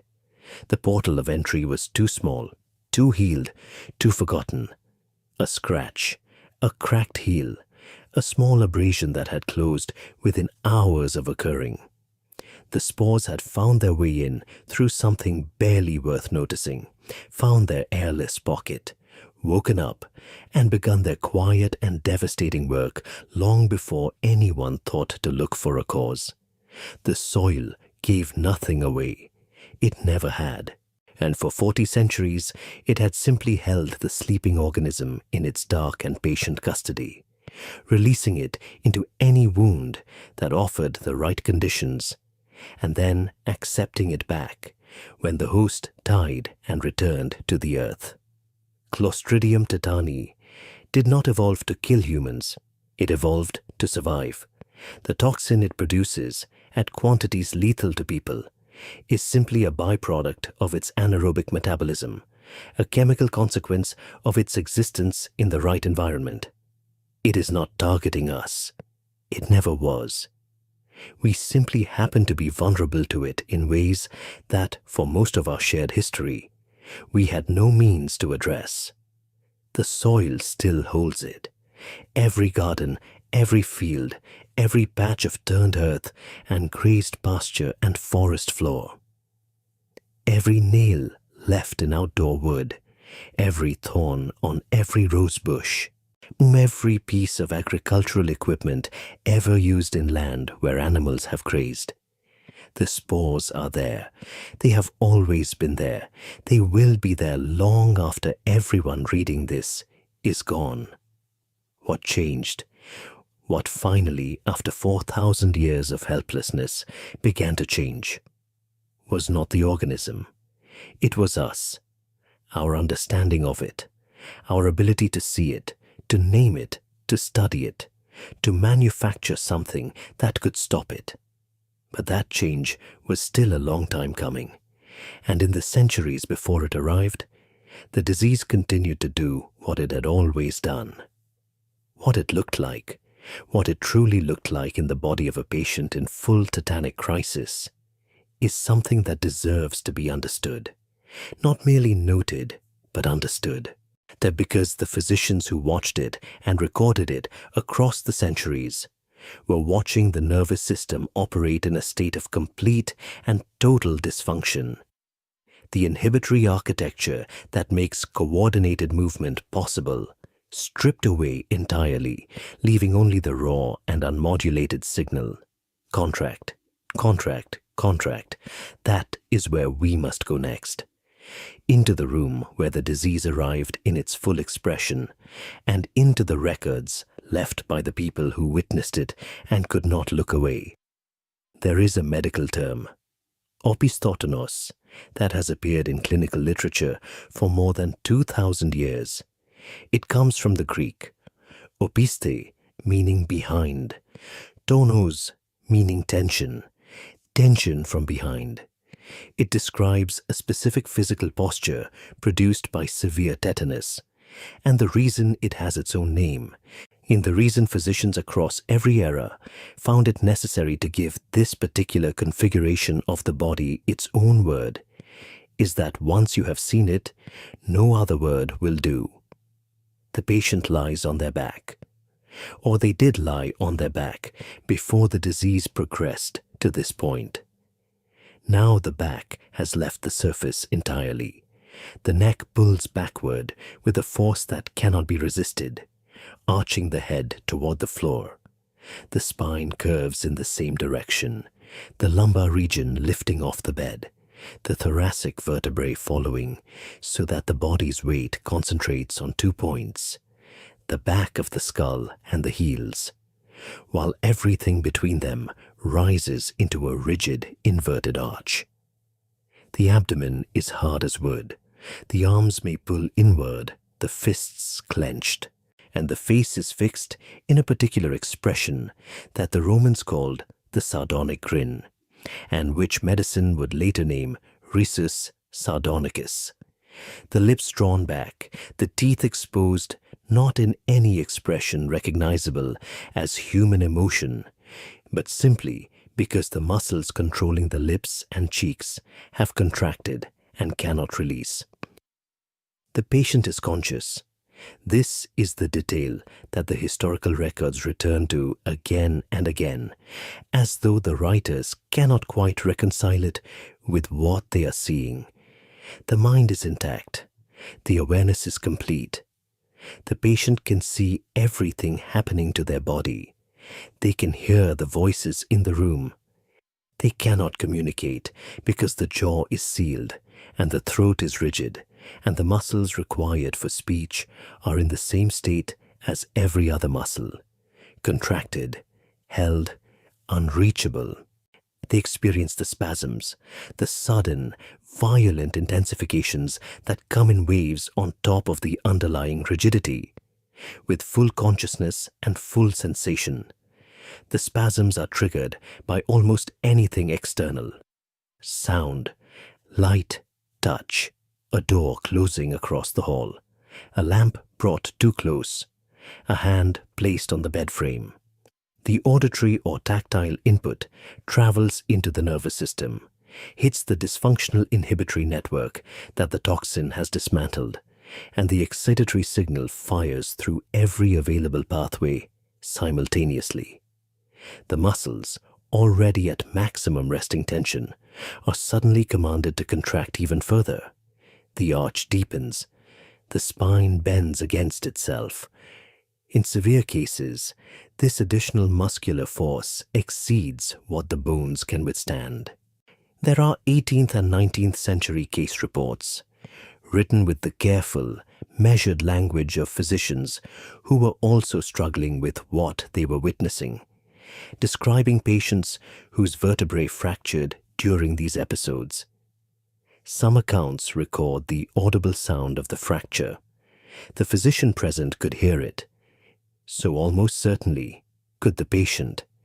And then the spasm would pass, as abruptly as it had arrived, and the baseline rigidity would reassert itself, and the patient would be left in the same locked position as before, aware, waiting for the next trigger. This could continue for weeks. The historical records of tetanus in this era, the 17th, 18th, and early 19th centuries, when medicine was becoming more systematic but remained entirely without effective treatment, have a quality of restrained anguish to them. Physicians who recorded these cases were trained to observe and to document. They did their jobs. They wrote down what they saw. But occasionally, in the language they chose, in the details they included, or the phrases they returned to, you can sense the weight of what it meant to stand at a bedside and watch this and be unable to stop it. They noted the temperature of the room because they had observed that cold seemed to worsen the spasms. They kept the patient in the darkest and quietest space available for the same reason. Stimulation of any kind intensified the crisis. They administered opium in doses high enough to suppress pain and quiet the nervous system somewhat, and there is evidence that high doses of opium did reduce the frequency and severity of spasms in mild cases, which represented perhaps the closest thing to effective treatment available before the late 19th century. Alcohol was used similarly. The muscle-relaxing properties of both were real, if blunt and imprecise, and insufficient in all but the mildest presentations of the disease. They fed patients through whatever means were available when swallowing became impossible. Liquid nourishment forced past the locked jaw, or in some cases administered rectally, because the body still needed fuel even as it turned itself inside out. They padded the bed rails because the spasms were violent enough to cause injury against hard surfaces. They stayed present because there was nothing else to do, and the human instinct to remain beside someone in extremity is not negated by the absence of any useful action. And they watched the mortality rate hold steady, decade after decade, century after century, at somewhere between 80 and 90%. 8 or 9 out of every 10 patients who developed the full clinical picture dead. The causes of death in severe tetanus are multiple and interconnected. The most common is respiratory failure. The muscles of the chest wall and diaphragm, caught in the same pattern of unrelenting contraction, lose their ability to produce the rhythmic, coordinated motion that breathing requires. The airway can also be compromised by the rigidity of the throat and larynx, or by a spasm of the laryngeal muscles that seals the airway completely. Exhaustion plays a role.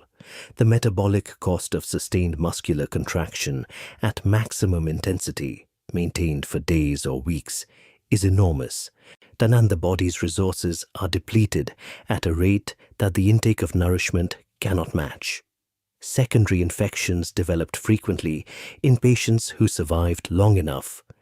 Aspiration pneumonia from material entering the sealed and rigid airway, or infections of the wound site itself, which in the same era carried their own significant mortality. Cardiovascular collapse was documented in severe cases.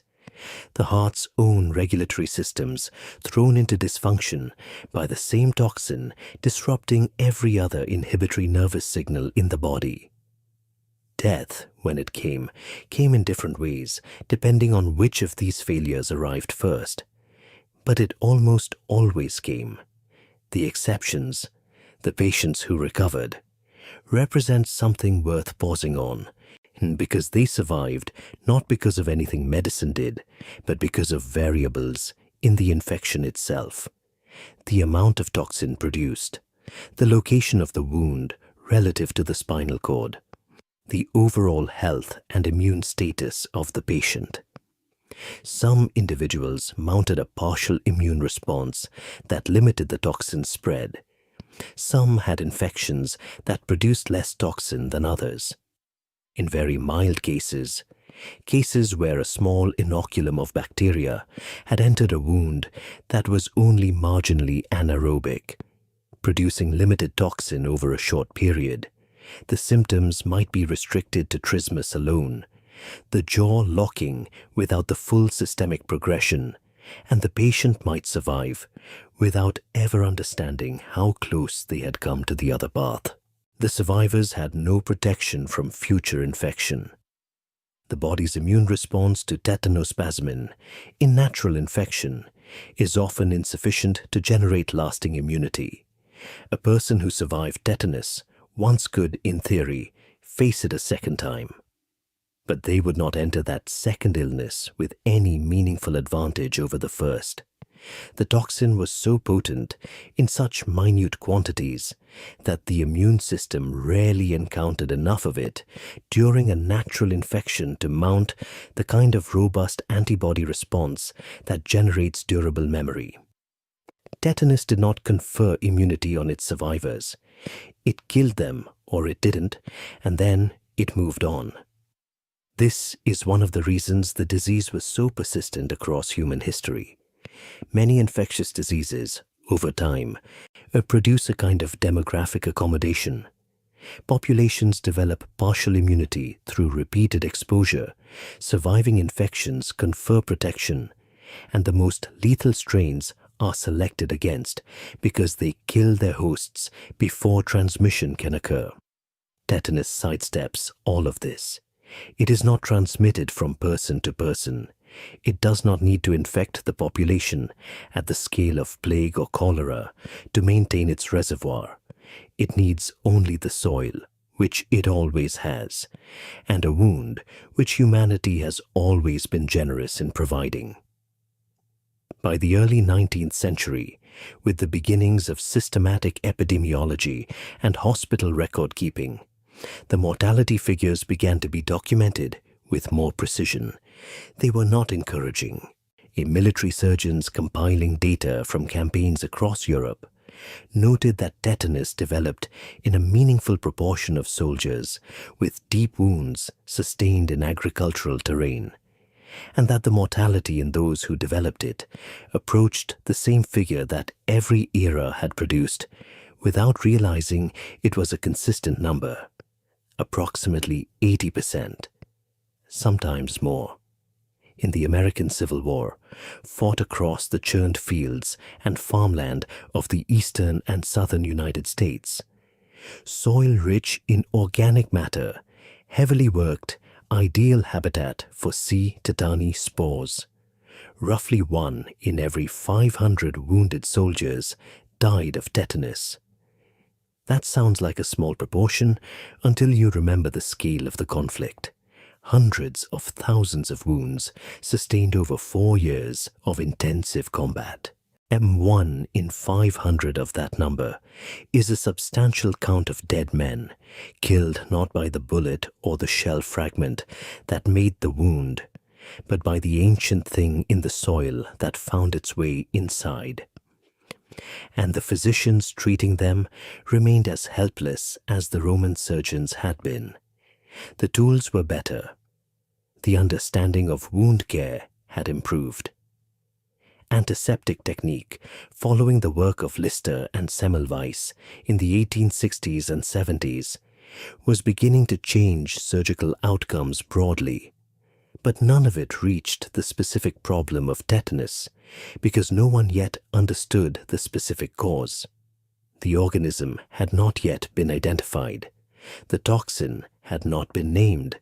The mechanism, the silencing of inhibitory neurons by a neurotoxin of extraordinary potency, was entirely unknown. What the physicians of the mid-19th century had was observation. careful, accumulated, increasingly precise observation shared across journals and case reports and medical society meetings, building into a picture that was becoming harder to ignore. Deep wounds in contaminated soil were disproportionately dangerous. Agricultural workers and soldiers developed tetanus more than others. Something about the wound environment, something about the depth and the seal and the material that entered, seemed to matter in a way that the surface appearance of the wound could not explain. Some physicians had begun to speculate about the soil itself. Arthur Nicolaier, a young German physician working in the early 1880s, had a particular suspicion. He had read the accumulating literature. He had thought carefully about the pattern of cases, and he was working in an era when the germ theory of disease, the radical and at the time not universally accepted idea that specific microscopic organisms caused specific diseases, was beginning to transform medicine. If something in the soil was causing tetanus, and if that something was a living organism, then perhaps it could be found, isolated, studied, named. Perhaps, if it could be named, it could be stopped. That idea, simple in its statement, enormously difficult in its execution, was where the next chapter of this story began.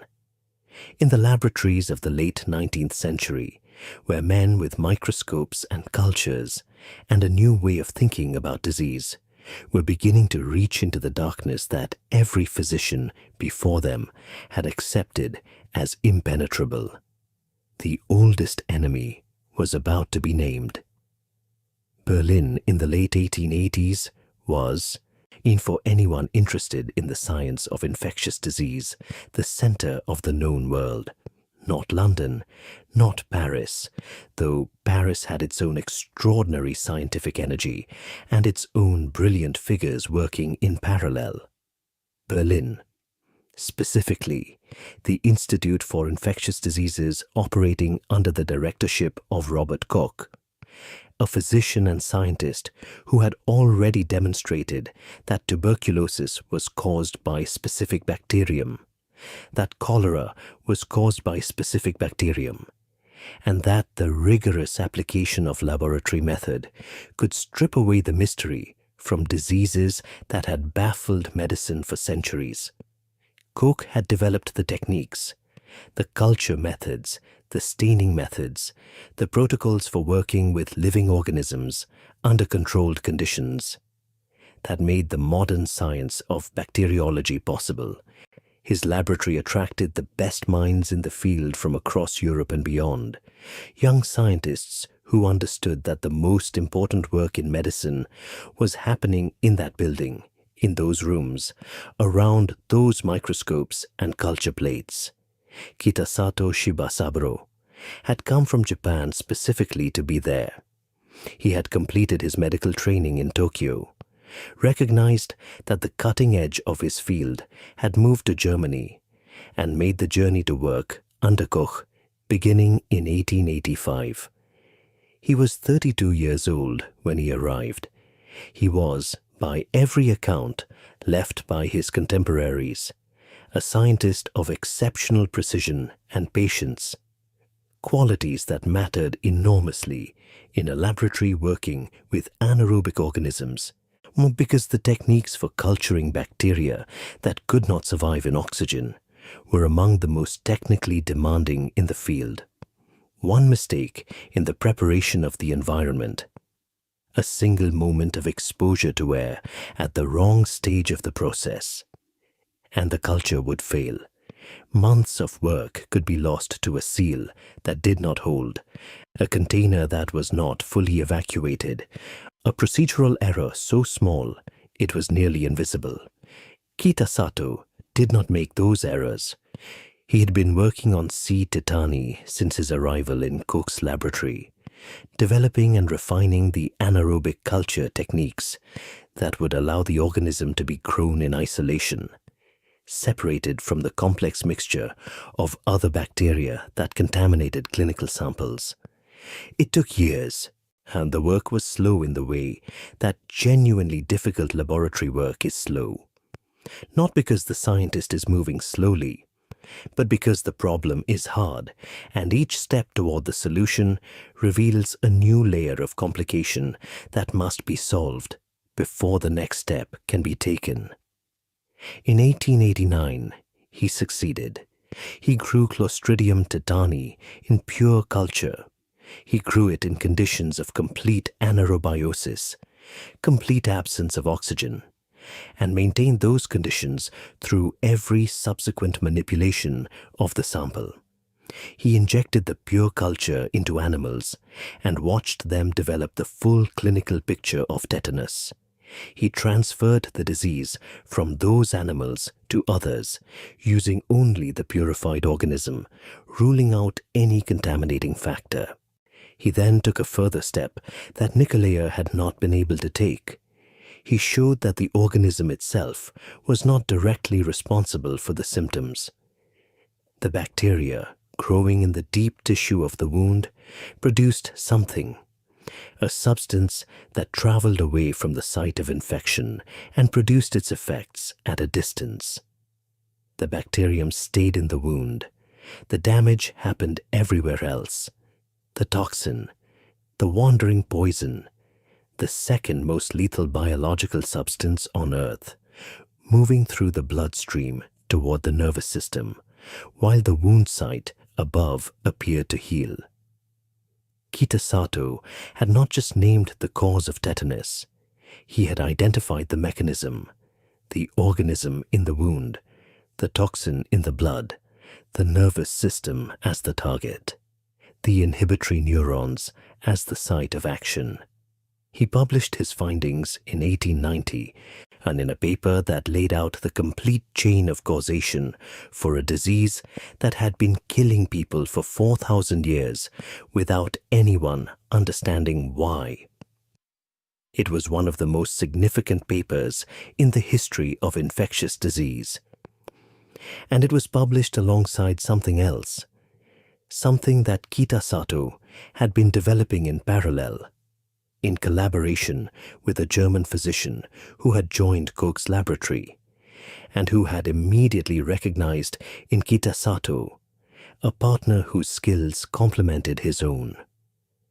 Emil von Behring was 35 years old in 1889.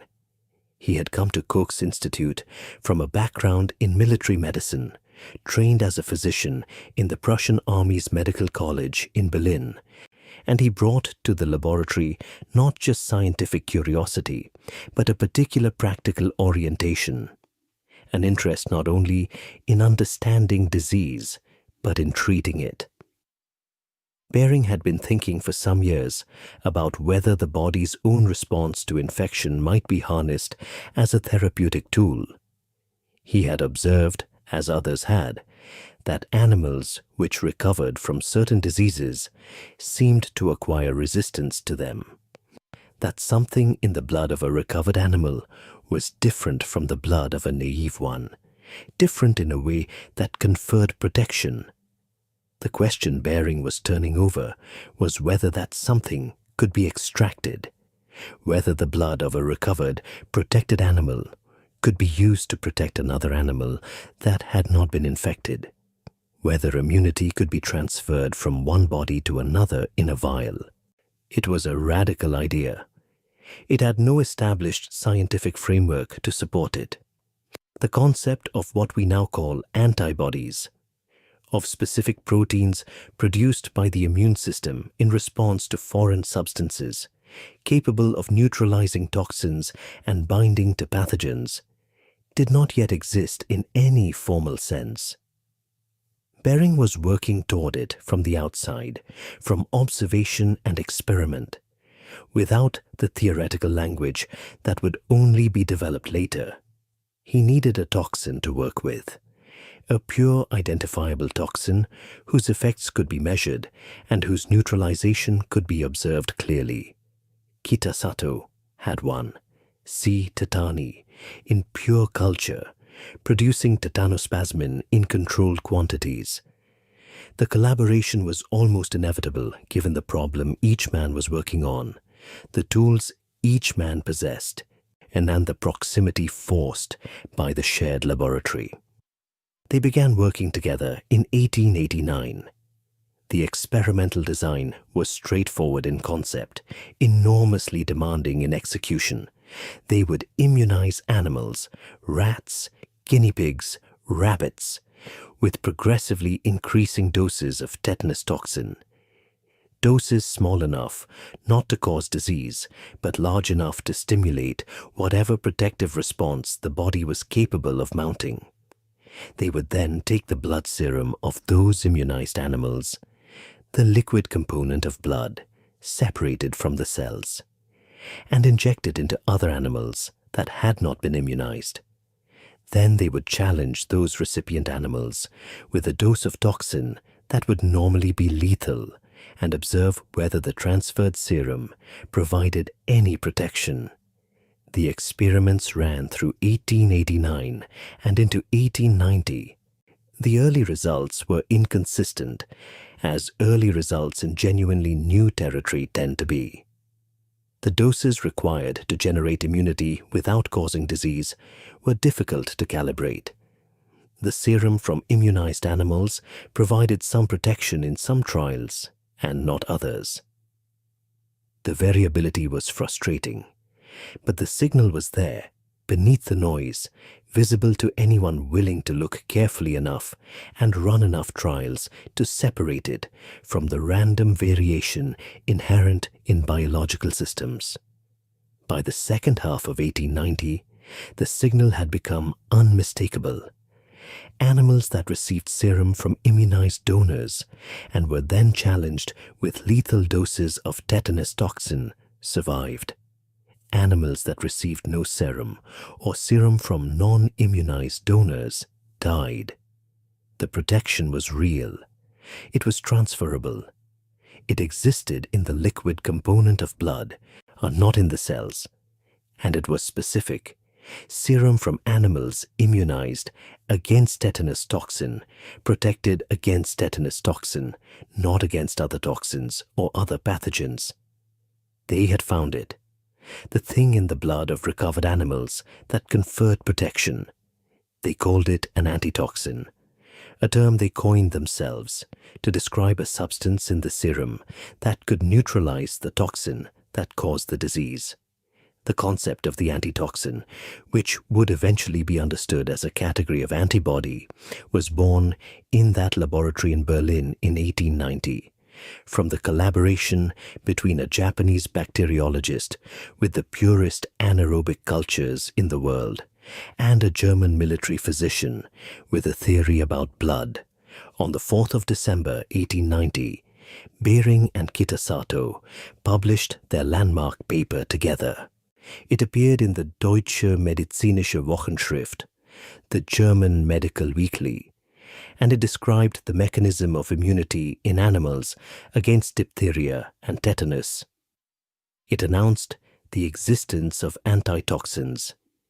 It demonstrated passive immunization, the transfer of immunity from one animal to another through serum, for the first time in a controlled, reproducible, scientifically rigorous way. The paper changed everything, not immediately. Science does not change everything immediately.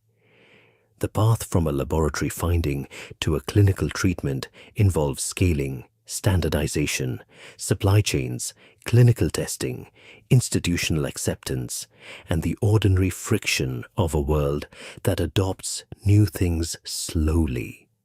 But the principle was established. The proof of concept existed. Something that could neutralize tetanus toxin inside a living body had been found, and it could be manufactured by immunizing large animals, collecting their blood, separating the serum, and injecting that serum into patients. The practical implications took time to develop. Paul Ehrlich, another brilliant scientist in Koch's circle, developed methods for standardizing the potency of antitoxin preparations. Critical work because a serum that varied wildly in its concentration of protective antitoxin was clinically unreliable. Horses replaced the smaller laboratory animals as the primary production species because horses were large enough to yield useful quantities of serum without significant harm to the animal. The Prussian Agricultural Ministry, acutely aware of tetanus as a threat to valuable livestock, and funded early research into veterinary applications. Gradually, the production of tetanus antitoxin became something that could be done at scale. In 1897, Edmund Knockard demonstrated that the protective effect of antitoxin could work in humans, that passively transferred antitoxin, given to a human patient either before or shortly after exposure to the toxin, could provide protection. The mechanism of passive immunization had crossed from the animal laboratory into human medicine. And yet the antitoxin, for all its revolutionary significance, had a fundamental limitation that would only become fully apparent in the context of war. It was curative or prophylactic only if administered early enough. Once the toxin had bound to nervous tissue, once tetanospasmin had attached to the inhibitory neurons and silenced them, the antitoxin could not dislodge it. The antitoxin neutralized free toxin in the blood and tissues. It could not reach toxin that had already found its target. This meant that a patient in the full grip of tetanic crisis, the locked jaw, the arching spine, the conscious horror of the body in seizure, derived little benefit from antitoxin administration. The antitoxin could prevent the disease from progressing further by neutralizing any toxin still in transit, but the damage already done was permanent for the duration. Early treatment mattered enormously. Treatment at the first sign of symptoms, ideally, a prophylactic treatment of any wound suspected of being at risk, could interrupt the progression before it reached the nervous system. Treatment after opisthotonos had set in could do very little. This limitation would shape the entire strategy of antitoxin use in the conflict that was coming. A conflict fought in fields of extraordinary soil richness, in wounds of extraordinary depth and contamination, in conditions that Clostridium tetani had been waiting for, as patiently as it always waited, since long before anyone involved had been born. The world was 14 years away from the guns of August 1914. Bering was in his laboratory in Marburg, refining his antitoxin work, building the production infrastructure that would one day be credited with saving countless lives.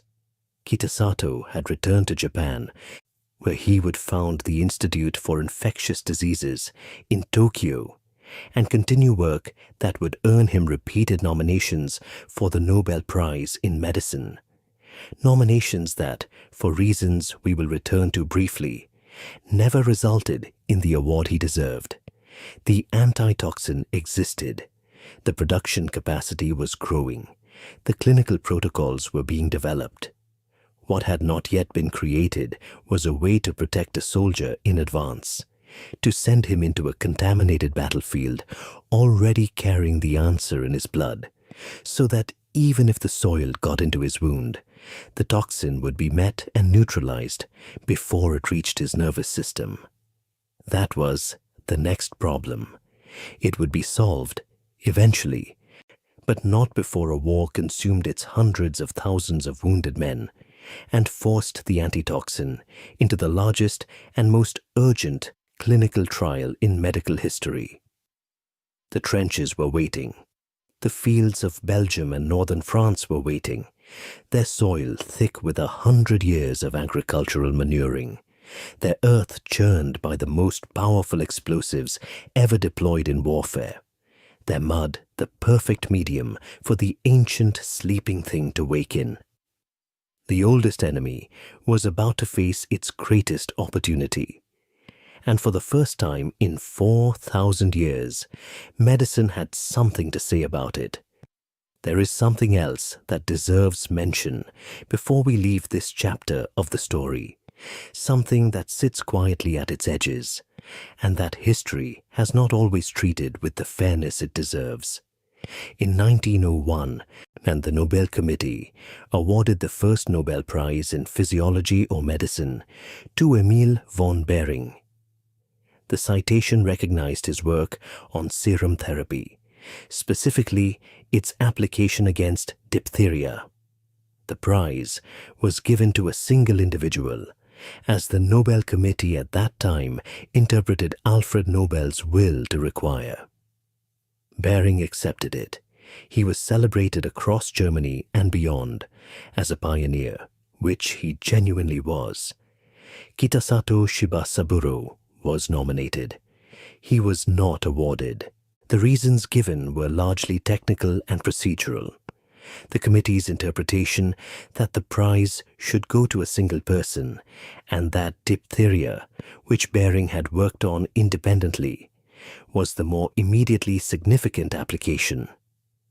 The tetanus antitoxin, which the two men had developed together, whose clinical significance in saving human lives would only become fully apparent during the First World War a decade later, was not yet seen as the more important contribution.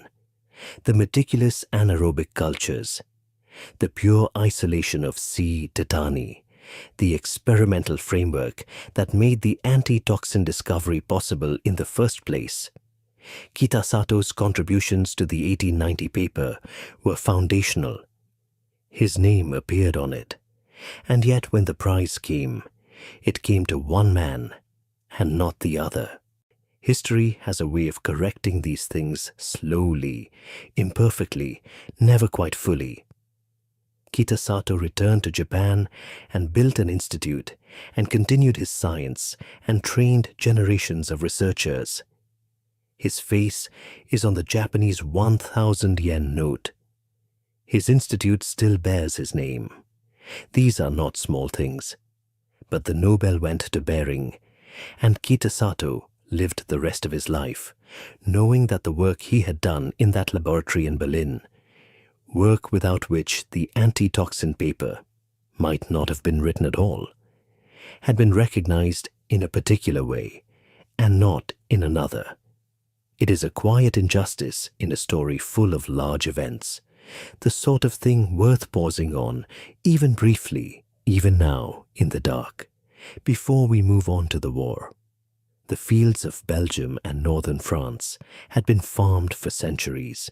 A generation after generation of agricultural families had worked that land, plowing it, manuring it, turning it over each season, feeding it with the waste of horses and cattle and sheep, enriching it until the soil was among the most fertile in Europe. It was good soil, dark, loamy, deep, warm in summer, full of the organic material that made crops grow and farmers prosperous, and the landscape green and gentle, in the way that flat agricultural land in northern Europe can be, stretching away in every direction under a wide sky. It was also, beneath that pastoral surface, one of the most densely contaminated environments for Clostridium tetani that could have been specifically designed for the purpose. Centuries of animal manure worked into the earth, in centuries of the organism cycling through livestock intestines and into the soil and settling there, sporulating, persisting, accumulating in the kind of numbers that only time and favorable conditions can produce. Every square meter of that farmland held a population of tetanus spores that would have made any late 19th century bacteriologist reach immediately for their notebook. In August 1914, the armies of Europe walked into it. The opening weeks of the First World War were characterized by rapid movement, cavalry charges, infantry advances across open ground. the kind of warfare that military planners on both sides had anticipated based on the conflicts of the previous century. It lasted approximately 6 weeks. By September 1914, the lines had stiffened. The movement stopped. The armies went to ground into a network of trenches that would eventually stretch 460 miles from the English Channel to the Swiss border, and the nature of the conflict transformed into something no one had planned for, and no one was prepared to manage. The trenches were dug into that ancient, contaminated agricultural soil. The soldiers lived in it, slept in it, pressed their bodies against it for shelter when the shells came over. The wounds they sustained, from artillery fragments, from rifle fire, from the collapse of trench walls under bombardment, were deep and dirty in exactly the way that tetanus required. Shell fragments drove soil deep into tissue. Explosive blasts created the kind of devitalized, oxygen-depleted wound environment in which C. tetani spores could germinate most efficiently. The mud that was everywhere. That legendary soul-destroying mud of the Western Front, the mud that appears in every memoir and every poem and every account of what it was like to be there, was saturated with the organism. The soldiers had no prophylactic protection. The tetanus antitoxin existed and was being produced, but the military medical establishments of the major powers had not yet committed to routine prophylactic use. The clinical protocols were still being debated. There were concerns about the serum itself, about the risk of adverse reactions, about the challenges of supply and administration in field conditions, about whether the benefit justified the logistical complexity. September 1914 answered those debates with brutal finality. Among British forces alone, and the incidence of tetanus in September 1914 reached 9 cases per 1,000 wounded. 9 out of every 1,000 men who sustained a wound developed tetanus. In the context of the casualty numbers being generated by that conflict, thousands of wounded in a single engagement, tens of thousands across a week of fighting, 9 per 1,000 was not a small number. It was a catastrophe. The wards of the casualty clearing stations and field hospitals filled with men presenting with the first symptoms, and the physicians working in those wards recognized immediately what they were seeing, knew what it meant, and knew what was coming. The mortality rate for those cases in the early weeks of the war before antitoxin was consistently available, approached the same figure that had defined this disease throughout human history. Approximately 80% of those who developed the full clinical picture died. The ancient calculation had not changed. The organism was the same. The toxin was the same. The nervous system it targeted was the same. What changed in October 1914 was the decision.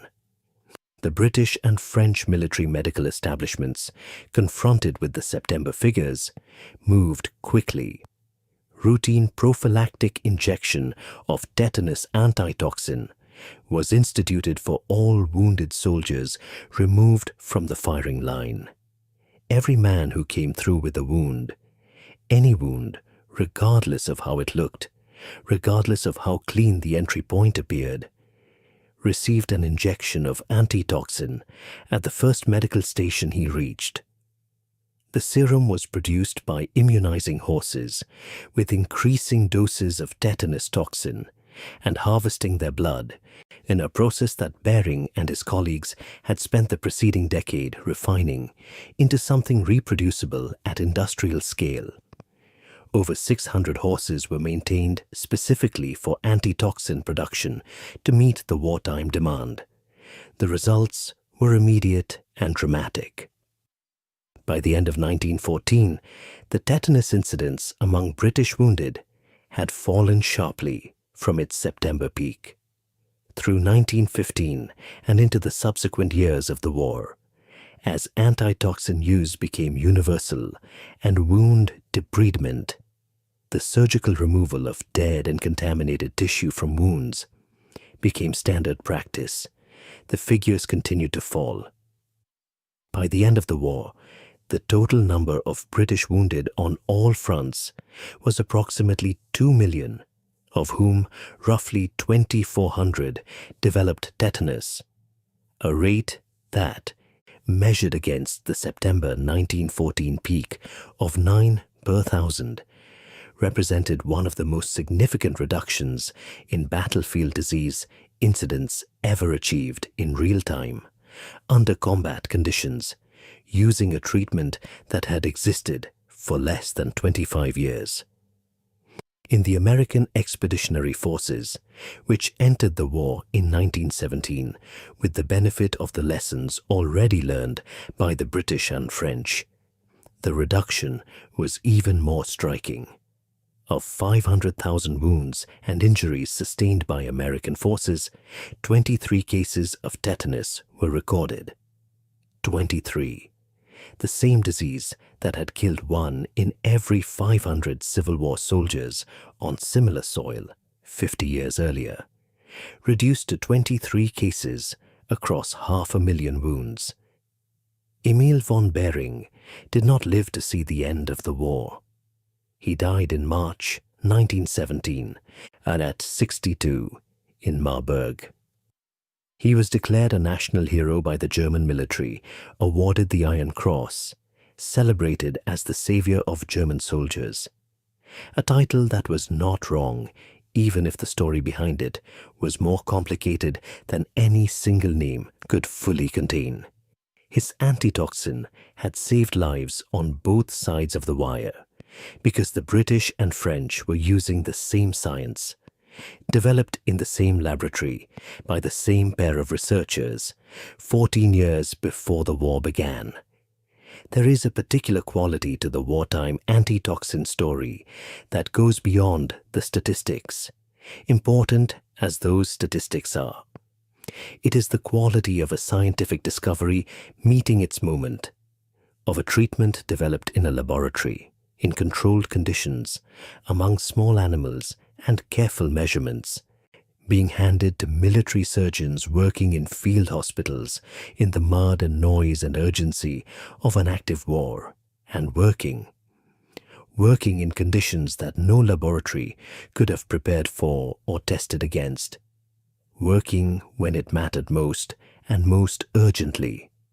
The physicians who administered those injections in October and November 1914, working in casualty clearing stations close to the front, under conditions of significant personal danger, managing the flow of wounded men at a pace that left no room for hesitation, were acting on science that was less than a quarter-century old.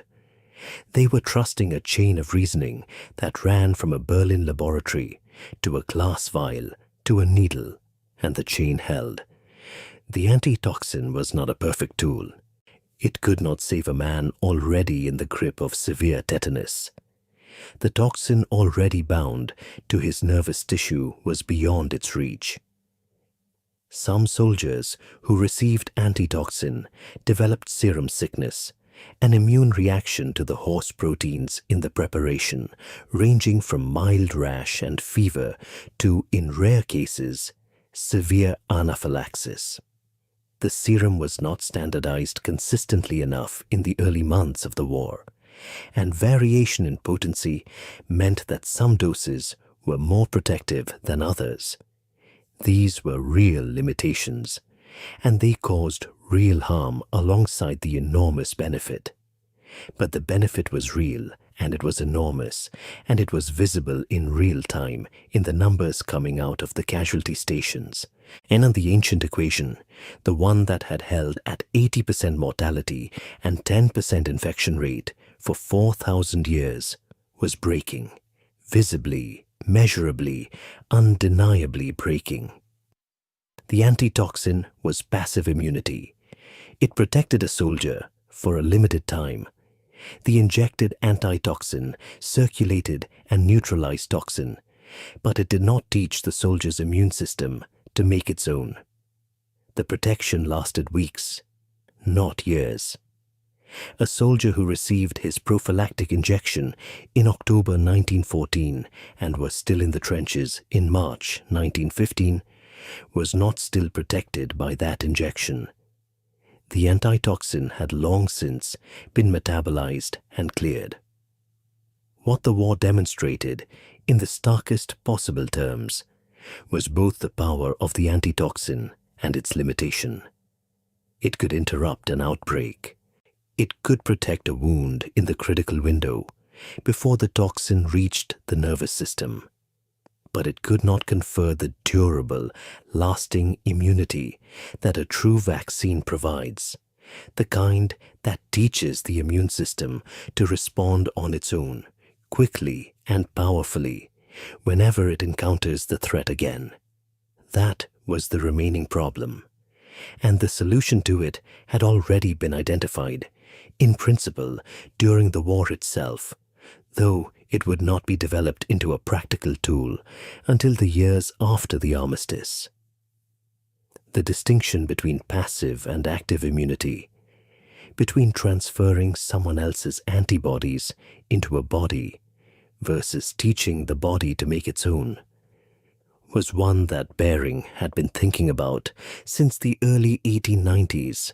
That a toxin that had been inactivated, rendered harmless but still recognizable to the immune system, could potentially be used to prime the body's own defenses, stimulating the production of protective antibodies without causing disease. This was the concept behind active vaccination as opposed to passive serum therapy, and it represented the next frontier. The trenches had closed. The guns had fallen silent in November 1918. The young men who had survived the war came home, many of them carrying wounds and memories they would carry for the rest of their lives, but far fewer of them carrying the locked jaw and the arching spine than the mathematics of previous wars would have predicted. The antitoxin had done its work. Now the question was whether something more permanent could be built, whether the next generation of soldiers, whoever they would be, in whatever war was still unimaginable in 1918, could be sent into contaminated fields already immune, already protected from the inside. The answer was being prepared in a laboratory in France. It would take 6 more years to arrive. But it was coming, and when it came, it would do something that 4,000 years of history had made seem impossible. It would make tetanus preventable, fully, reliably, durably preventable. The soil would keep its sleeper, but the sleeper would find, increasingly, that the bodies it entered were already waiting for it. There is one more thread worth following in the wartime story before we leave it, because it connects the antitoxin to the vaccine that would follow. During the war, physicians and scientists working on the tetanus problem made an observation that would prove critical. They noticed that soldiers who received multiple doses of antitoxin over the course of the conflict sometimes showed evidence of a stronger and more sustained protective response than the injected antitoxin alone should have produced. Their immune systems appeared to be learning. The repeated exposure to the horse serum proteins, and possibly to trace quantities of toxin present in the preparations, seemed, in some cases, to be priming the body's own antibody response, in addition to providing the passive protection of the injected antitoxin. The French scientist Gaston Ramon was among those who pursued this thread most productively. Working at the Institut Pasteur in the early 1920s, Ramon discovered that treating the toxin with formaldehyde rendered it non-toxic, while preserving its ability to stimulate an immune response. The treated toxin could be injected into an animal without causing disease, And yet, the animal's immune system would recognize it, respond to it, and generate antibodies that would then protect the animal against the real, active toxin. He called the treated preparation a toxoid. In 1924, P. Descombe applied Ramon's method to tetanospasmin and produced the first tetanus toxoid, formaldehyde inactivated tetanus toxin, safe to inject, capable of stimulating the immune system to generate its own protective antibodies. Active immunity, durable, the body's own defense, trained and ready. The passive antitoxin had been the bridge, the emergency measure that worked immediately but briefly, and that had saved hundreds of thousands of lives in the trenches and bought time for the science to develop further. The toxoid was the destination, the thing that would make tetanus, for vaccinated populations, very nearly a disease of the past. It would take time still. Commercially available by 1938, first deployed at scale during the Second World War, when Allied forces entered the conflict already vaccinated. American soldiers in the Second World War sustained millions of wounds in equally contaminated soil. The number who developed tetanus was vanishingly small. A handful of cases, almost all in soldiers whose vaccination records were incomplete. The ancient equation was effectively broken, not by eliminating the organism, not by changing the conditions that allowed it to infect, but by changing the host, by sending into that world a human population that carried in its own bloodstream the answer that tetanospasmin could not overcome. The sleeper in the soil met finally a body that was ready for it. In 1948, the United States recorded 601 cases of tetanus. That was the highest single-year total ever formally documented in American medical records. Not because 1948 was an unusually dangerous year, but because that was the year tetanus became a nationally notifiable disease, requiring physicians to report every case to public health authorities, and the counting finally became consistent enough to produce a reliable number. 601 cases in a country of 146 million people, approximately 4 cases per 100,000. A number that reflected, in its own quiet way, how much had already changed since the trenches of the First World War, and how much remained to do. The tetanus toxoid had been commercially available since 1938. Vaccination was becoming more widespread. But becoming more widespread is not the same as universal, and the landscape of mid-century American public health still contained large populations of adults who had never been vaccinated, children whose immunization schedules were incomplete, agricultural communities where the risk was highest and access to healthcare was most limited. 601 cases in a single year meant 601 people who developed the jaw lock and the neck stiffness, and, in a significant proportion of those cases, the full arc of the disease that physicians had been watching helplessly for 4,000 years. The mortality rate in 1948 was still substantial, even with the antitoxin available as a treatment and the improved supportive care that modern hospital medicine could provide. Muscle relaxants, mechanical ventilation in severe cases, careful nursing, tetanus remained a disease with genuine killing power. Approximately 10 to 20% of cases in that era were fatal, a figure representing an enormous improvement over the 80% of history, but still a number that represented real deaths. The decline after 1948 was steady and measurable, and in retrospect, one of the quieter miracles of 20th century public health. as childhood vaccination became routine across the industrialized world, as the combined diphtheria, tetanus, and pertussis vaccine became a standard part of the schedule that every infant received, and as booster shots every 10 years became the norm for adults, as the concept of herd protection against tetanus gave way to the more accurate understanding that tetanus required individual immunity because it was not transmitted person to person and therefore had no herd threshold to achieve, the cases fell.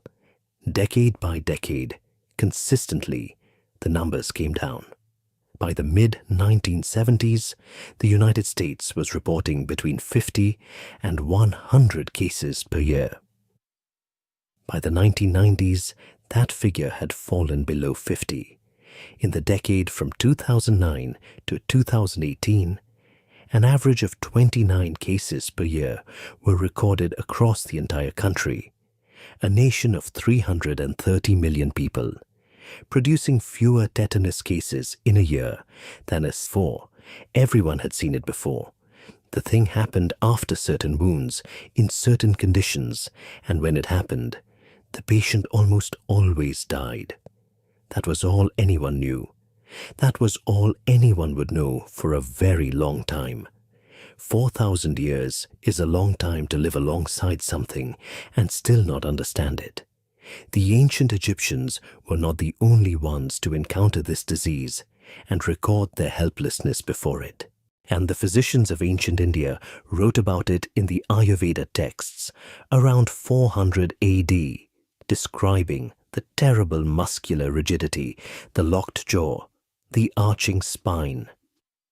The Chinese attempted to treat it as early as 300 BC, needling patients in the area above the ears, in the belief that the stiffness was caused by some blockage of vital energy that could be released by the right application of pressure at the right point. The treatments did not work. Nothing worked. The needle, the prayer, the poultice, the knife. None of it reached whatever was doing this to the human body, because none of it was aimed at the right thing.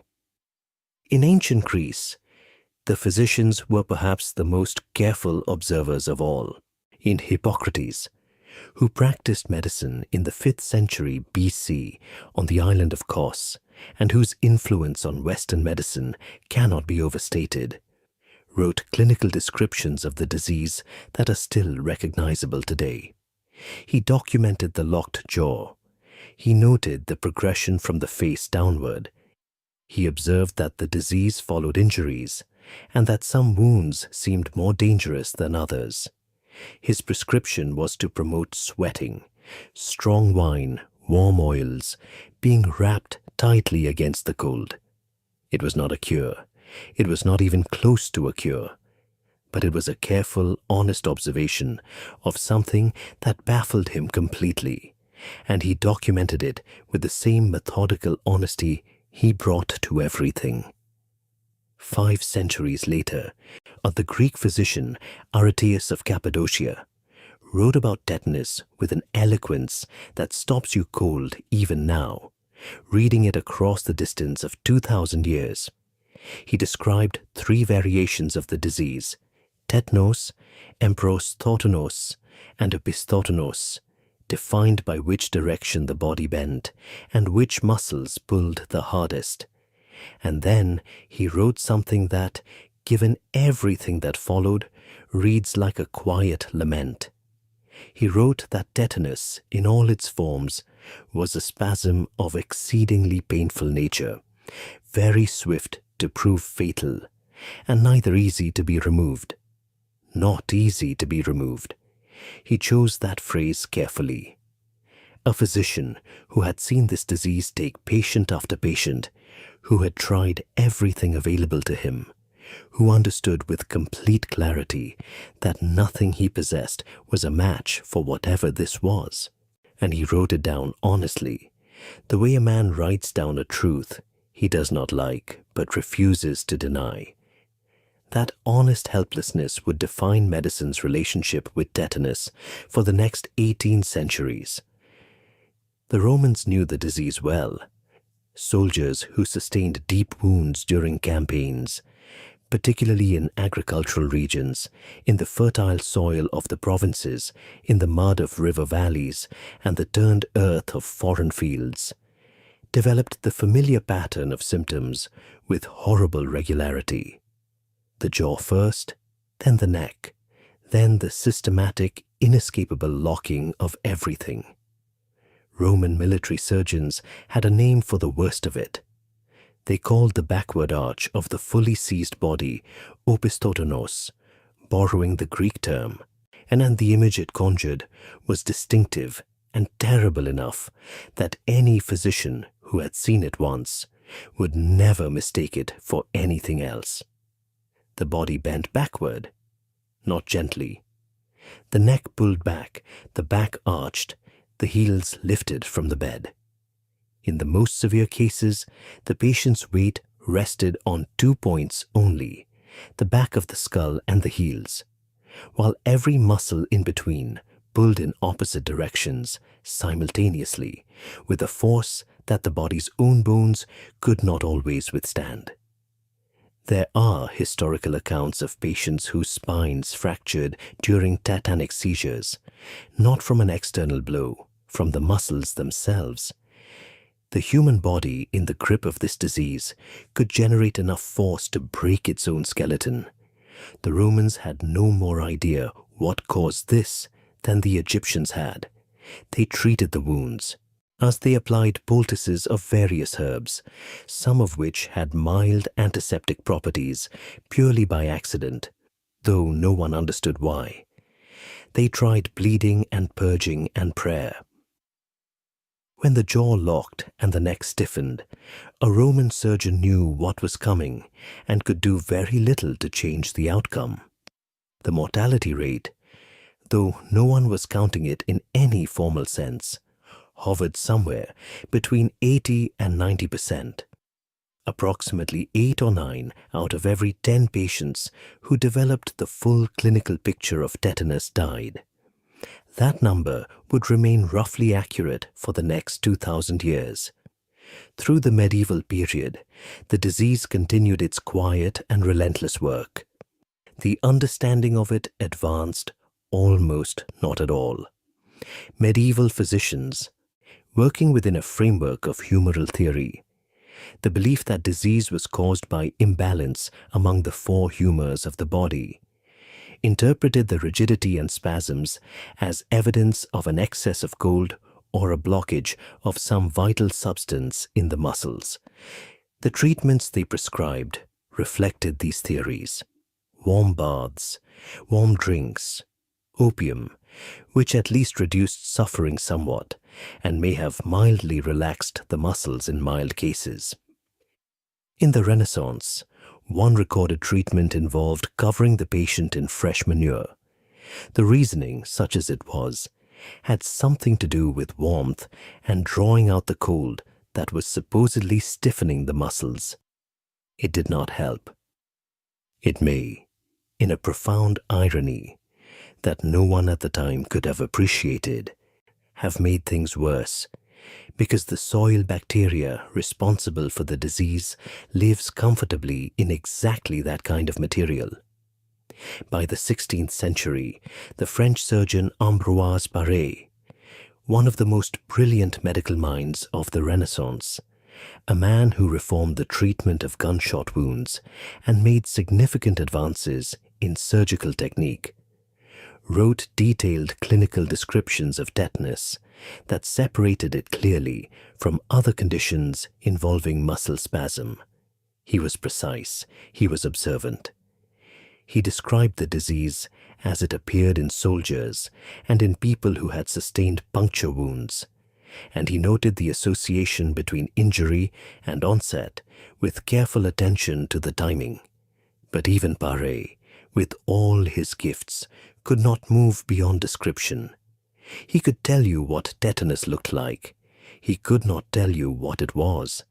The 17th and 18th centuries brought the beginnings of more systematic medical science, better anatomy, better physiology, the gradual abandonment of humoral theory, in favor of something resembling chemical and structural understanding of the body.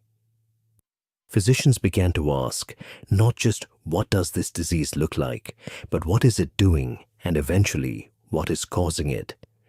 Some noticed that certain types of wounds were more dangerous than others. Deep wounds, narrow wounds, wounds contaminated with soil or animal material. The association with dirty conditions was observed repeatedly, but no one yet had the tools to look closely enough to see what was in the soil that mattered. There is something almost melancholy about this long, long stretch of history. Thousands of years, countless deaths. Physicians in Egypt and Greece and India and China and Rome and medieval Europe and Renaissance France, all watching the same sequence of events unfold: the jaw, the neck, the back, the arch, the end, and none of them able to reach past the surface of what they were seeing. The disease was there, patient and consistent, killing in the same way it had always killed, waiting to be understood in a time that had not yet arrived. The word tetanus itself carries all of that history inside it. From the ancient Greek tetanos, derived from tenin, to stretch, to pull taut. That is what the physicians saw first and most clearly. The stretching, the tension. The body pulled in every direction at once until it could not hold.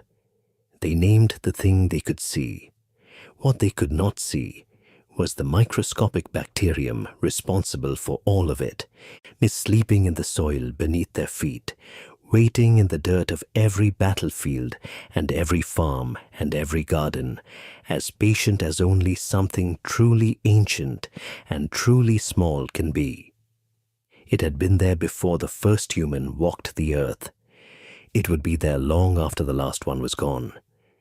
And for 4,000 years of recorded human history, it killed almost everyone it touched, and no one, not one physician in any civilization across any century, knew why. The answer was in the soil. It had always been in the soil, but the tools to find it would not exist for another century and a half, and the long darkness of not knowing had a great deal of work left to do before the light arrived. But before we go further into that darkness, before we follow the disease through the centuries of helplessness that lay ahead, there is something important to set aside. Something you were almost certainly taught as a child, and taught incorrectly. The nail. The rusty nail. Everything you were told as a child about the rusty nail. The warnings, the tetanus shot. Your mother made you get after you cut your foot on something old and jagged and brown with oxidation. Set aside the image of rust as the villain of this story, the corroded metal as the carrier of something dangerous. It is one of the most enduring medical myths in human history, and it has been wrong from the very beginning. Rust is iron oxide. Iron oxide is a mineral compound. It has never caused tetanus. It has never caused anything beyond a surface stain and a vaguely unpleasant taste. You could pack a wound with pure rust and produce nothing more sinister than irritation. The rust itself is harmless. It always was. The reason the myth persists, the reason it has persisted for so long that it has embedded itself in the common wisdom of virtually every culture that has encountered it, is that the association is not entirely accidental. Rusty objects tend to be old objects. Old objects tend to live outdoors. Outdoors, they collect something far more significant than iron oxide. They collect soil. They collect dirt. They sit in gardens and fields, and the margins of paths, and the corners of barns. And as they age and oxidize and roughen, and in their surfaces become better and better at holding on to exactly the kind of contaminated organic material that actually causes the problem. The rough, pitted surface of a rusty nail is a perfect home for soil bacteria. And when that nail penetrates deeply into human tissue, pushing past the skin, past the shallow layers of flesh where oxygen is abundant, driving down into the warm and airless interior of the body, it carries its invisible passengers with it. Not the rust, the passengers in the rust, the ancient, patient, microscopic things that have been living in the soil beneath that nail for decades, waiting without ambition or urgency for exactly this moment. A deep puncture, an anaerobic environment, a warm and living host. The rust was never the killer. The rust was just the address where the killer happened to live. The actual organism is called Clostridium tetani. It is a bacterium, a rod-shaped, gram-positive, obligate anaerobe, which is a technical way of saying that oxygen is not just unhelpful to it, but actively lethal. It cannot survive in the presence of oxygen. It does not want light. It does not want air. It wants exactly what the deep interior of a puncture wound provides: warmth, moisture, and the complete absence of the atmospheric gas that makes most of the world uninhabitable to it. In its active form, C. tetani is a fragile thing. Expose it to open air, and it dies quickly. Expose it to heat, and it is destroyed. The usual antiseptics kill it readily. A wound left open to the air, cleaned and irrigated, draining freely. Such a wound presents almost no risk of tetanus, regardless of what contaminated it. And the organism simply cannot thrive in conditions where oxygen can reach it. But C. tetani has a solution to this fragility. It has had millions of years to develop one. When conditions become unfavorable, when the oxygen is too high, when the temperature drops, when food becomes scarce, the bacterium forms a spore. This is not a reproduction event. This is not growth.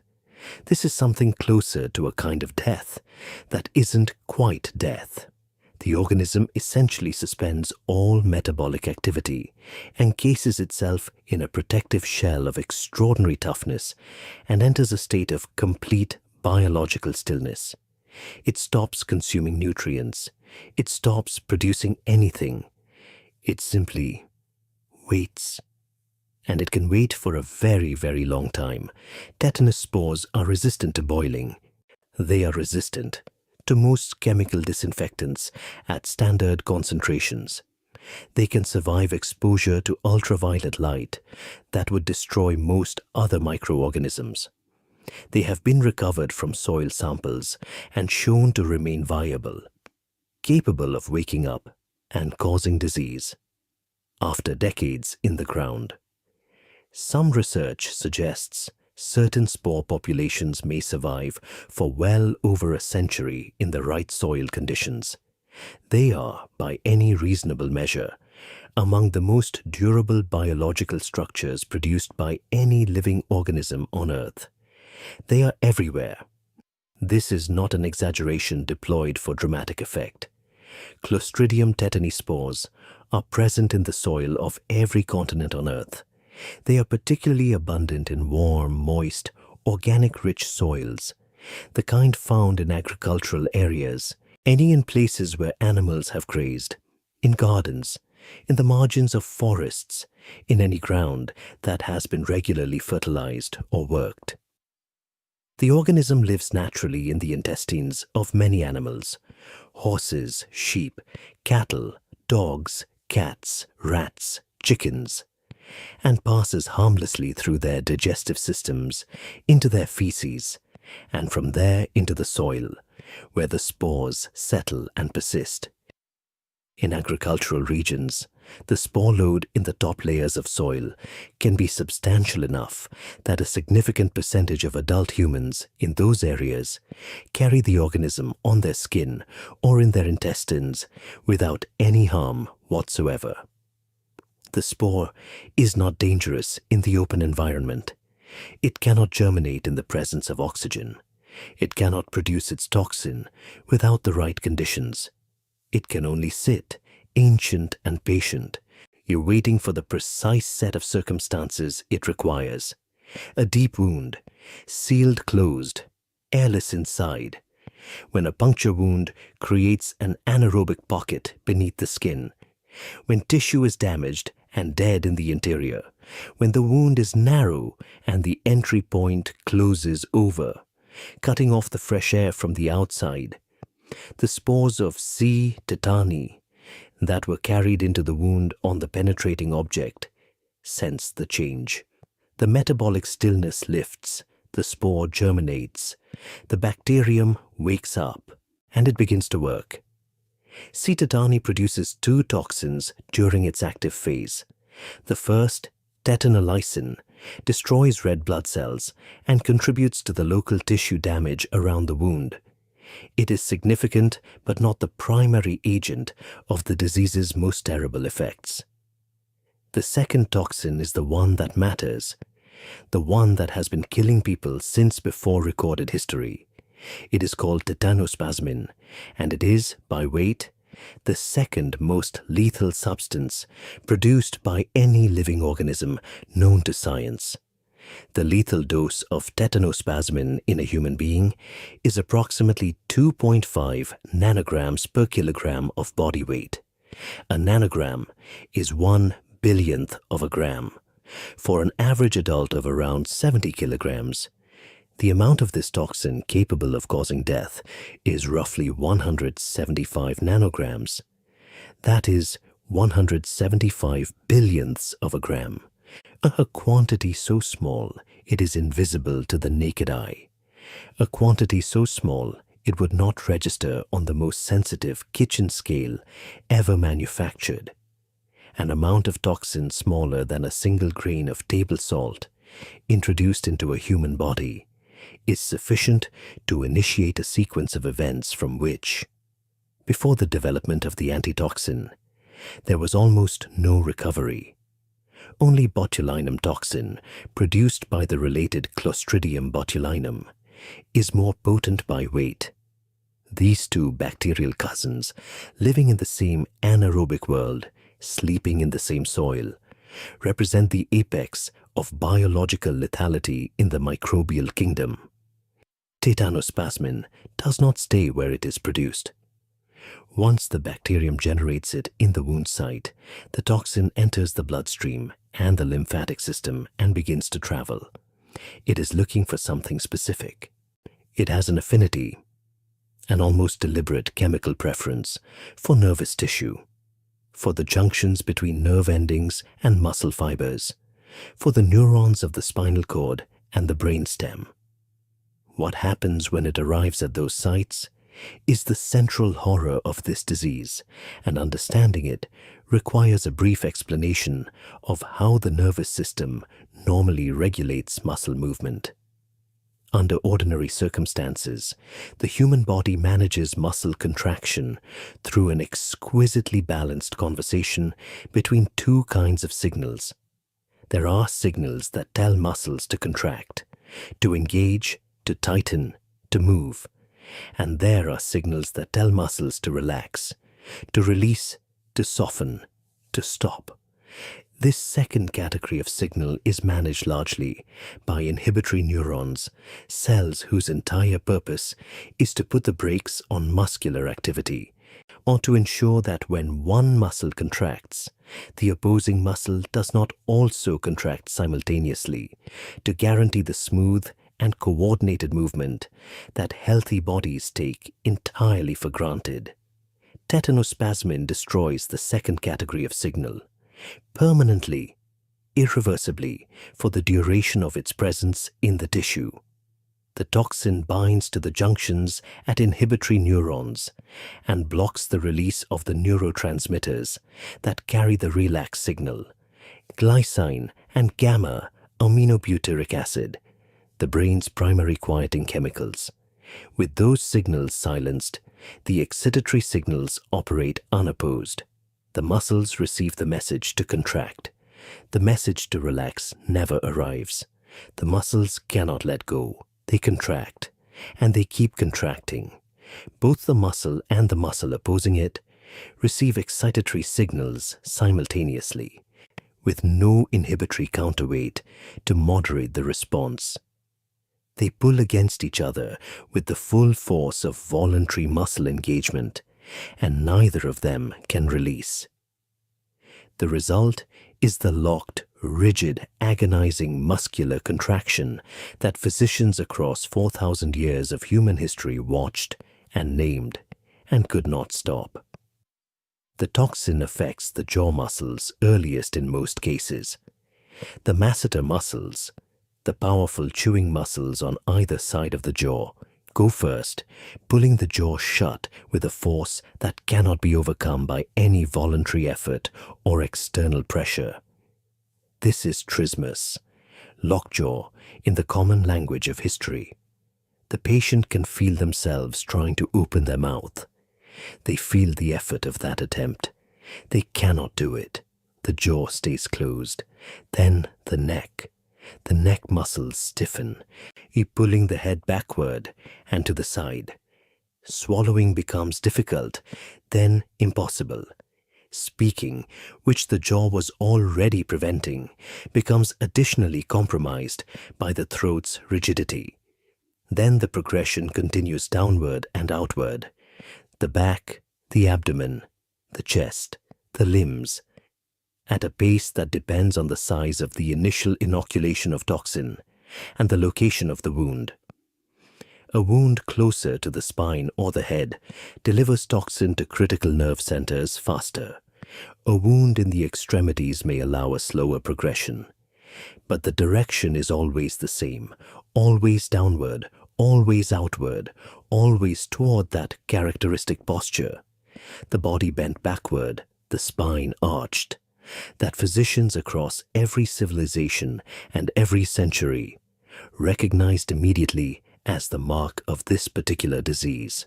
And all of it triggered by something invisible, something produced in a wound that might have seemed trivial, something carried in from the soil on an object that left a hole smaller than a pencil's width.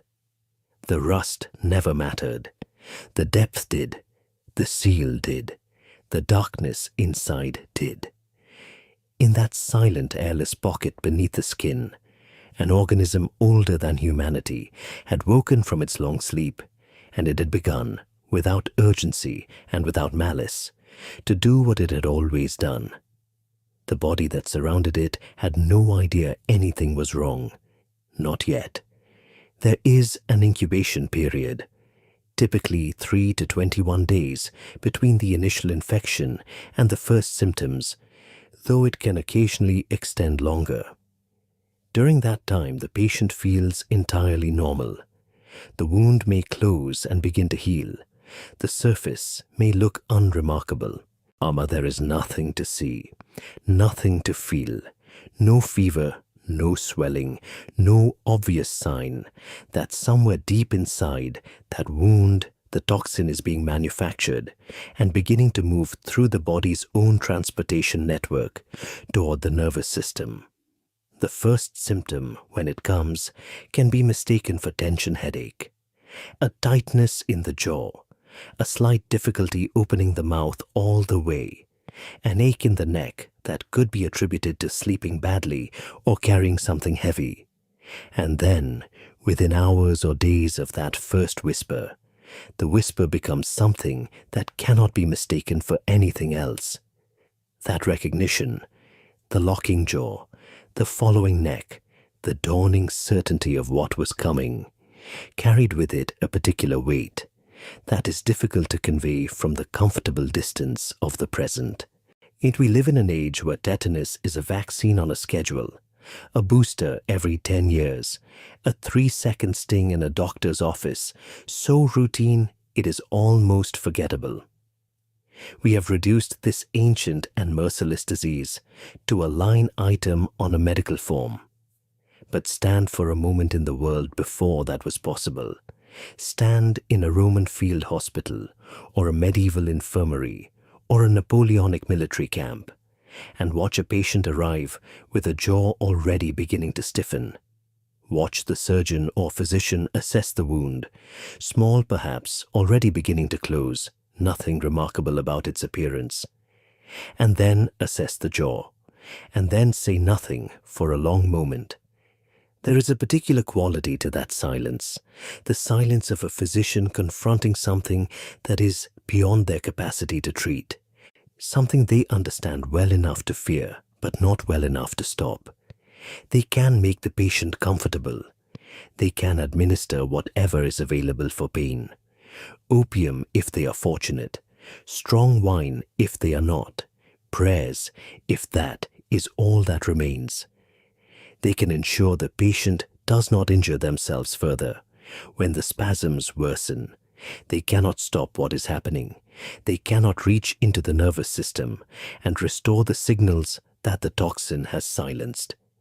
They cannot extract the toxin from the tissue where it has already bound. They cannot unring the bell that rang the moment the spore germinated in the dark.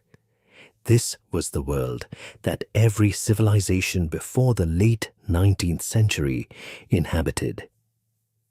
A world where a thorn in the wrong place, a splinter that drove deep into a finger, and a shepherd's cut from a rusted fence post set in agricultural soil, a soldier's fragment wound on a field of churned earth. Any of these could initiate a sequence of biological events that, once started, almost nothing could interrupt. The bacterium required no dramatic entry, no visible wound.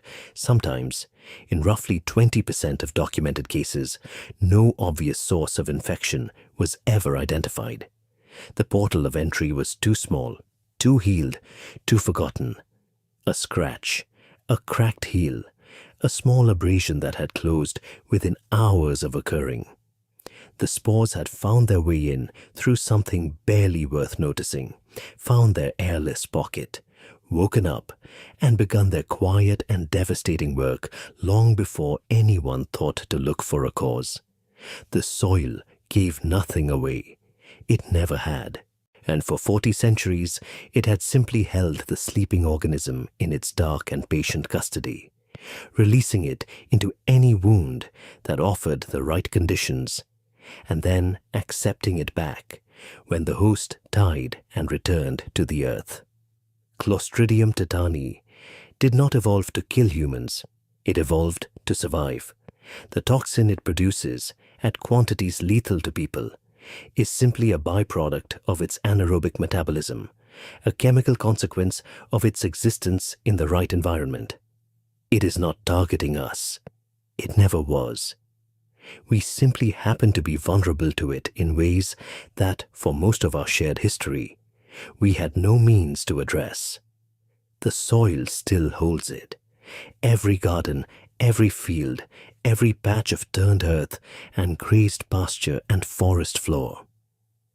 Every nail left in outdoor wood, every thorn on every rose bush, every piece of agricultural equipment ever used in land where animals have grazed. The spores are there. They have always been there. They will be there long after everyone reading this is gone. What changed? What finally, after 4,000 years of helplessness, began to change was not the organism. It was us, our understanding of it, our ability to see it, to name it, to study it, to manufacture something that could stop it. But that change was still a long time coming, and in the centuries before it arrived, the disease continued to do what it had always done. What it looked like, what it truly looked like in the body of a patient in full tetanic crisis, is something that deserves to be understood. Not merely noted, but understood. That because the physicians who watched it and recorded it across the centuries were watching the nervous system operate in a state of complete and total dysfunction, the inhibitory architecture that makes coordinated movement possible stripped away entirely, leaving only the raw and unmodulated signal. Contract, contract, contract. That is where we must go next. into the room where the disease arrived in its full expression, and into the records left by the people who witnessed it and could not look away. There is a medical term, opisthottonos, that has appeared in clinical literature for more than 2,000 years. It comes from the Greek, opiste, meaning behind, tonos, meaning tension, tension from behind. It describes a specific physical posture produced by severe tetanus, and the reason it has its own name, in the reason physicians across every era found it necessary to give this particular configuration of the body its own word, is that once you have seen it, no other word will do. The patient lies on their back, or they did lie on their back before the disease progressed to this point. Now the back has left the surface entirely. The neck pulls backward with a force that cannot be resisted, arching the head toward the floor. The spine curves in the same direction, the lumbar region lifting off the bed, the thoracic vertebrae following, so that the body's weight concentrates on 2 points, the back of the skull and the heels, while everything between them rises into a rigid, inverted arch. The abdomen is hard as wood. The arms may pull inward, the fists clenched, and the face is fixed in a particular expression that the Romans called the sardonic grin, and which medicine would later name risus sardonicus. The lips drawn back, the teeth exposed, not in any expression recognizable as human emotion, but simply because the muscles controlling the lips and cheeks have contracted and cannot release. The patient is conscious. This is the detail that the historical records return to again and again, as though the writers cannot quite reconcile it with what they are seeing. The mind is intact. The awareness is complete. The patient can see everything happening to their body. They can hear the voices in the room. They cannot communicate because the jaw is sealed and the throat is rigid, and the muscles required for speech are in the same state as every other muscle, contracted, held, unreachable. They experience the spasms, the sudden, violent intensifications that come in waves on top of the underlying rigidity, with full consciousness and full sensation. The spasms are triggered by almost anything external: sound, light, touch, a door closing across the hall, a lamp brought too close, a hand placed on the bed frame. The auditory or tactile input travels into the nervous system, hits the dysfunctional inhibitory network that the toxin has dismantled, and the excitatory signal fires through every available pathway simultaneously. The muscles, already at maximum resting tension, are suddenly commanded to contract even further. The arch deepens. The spine bends against itself. In severe cases, this additional muscular force exceeds what the bones can withstand. There are 18th and 19th century case reports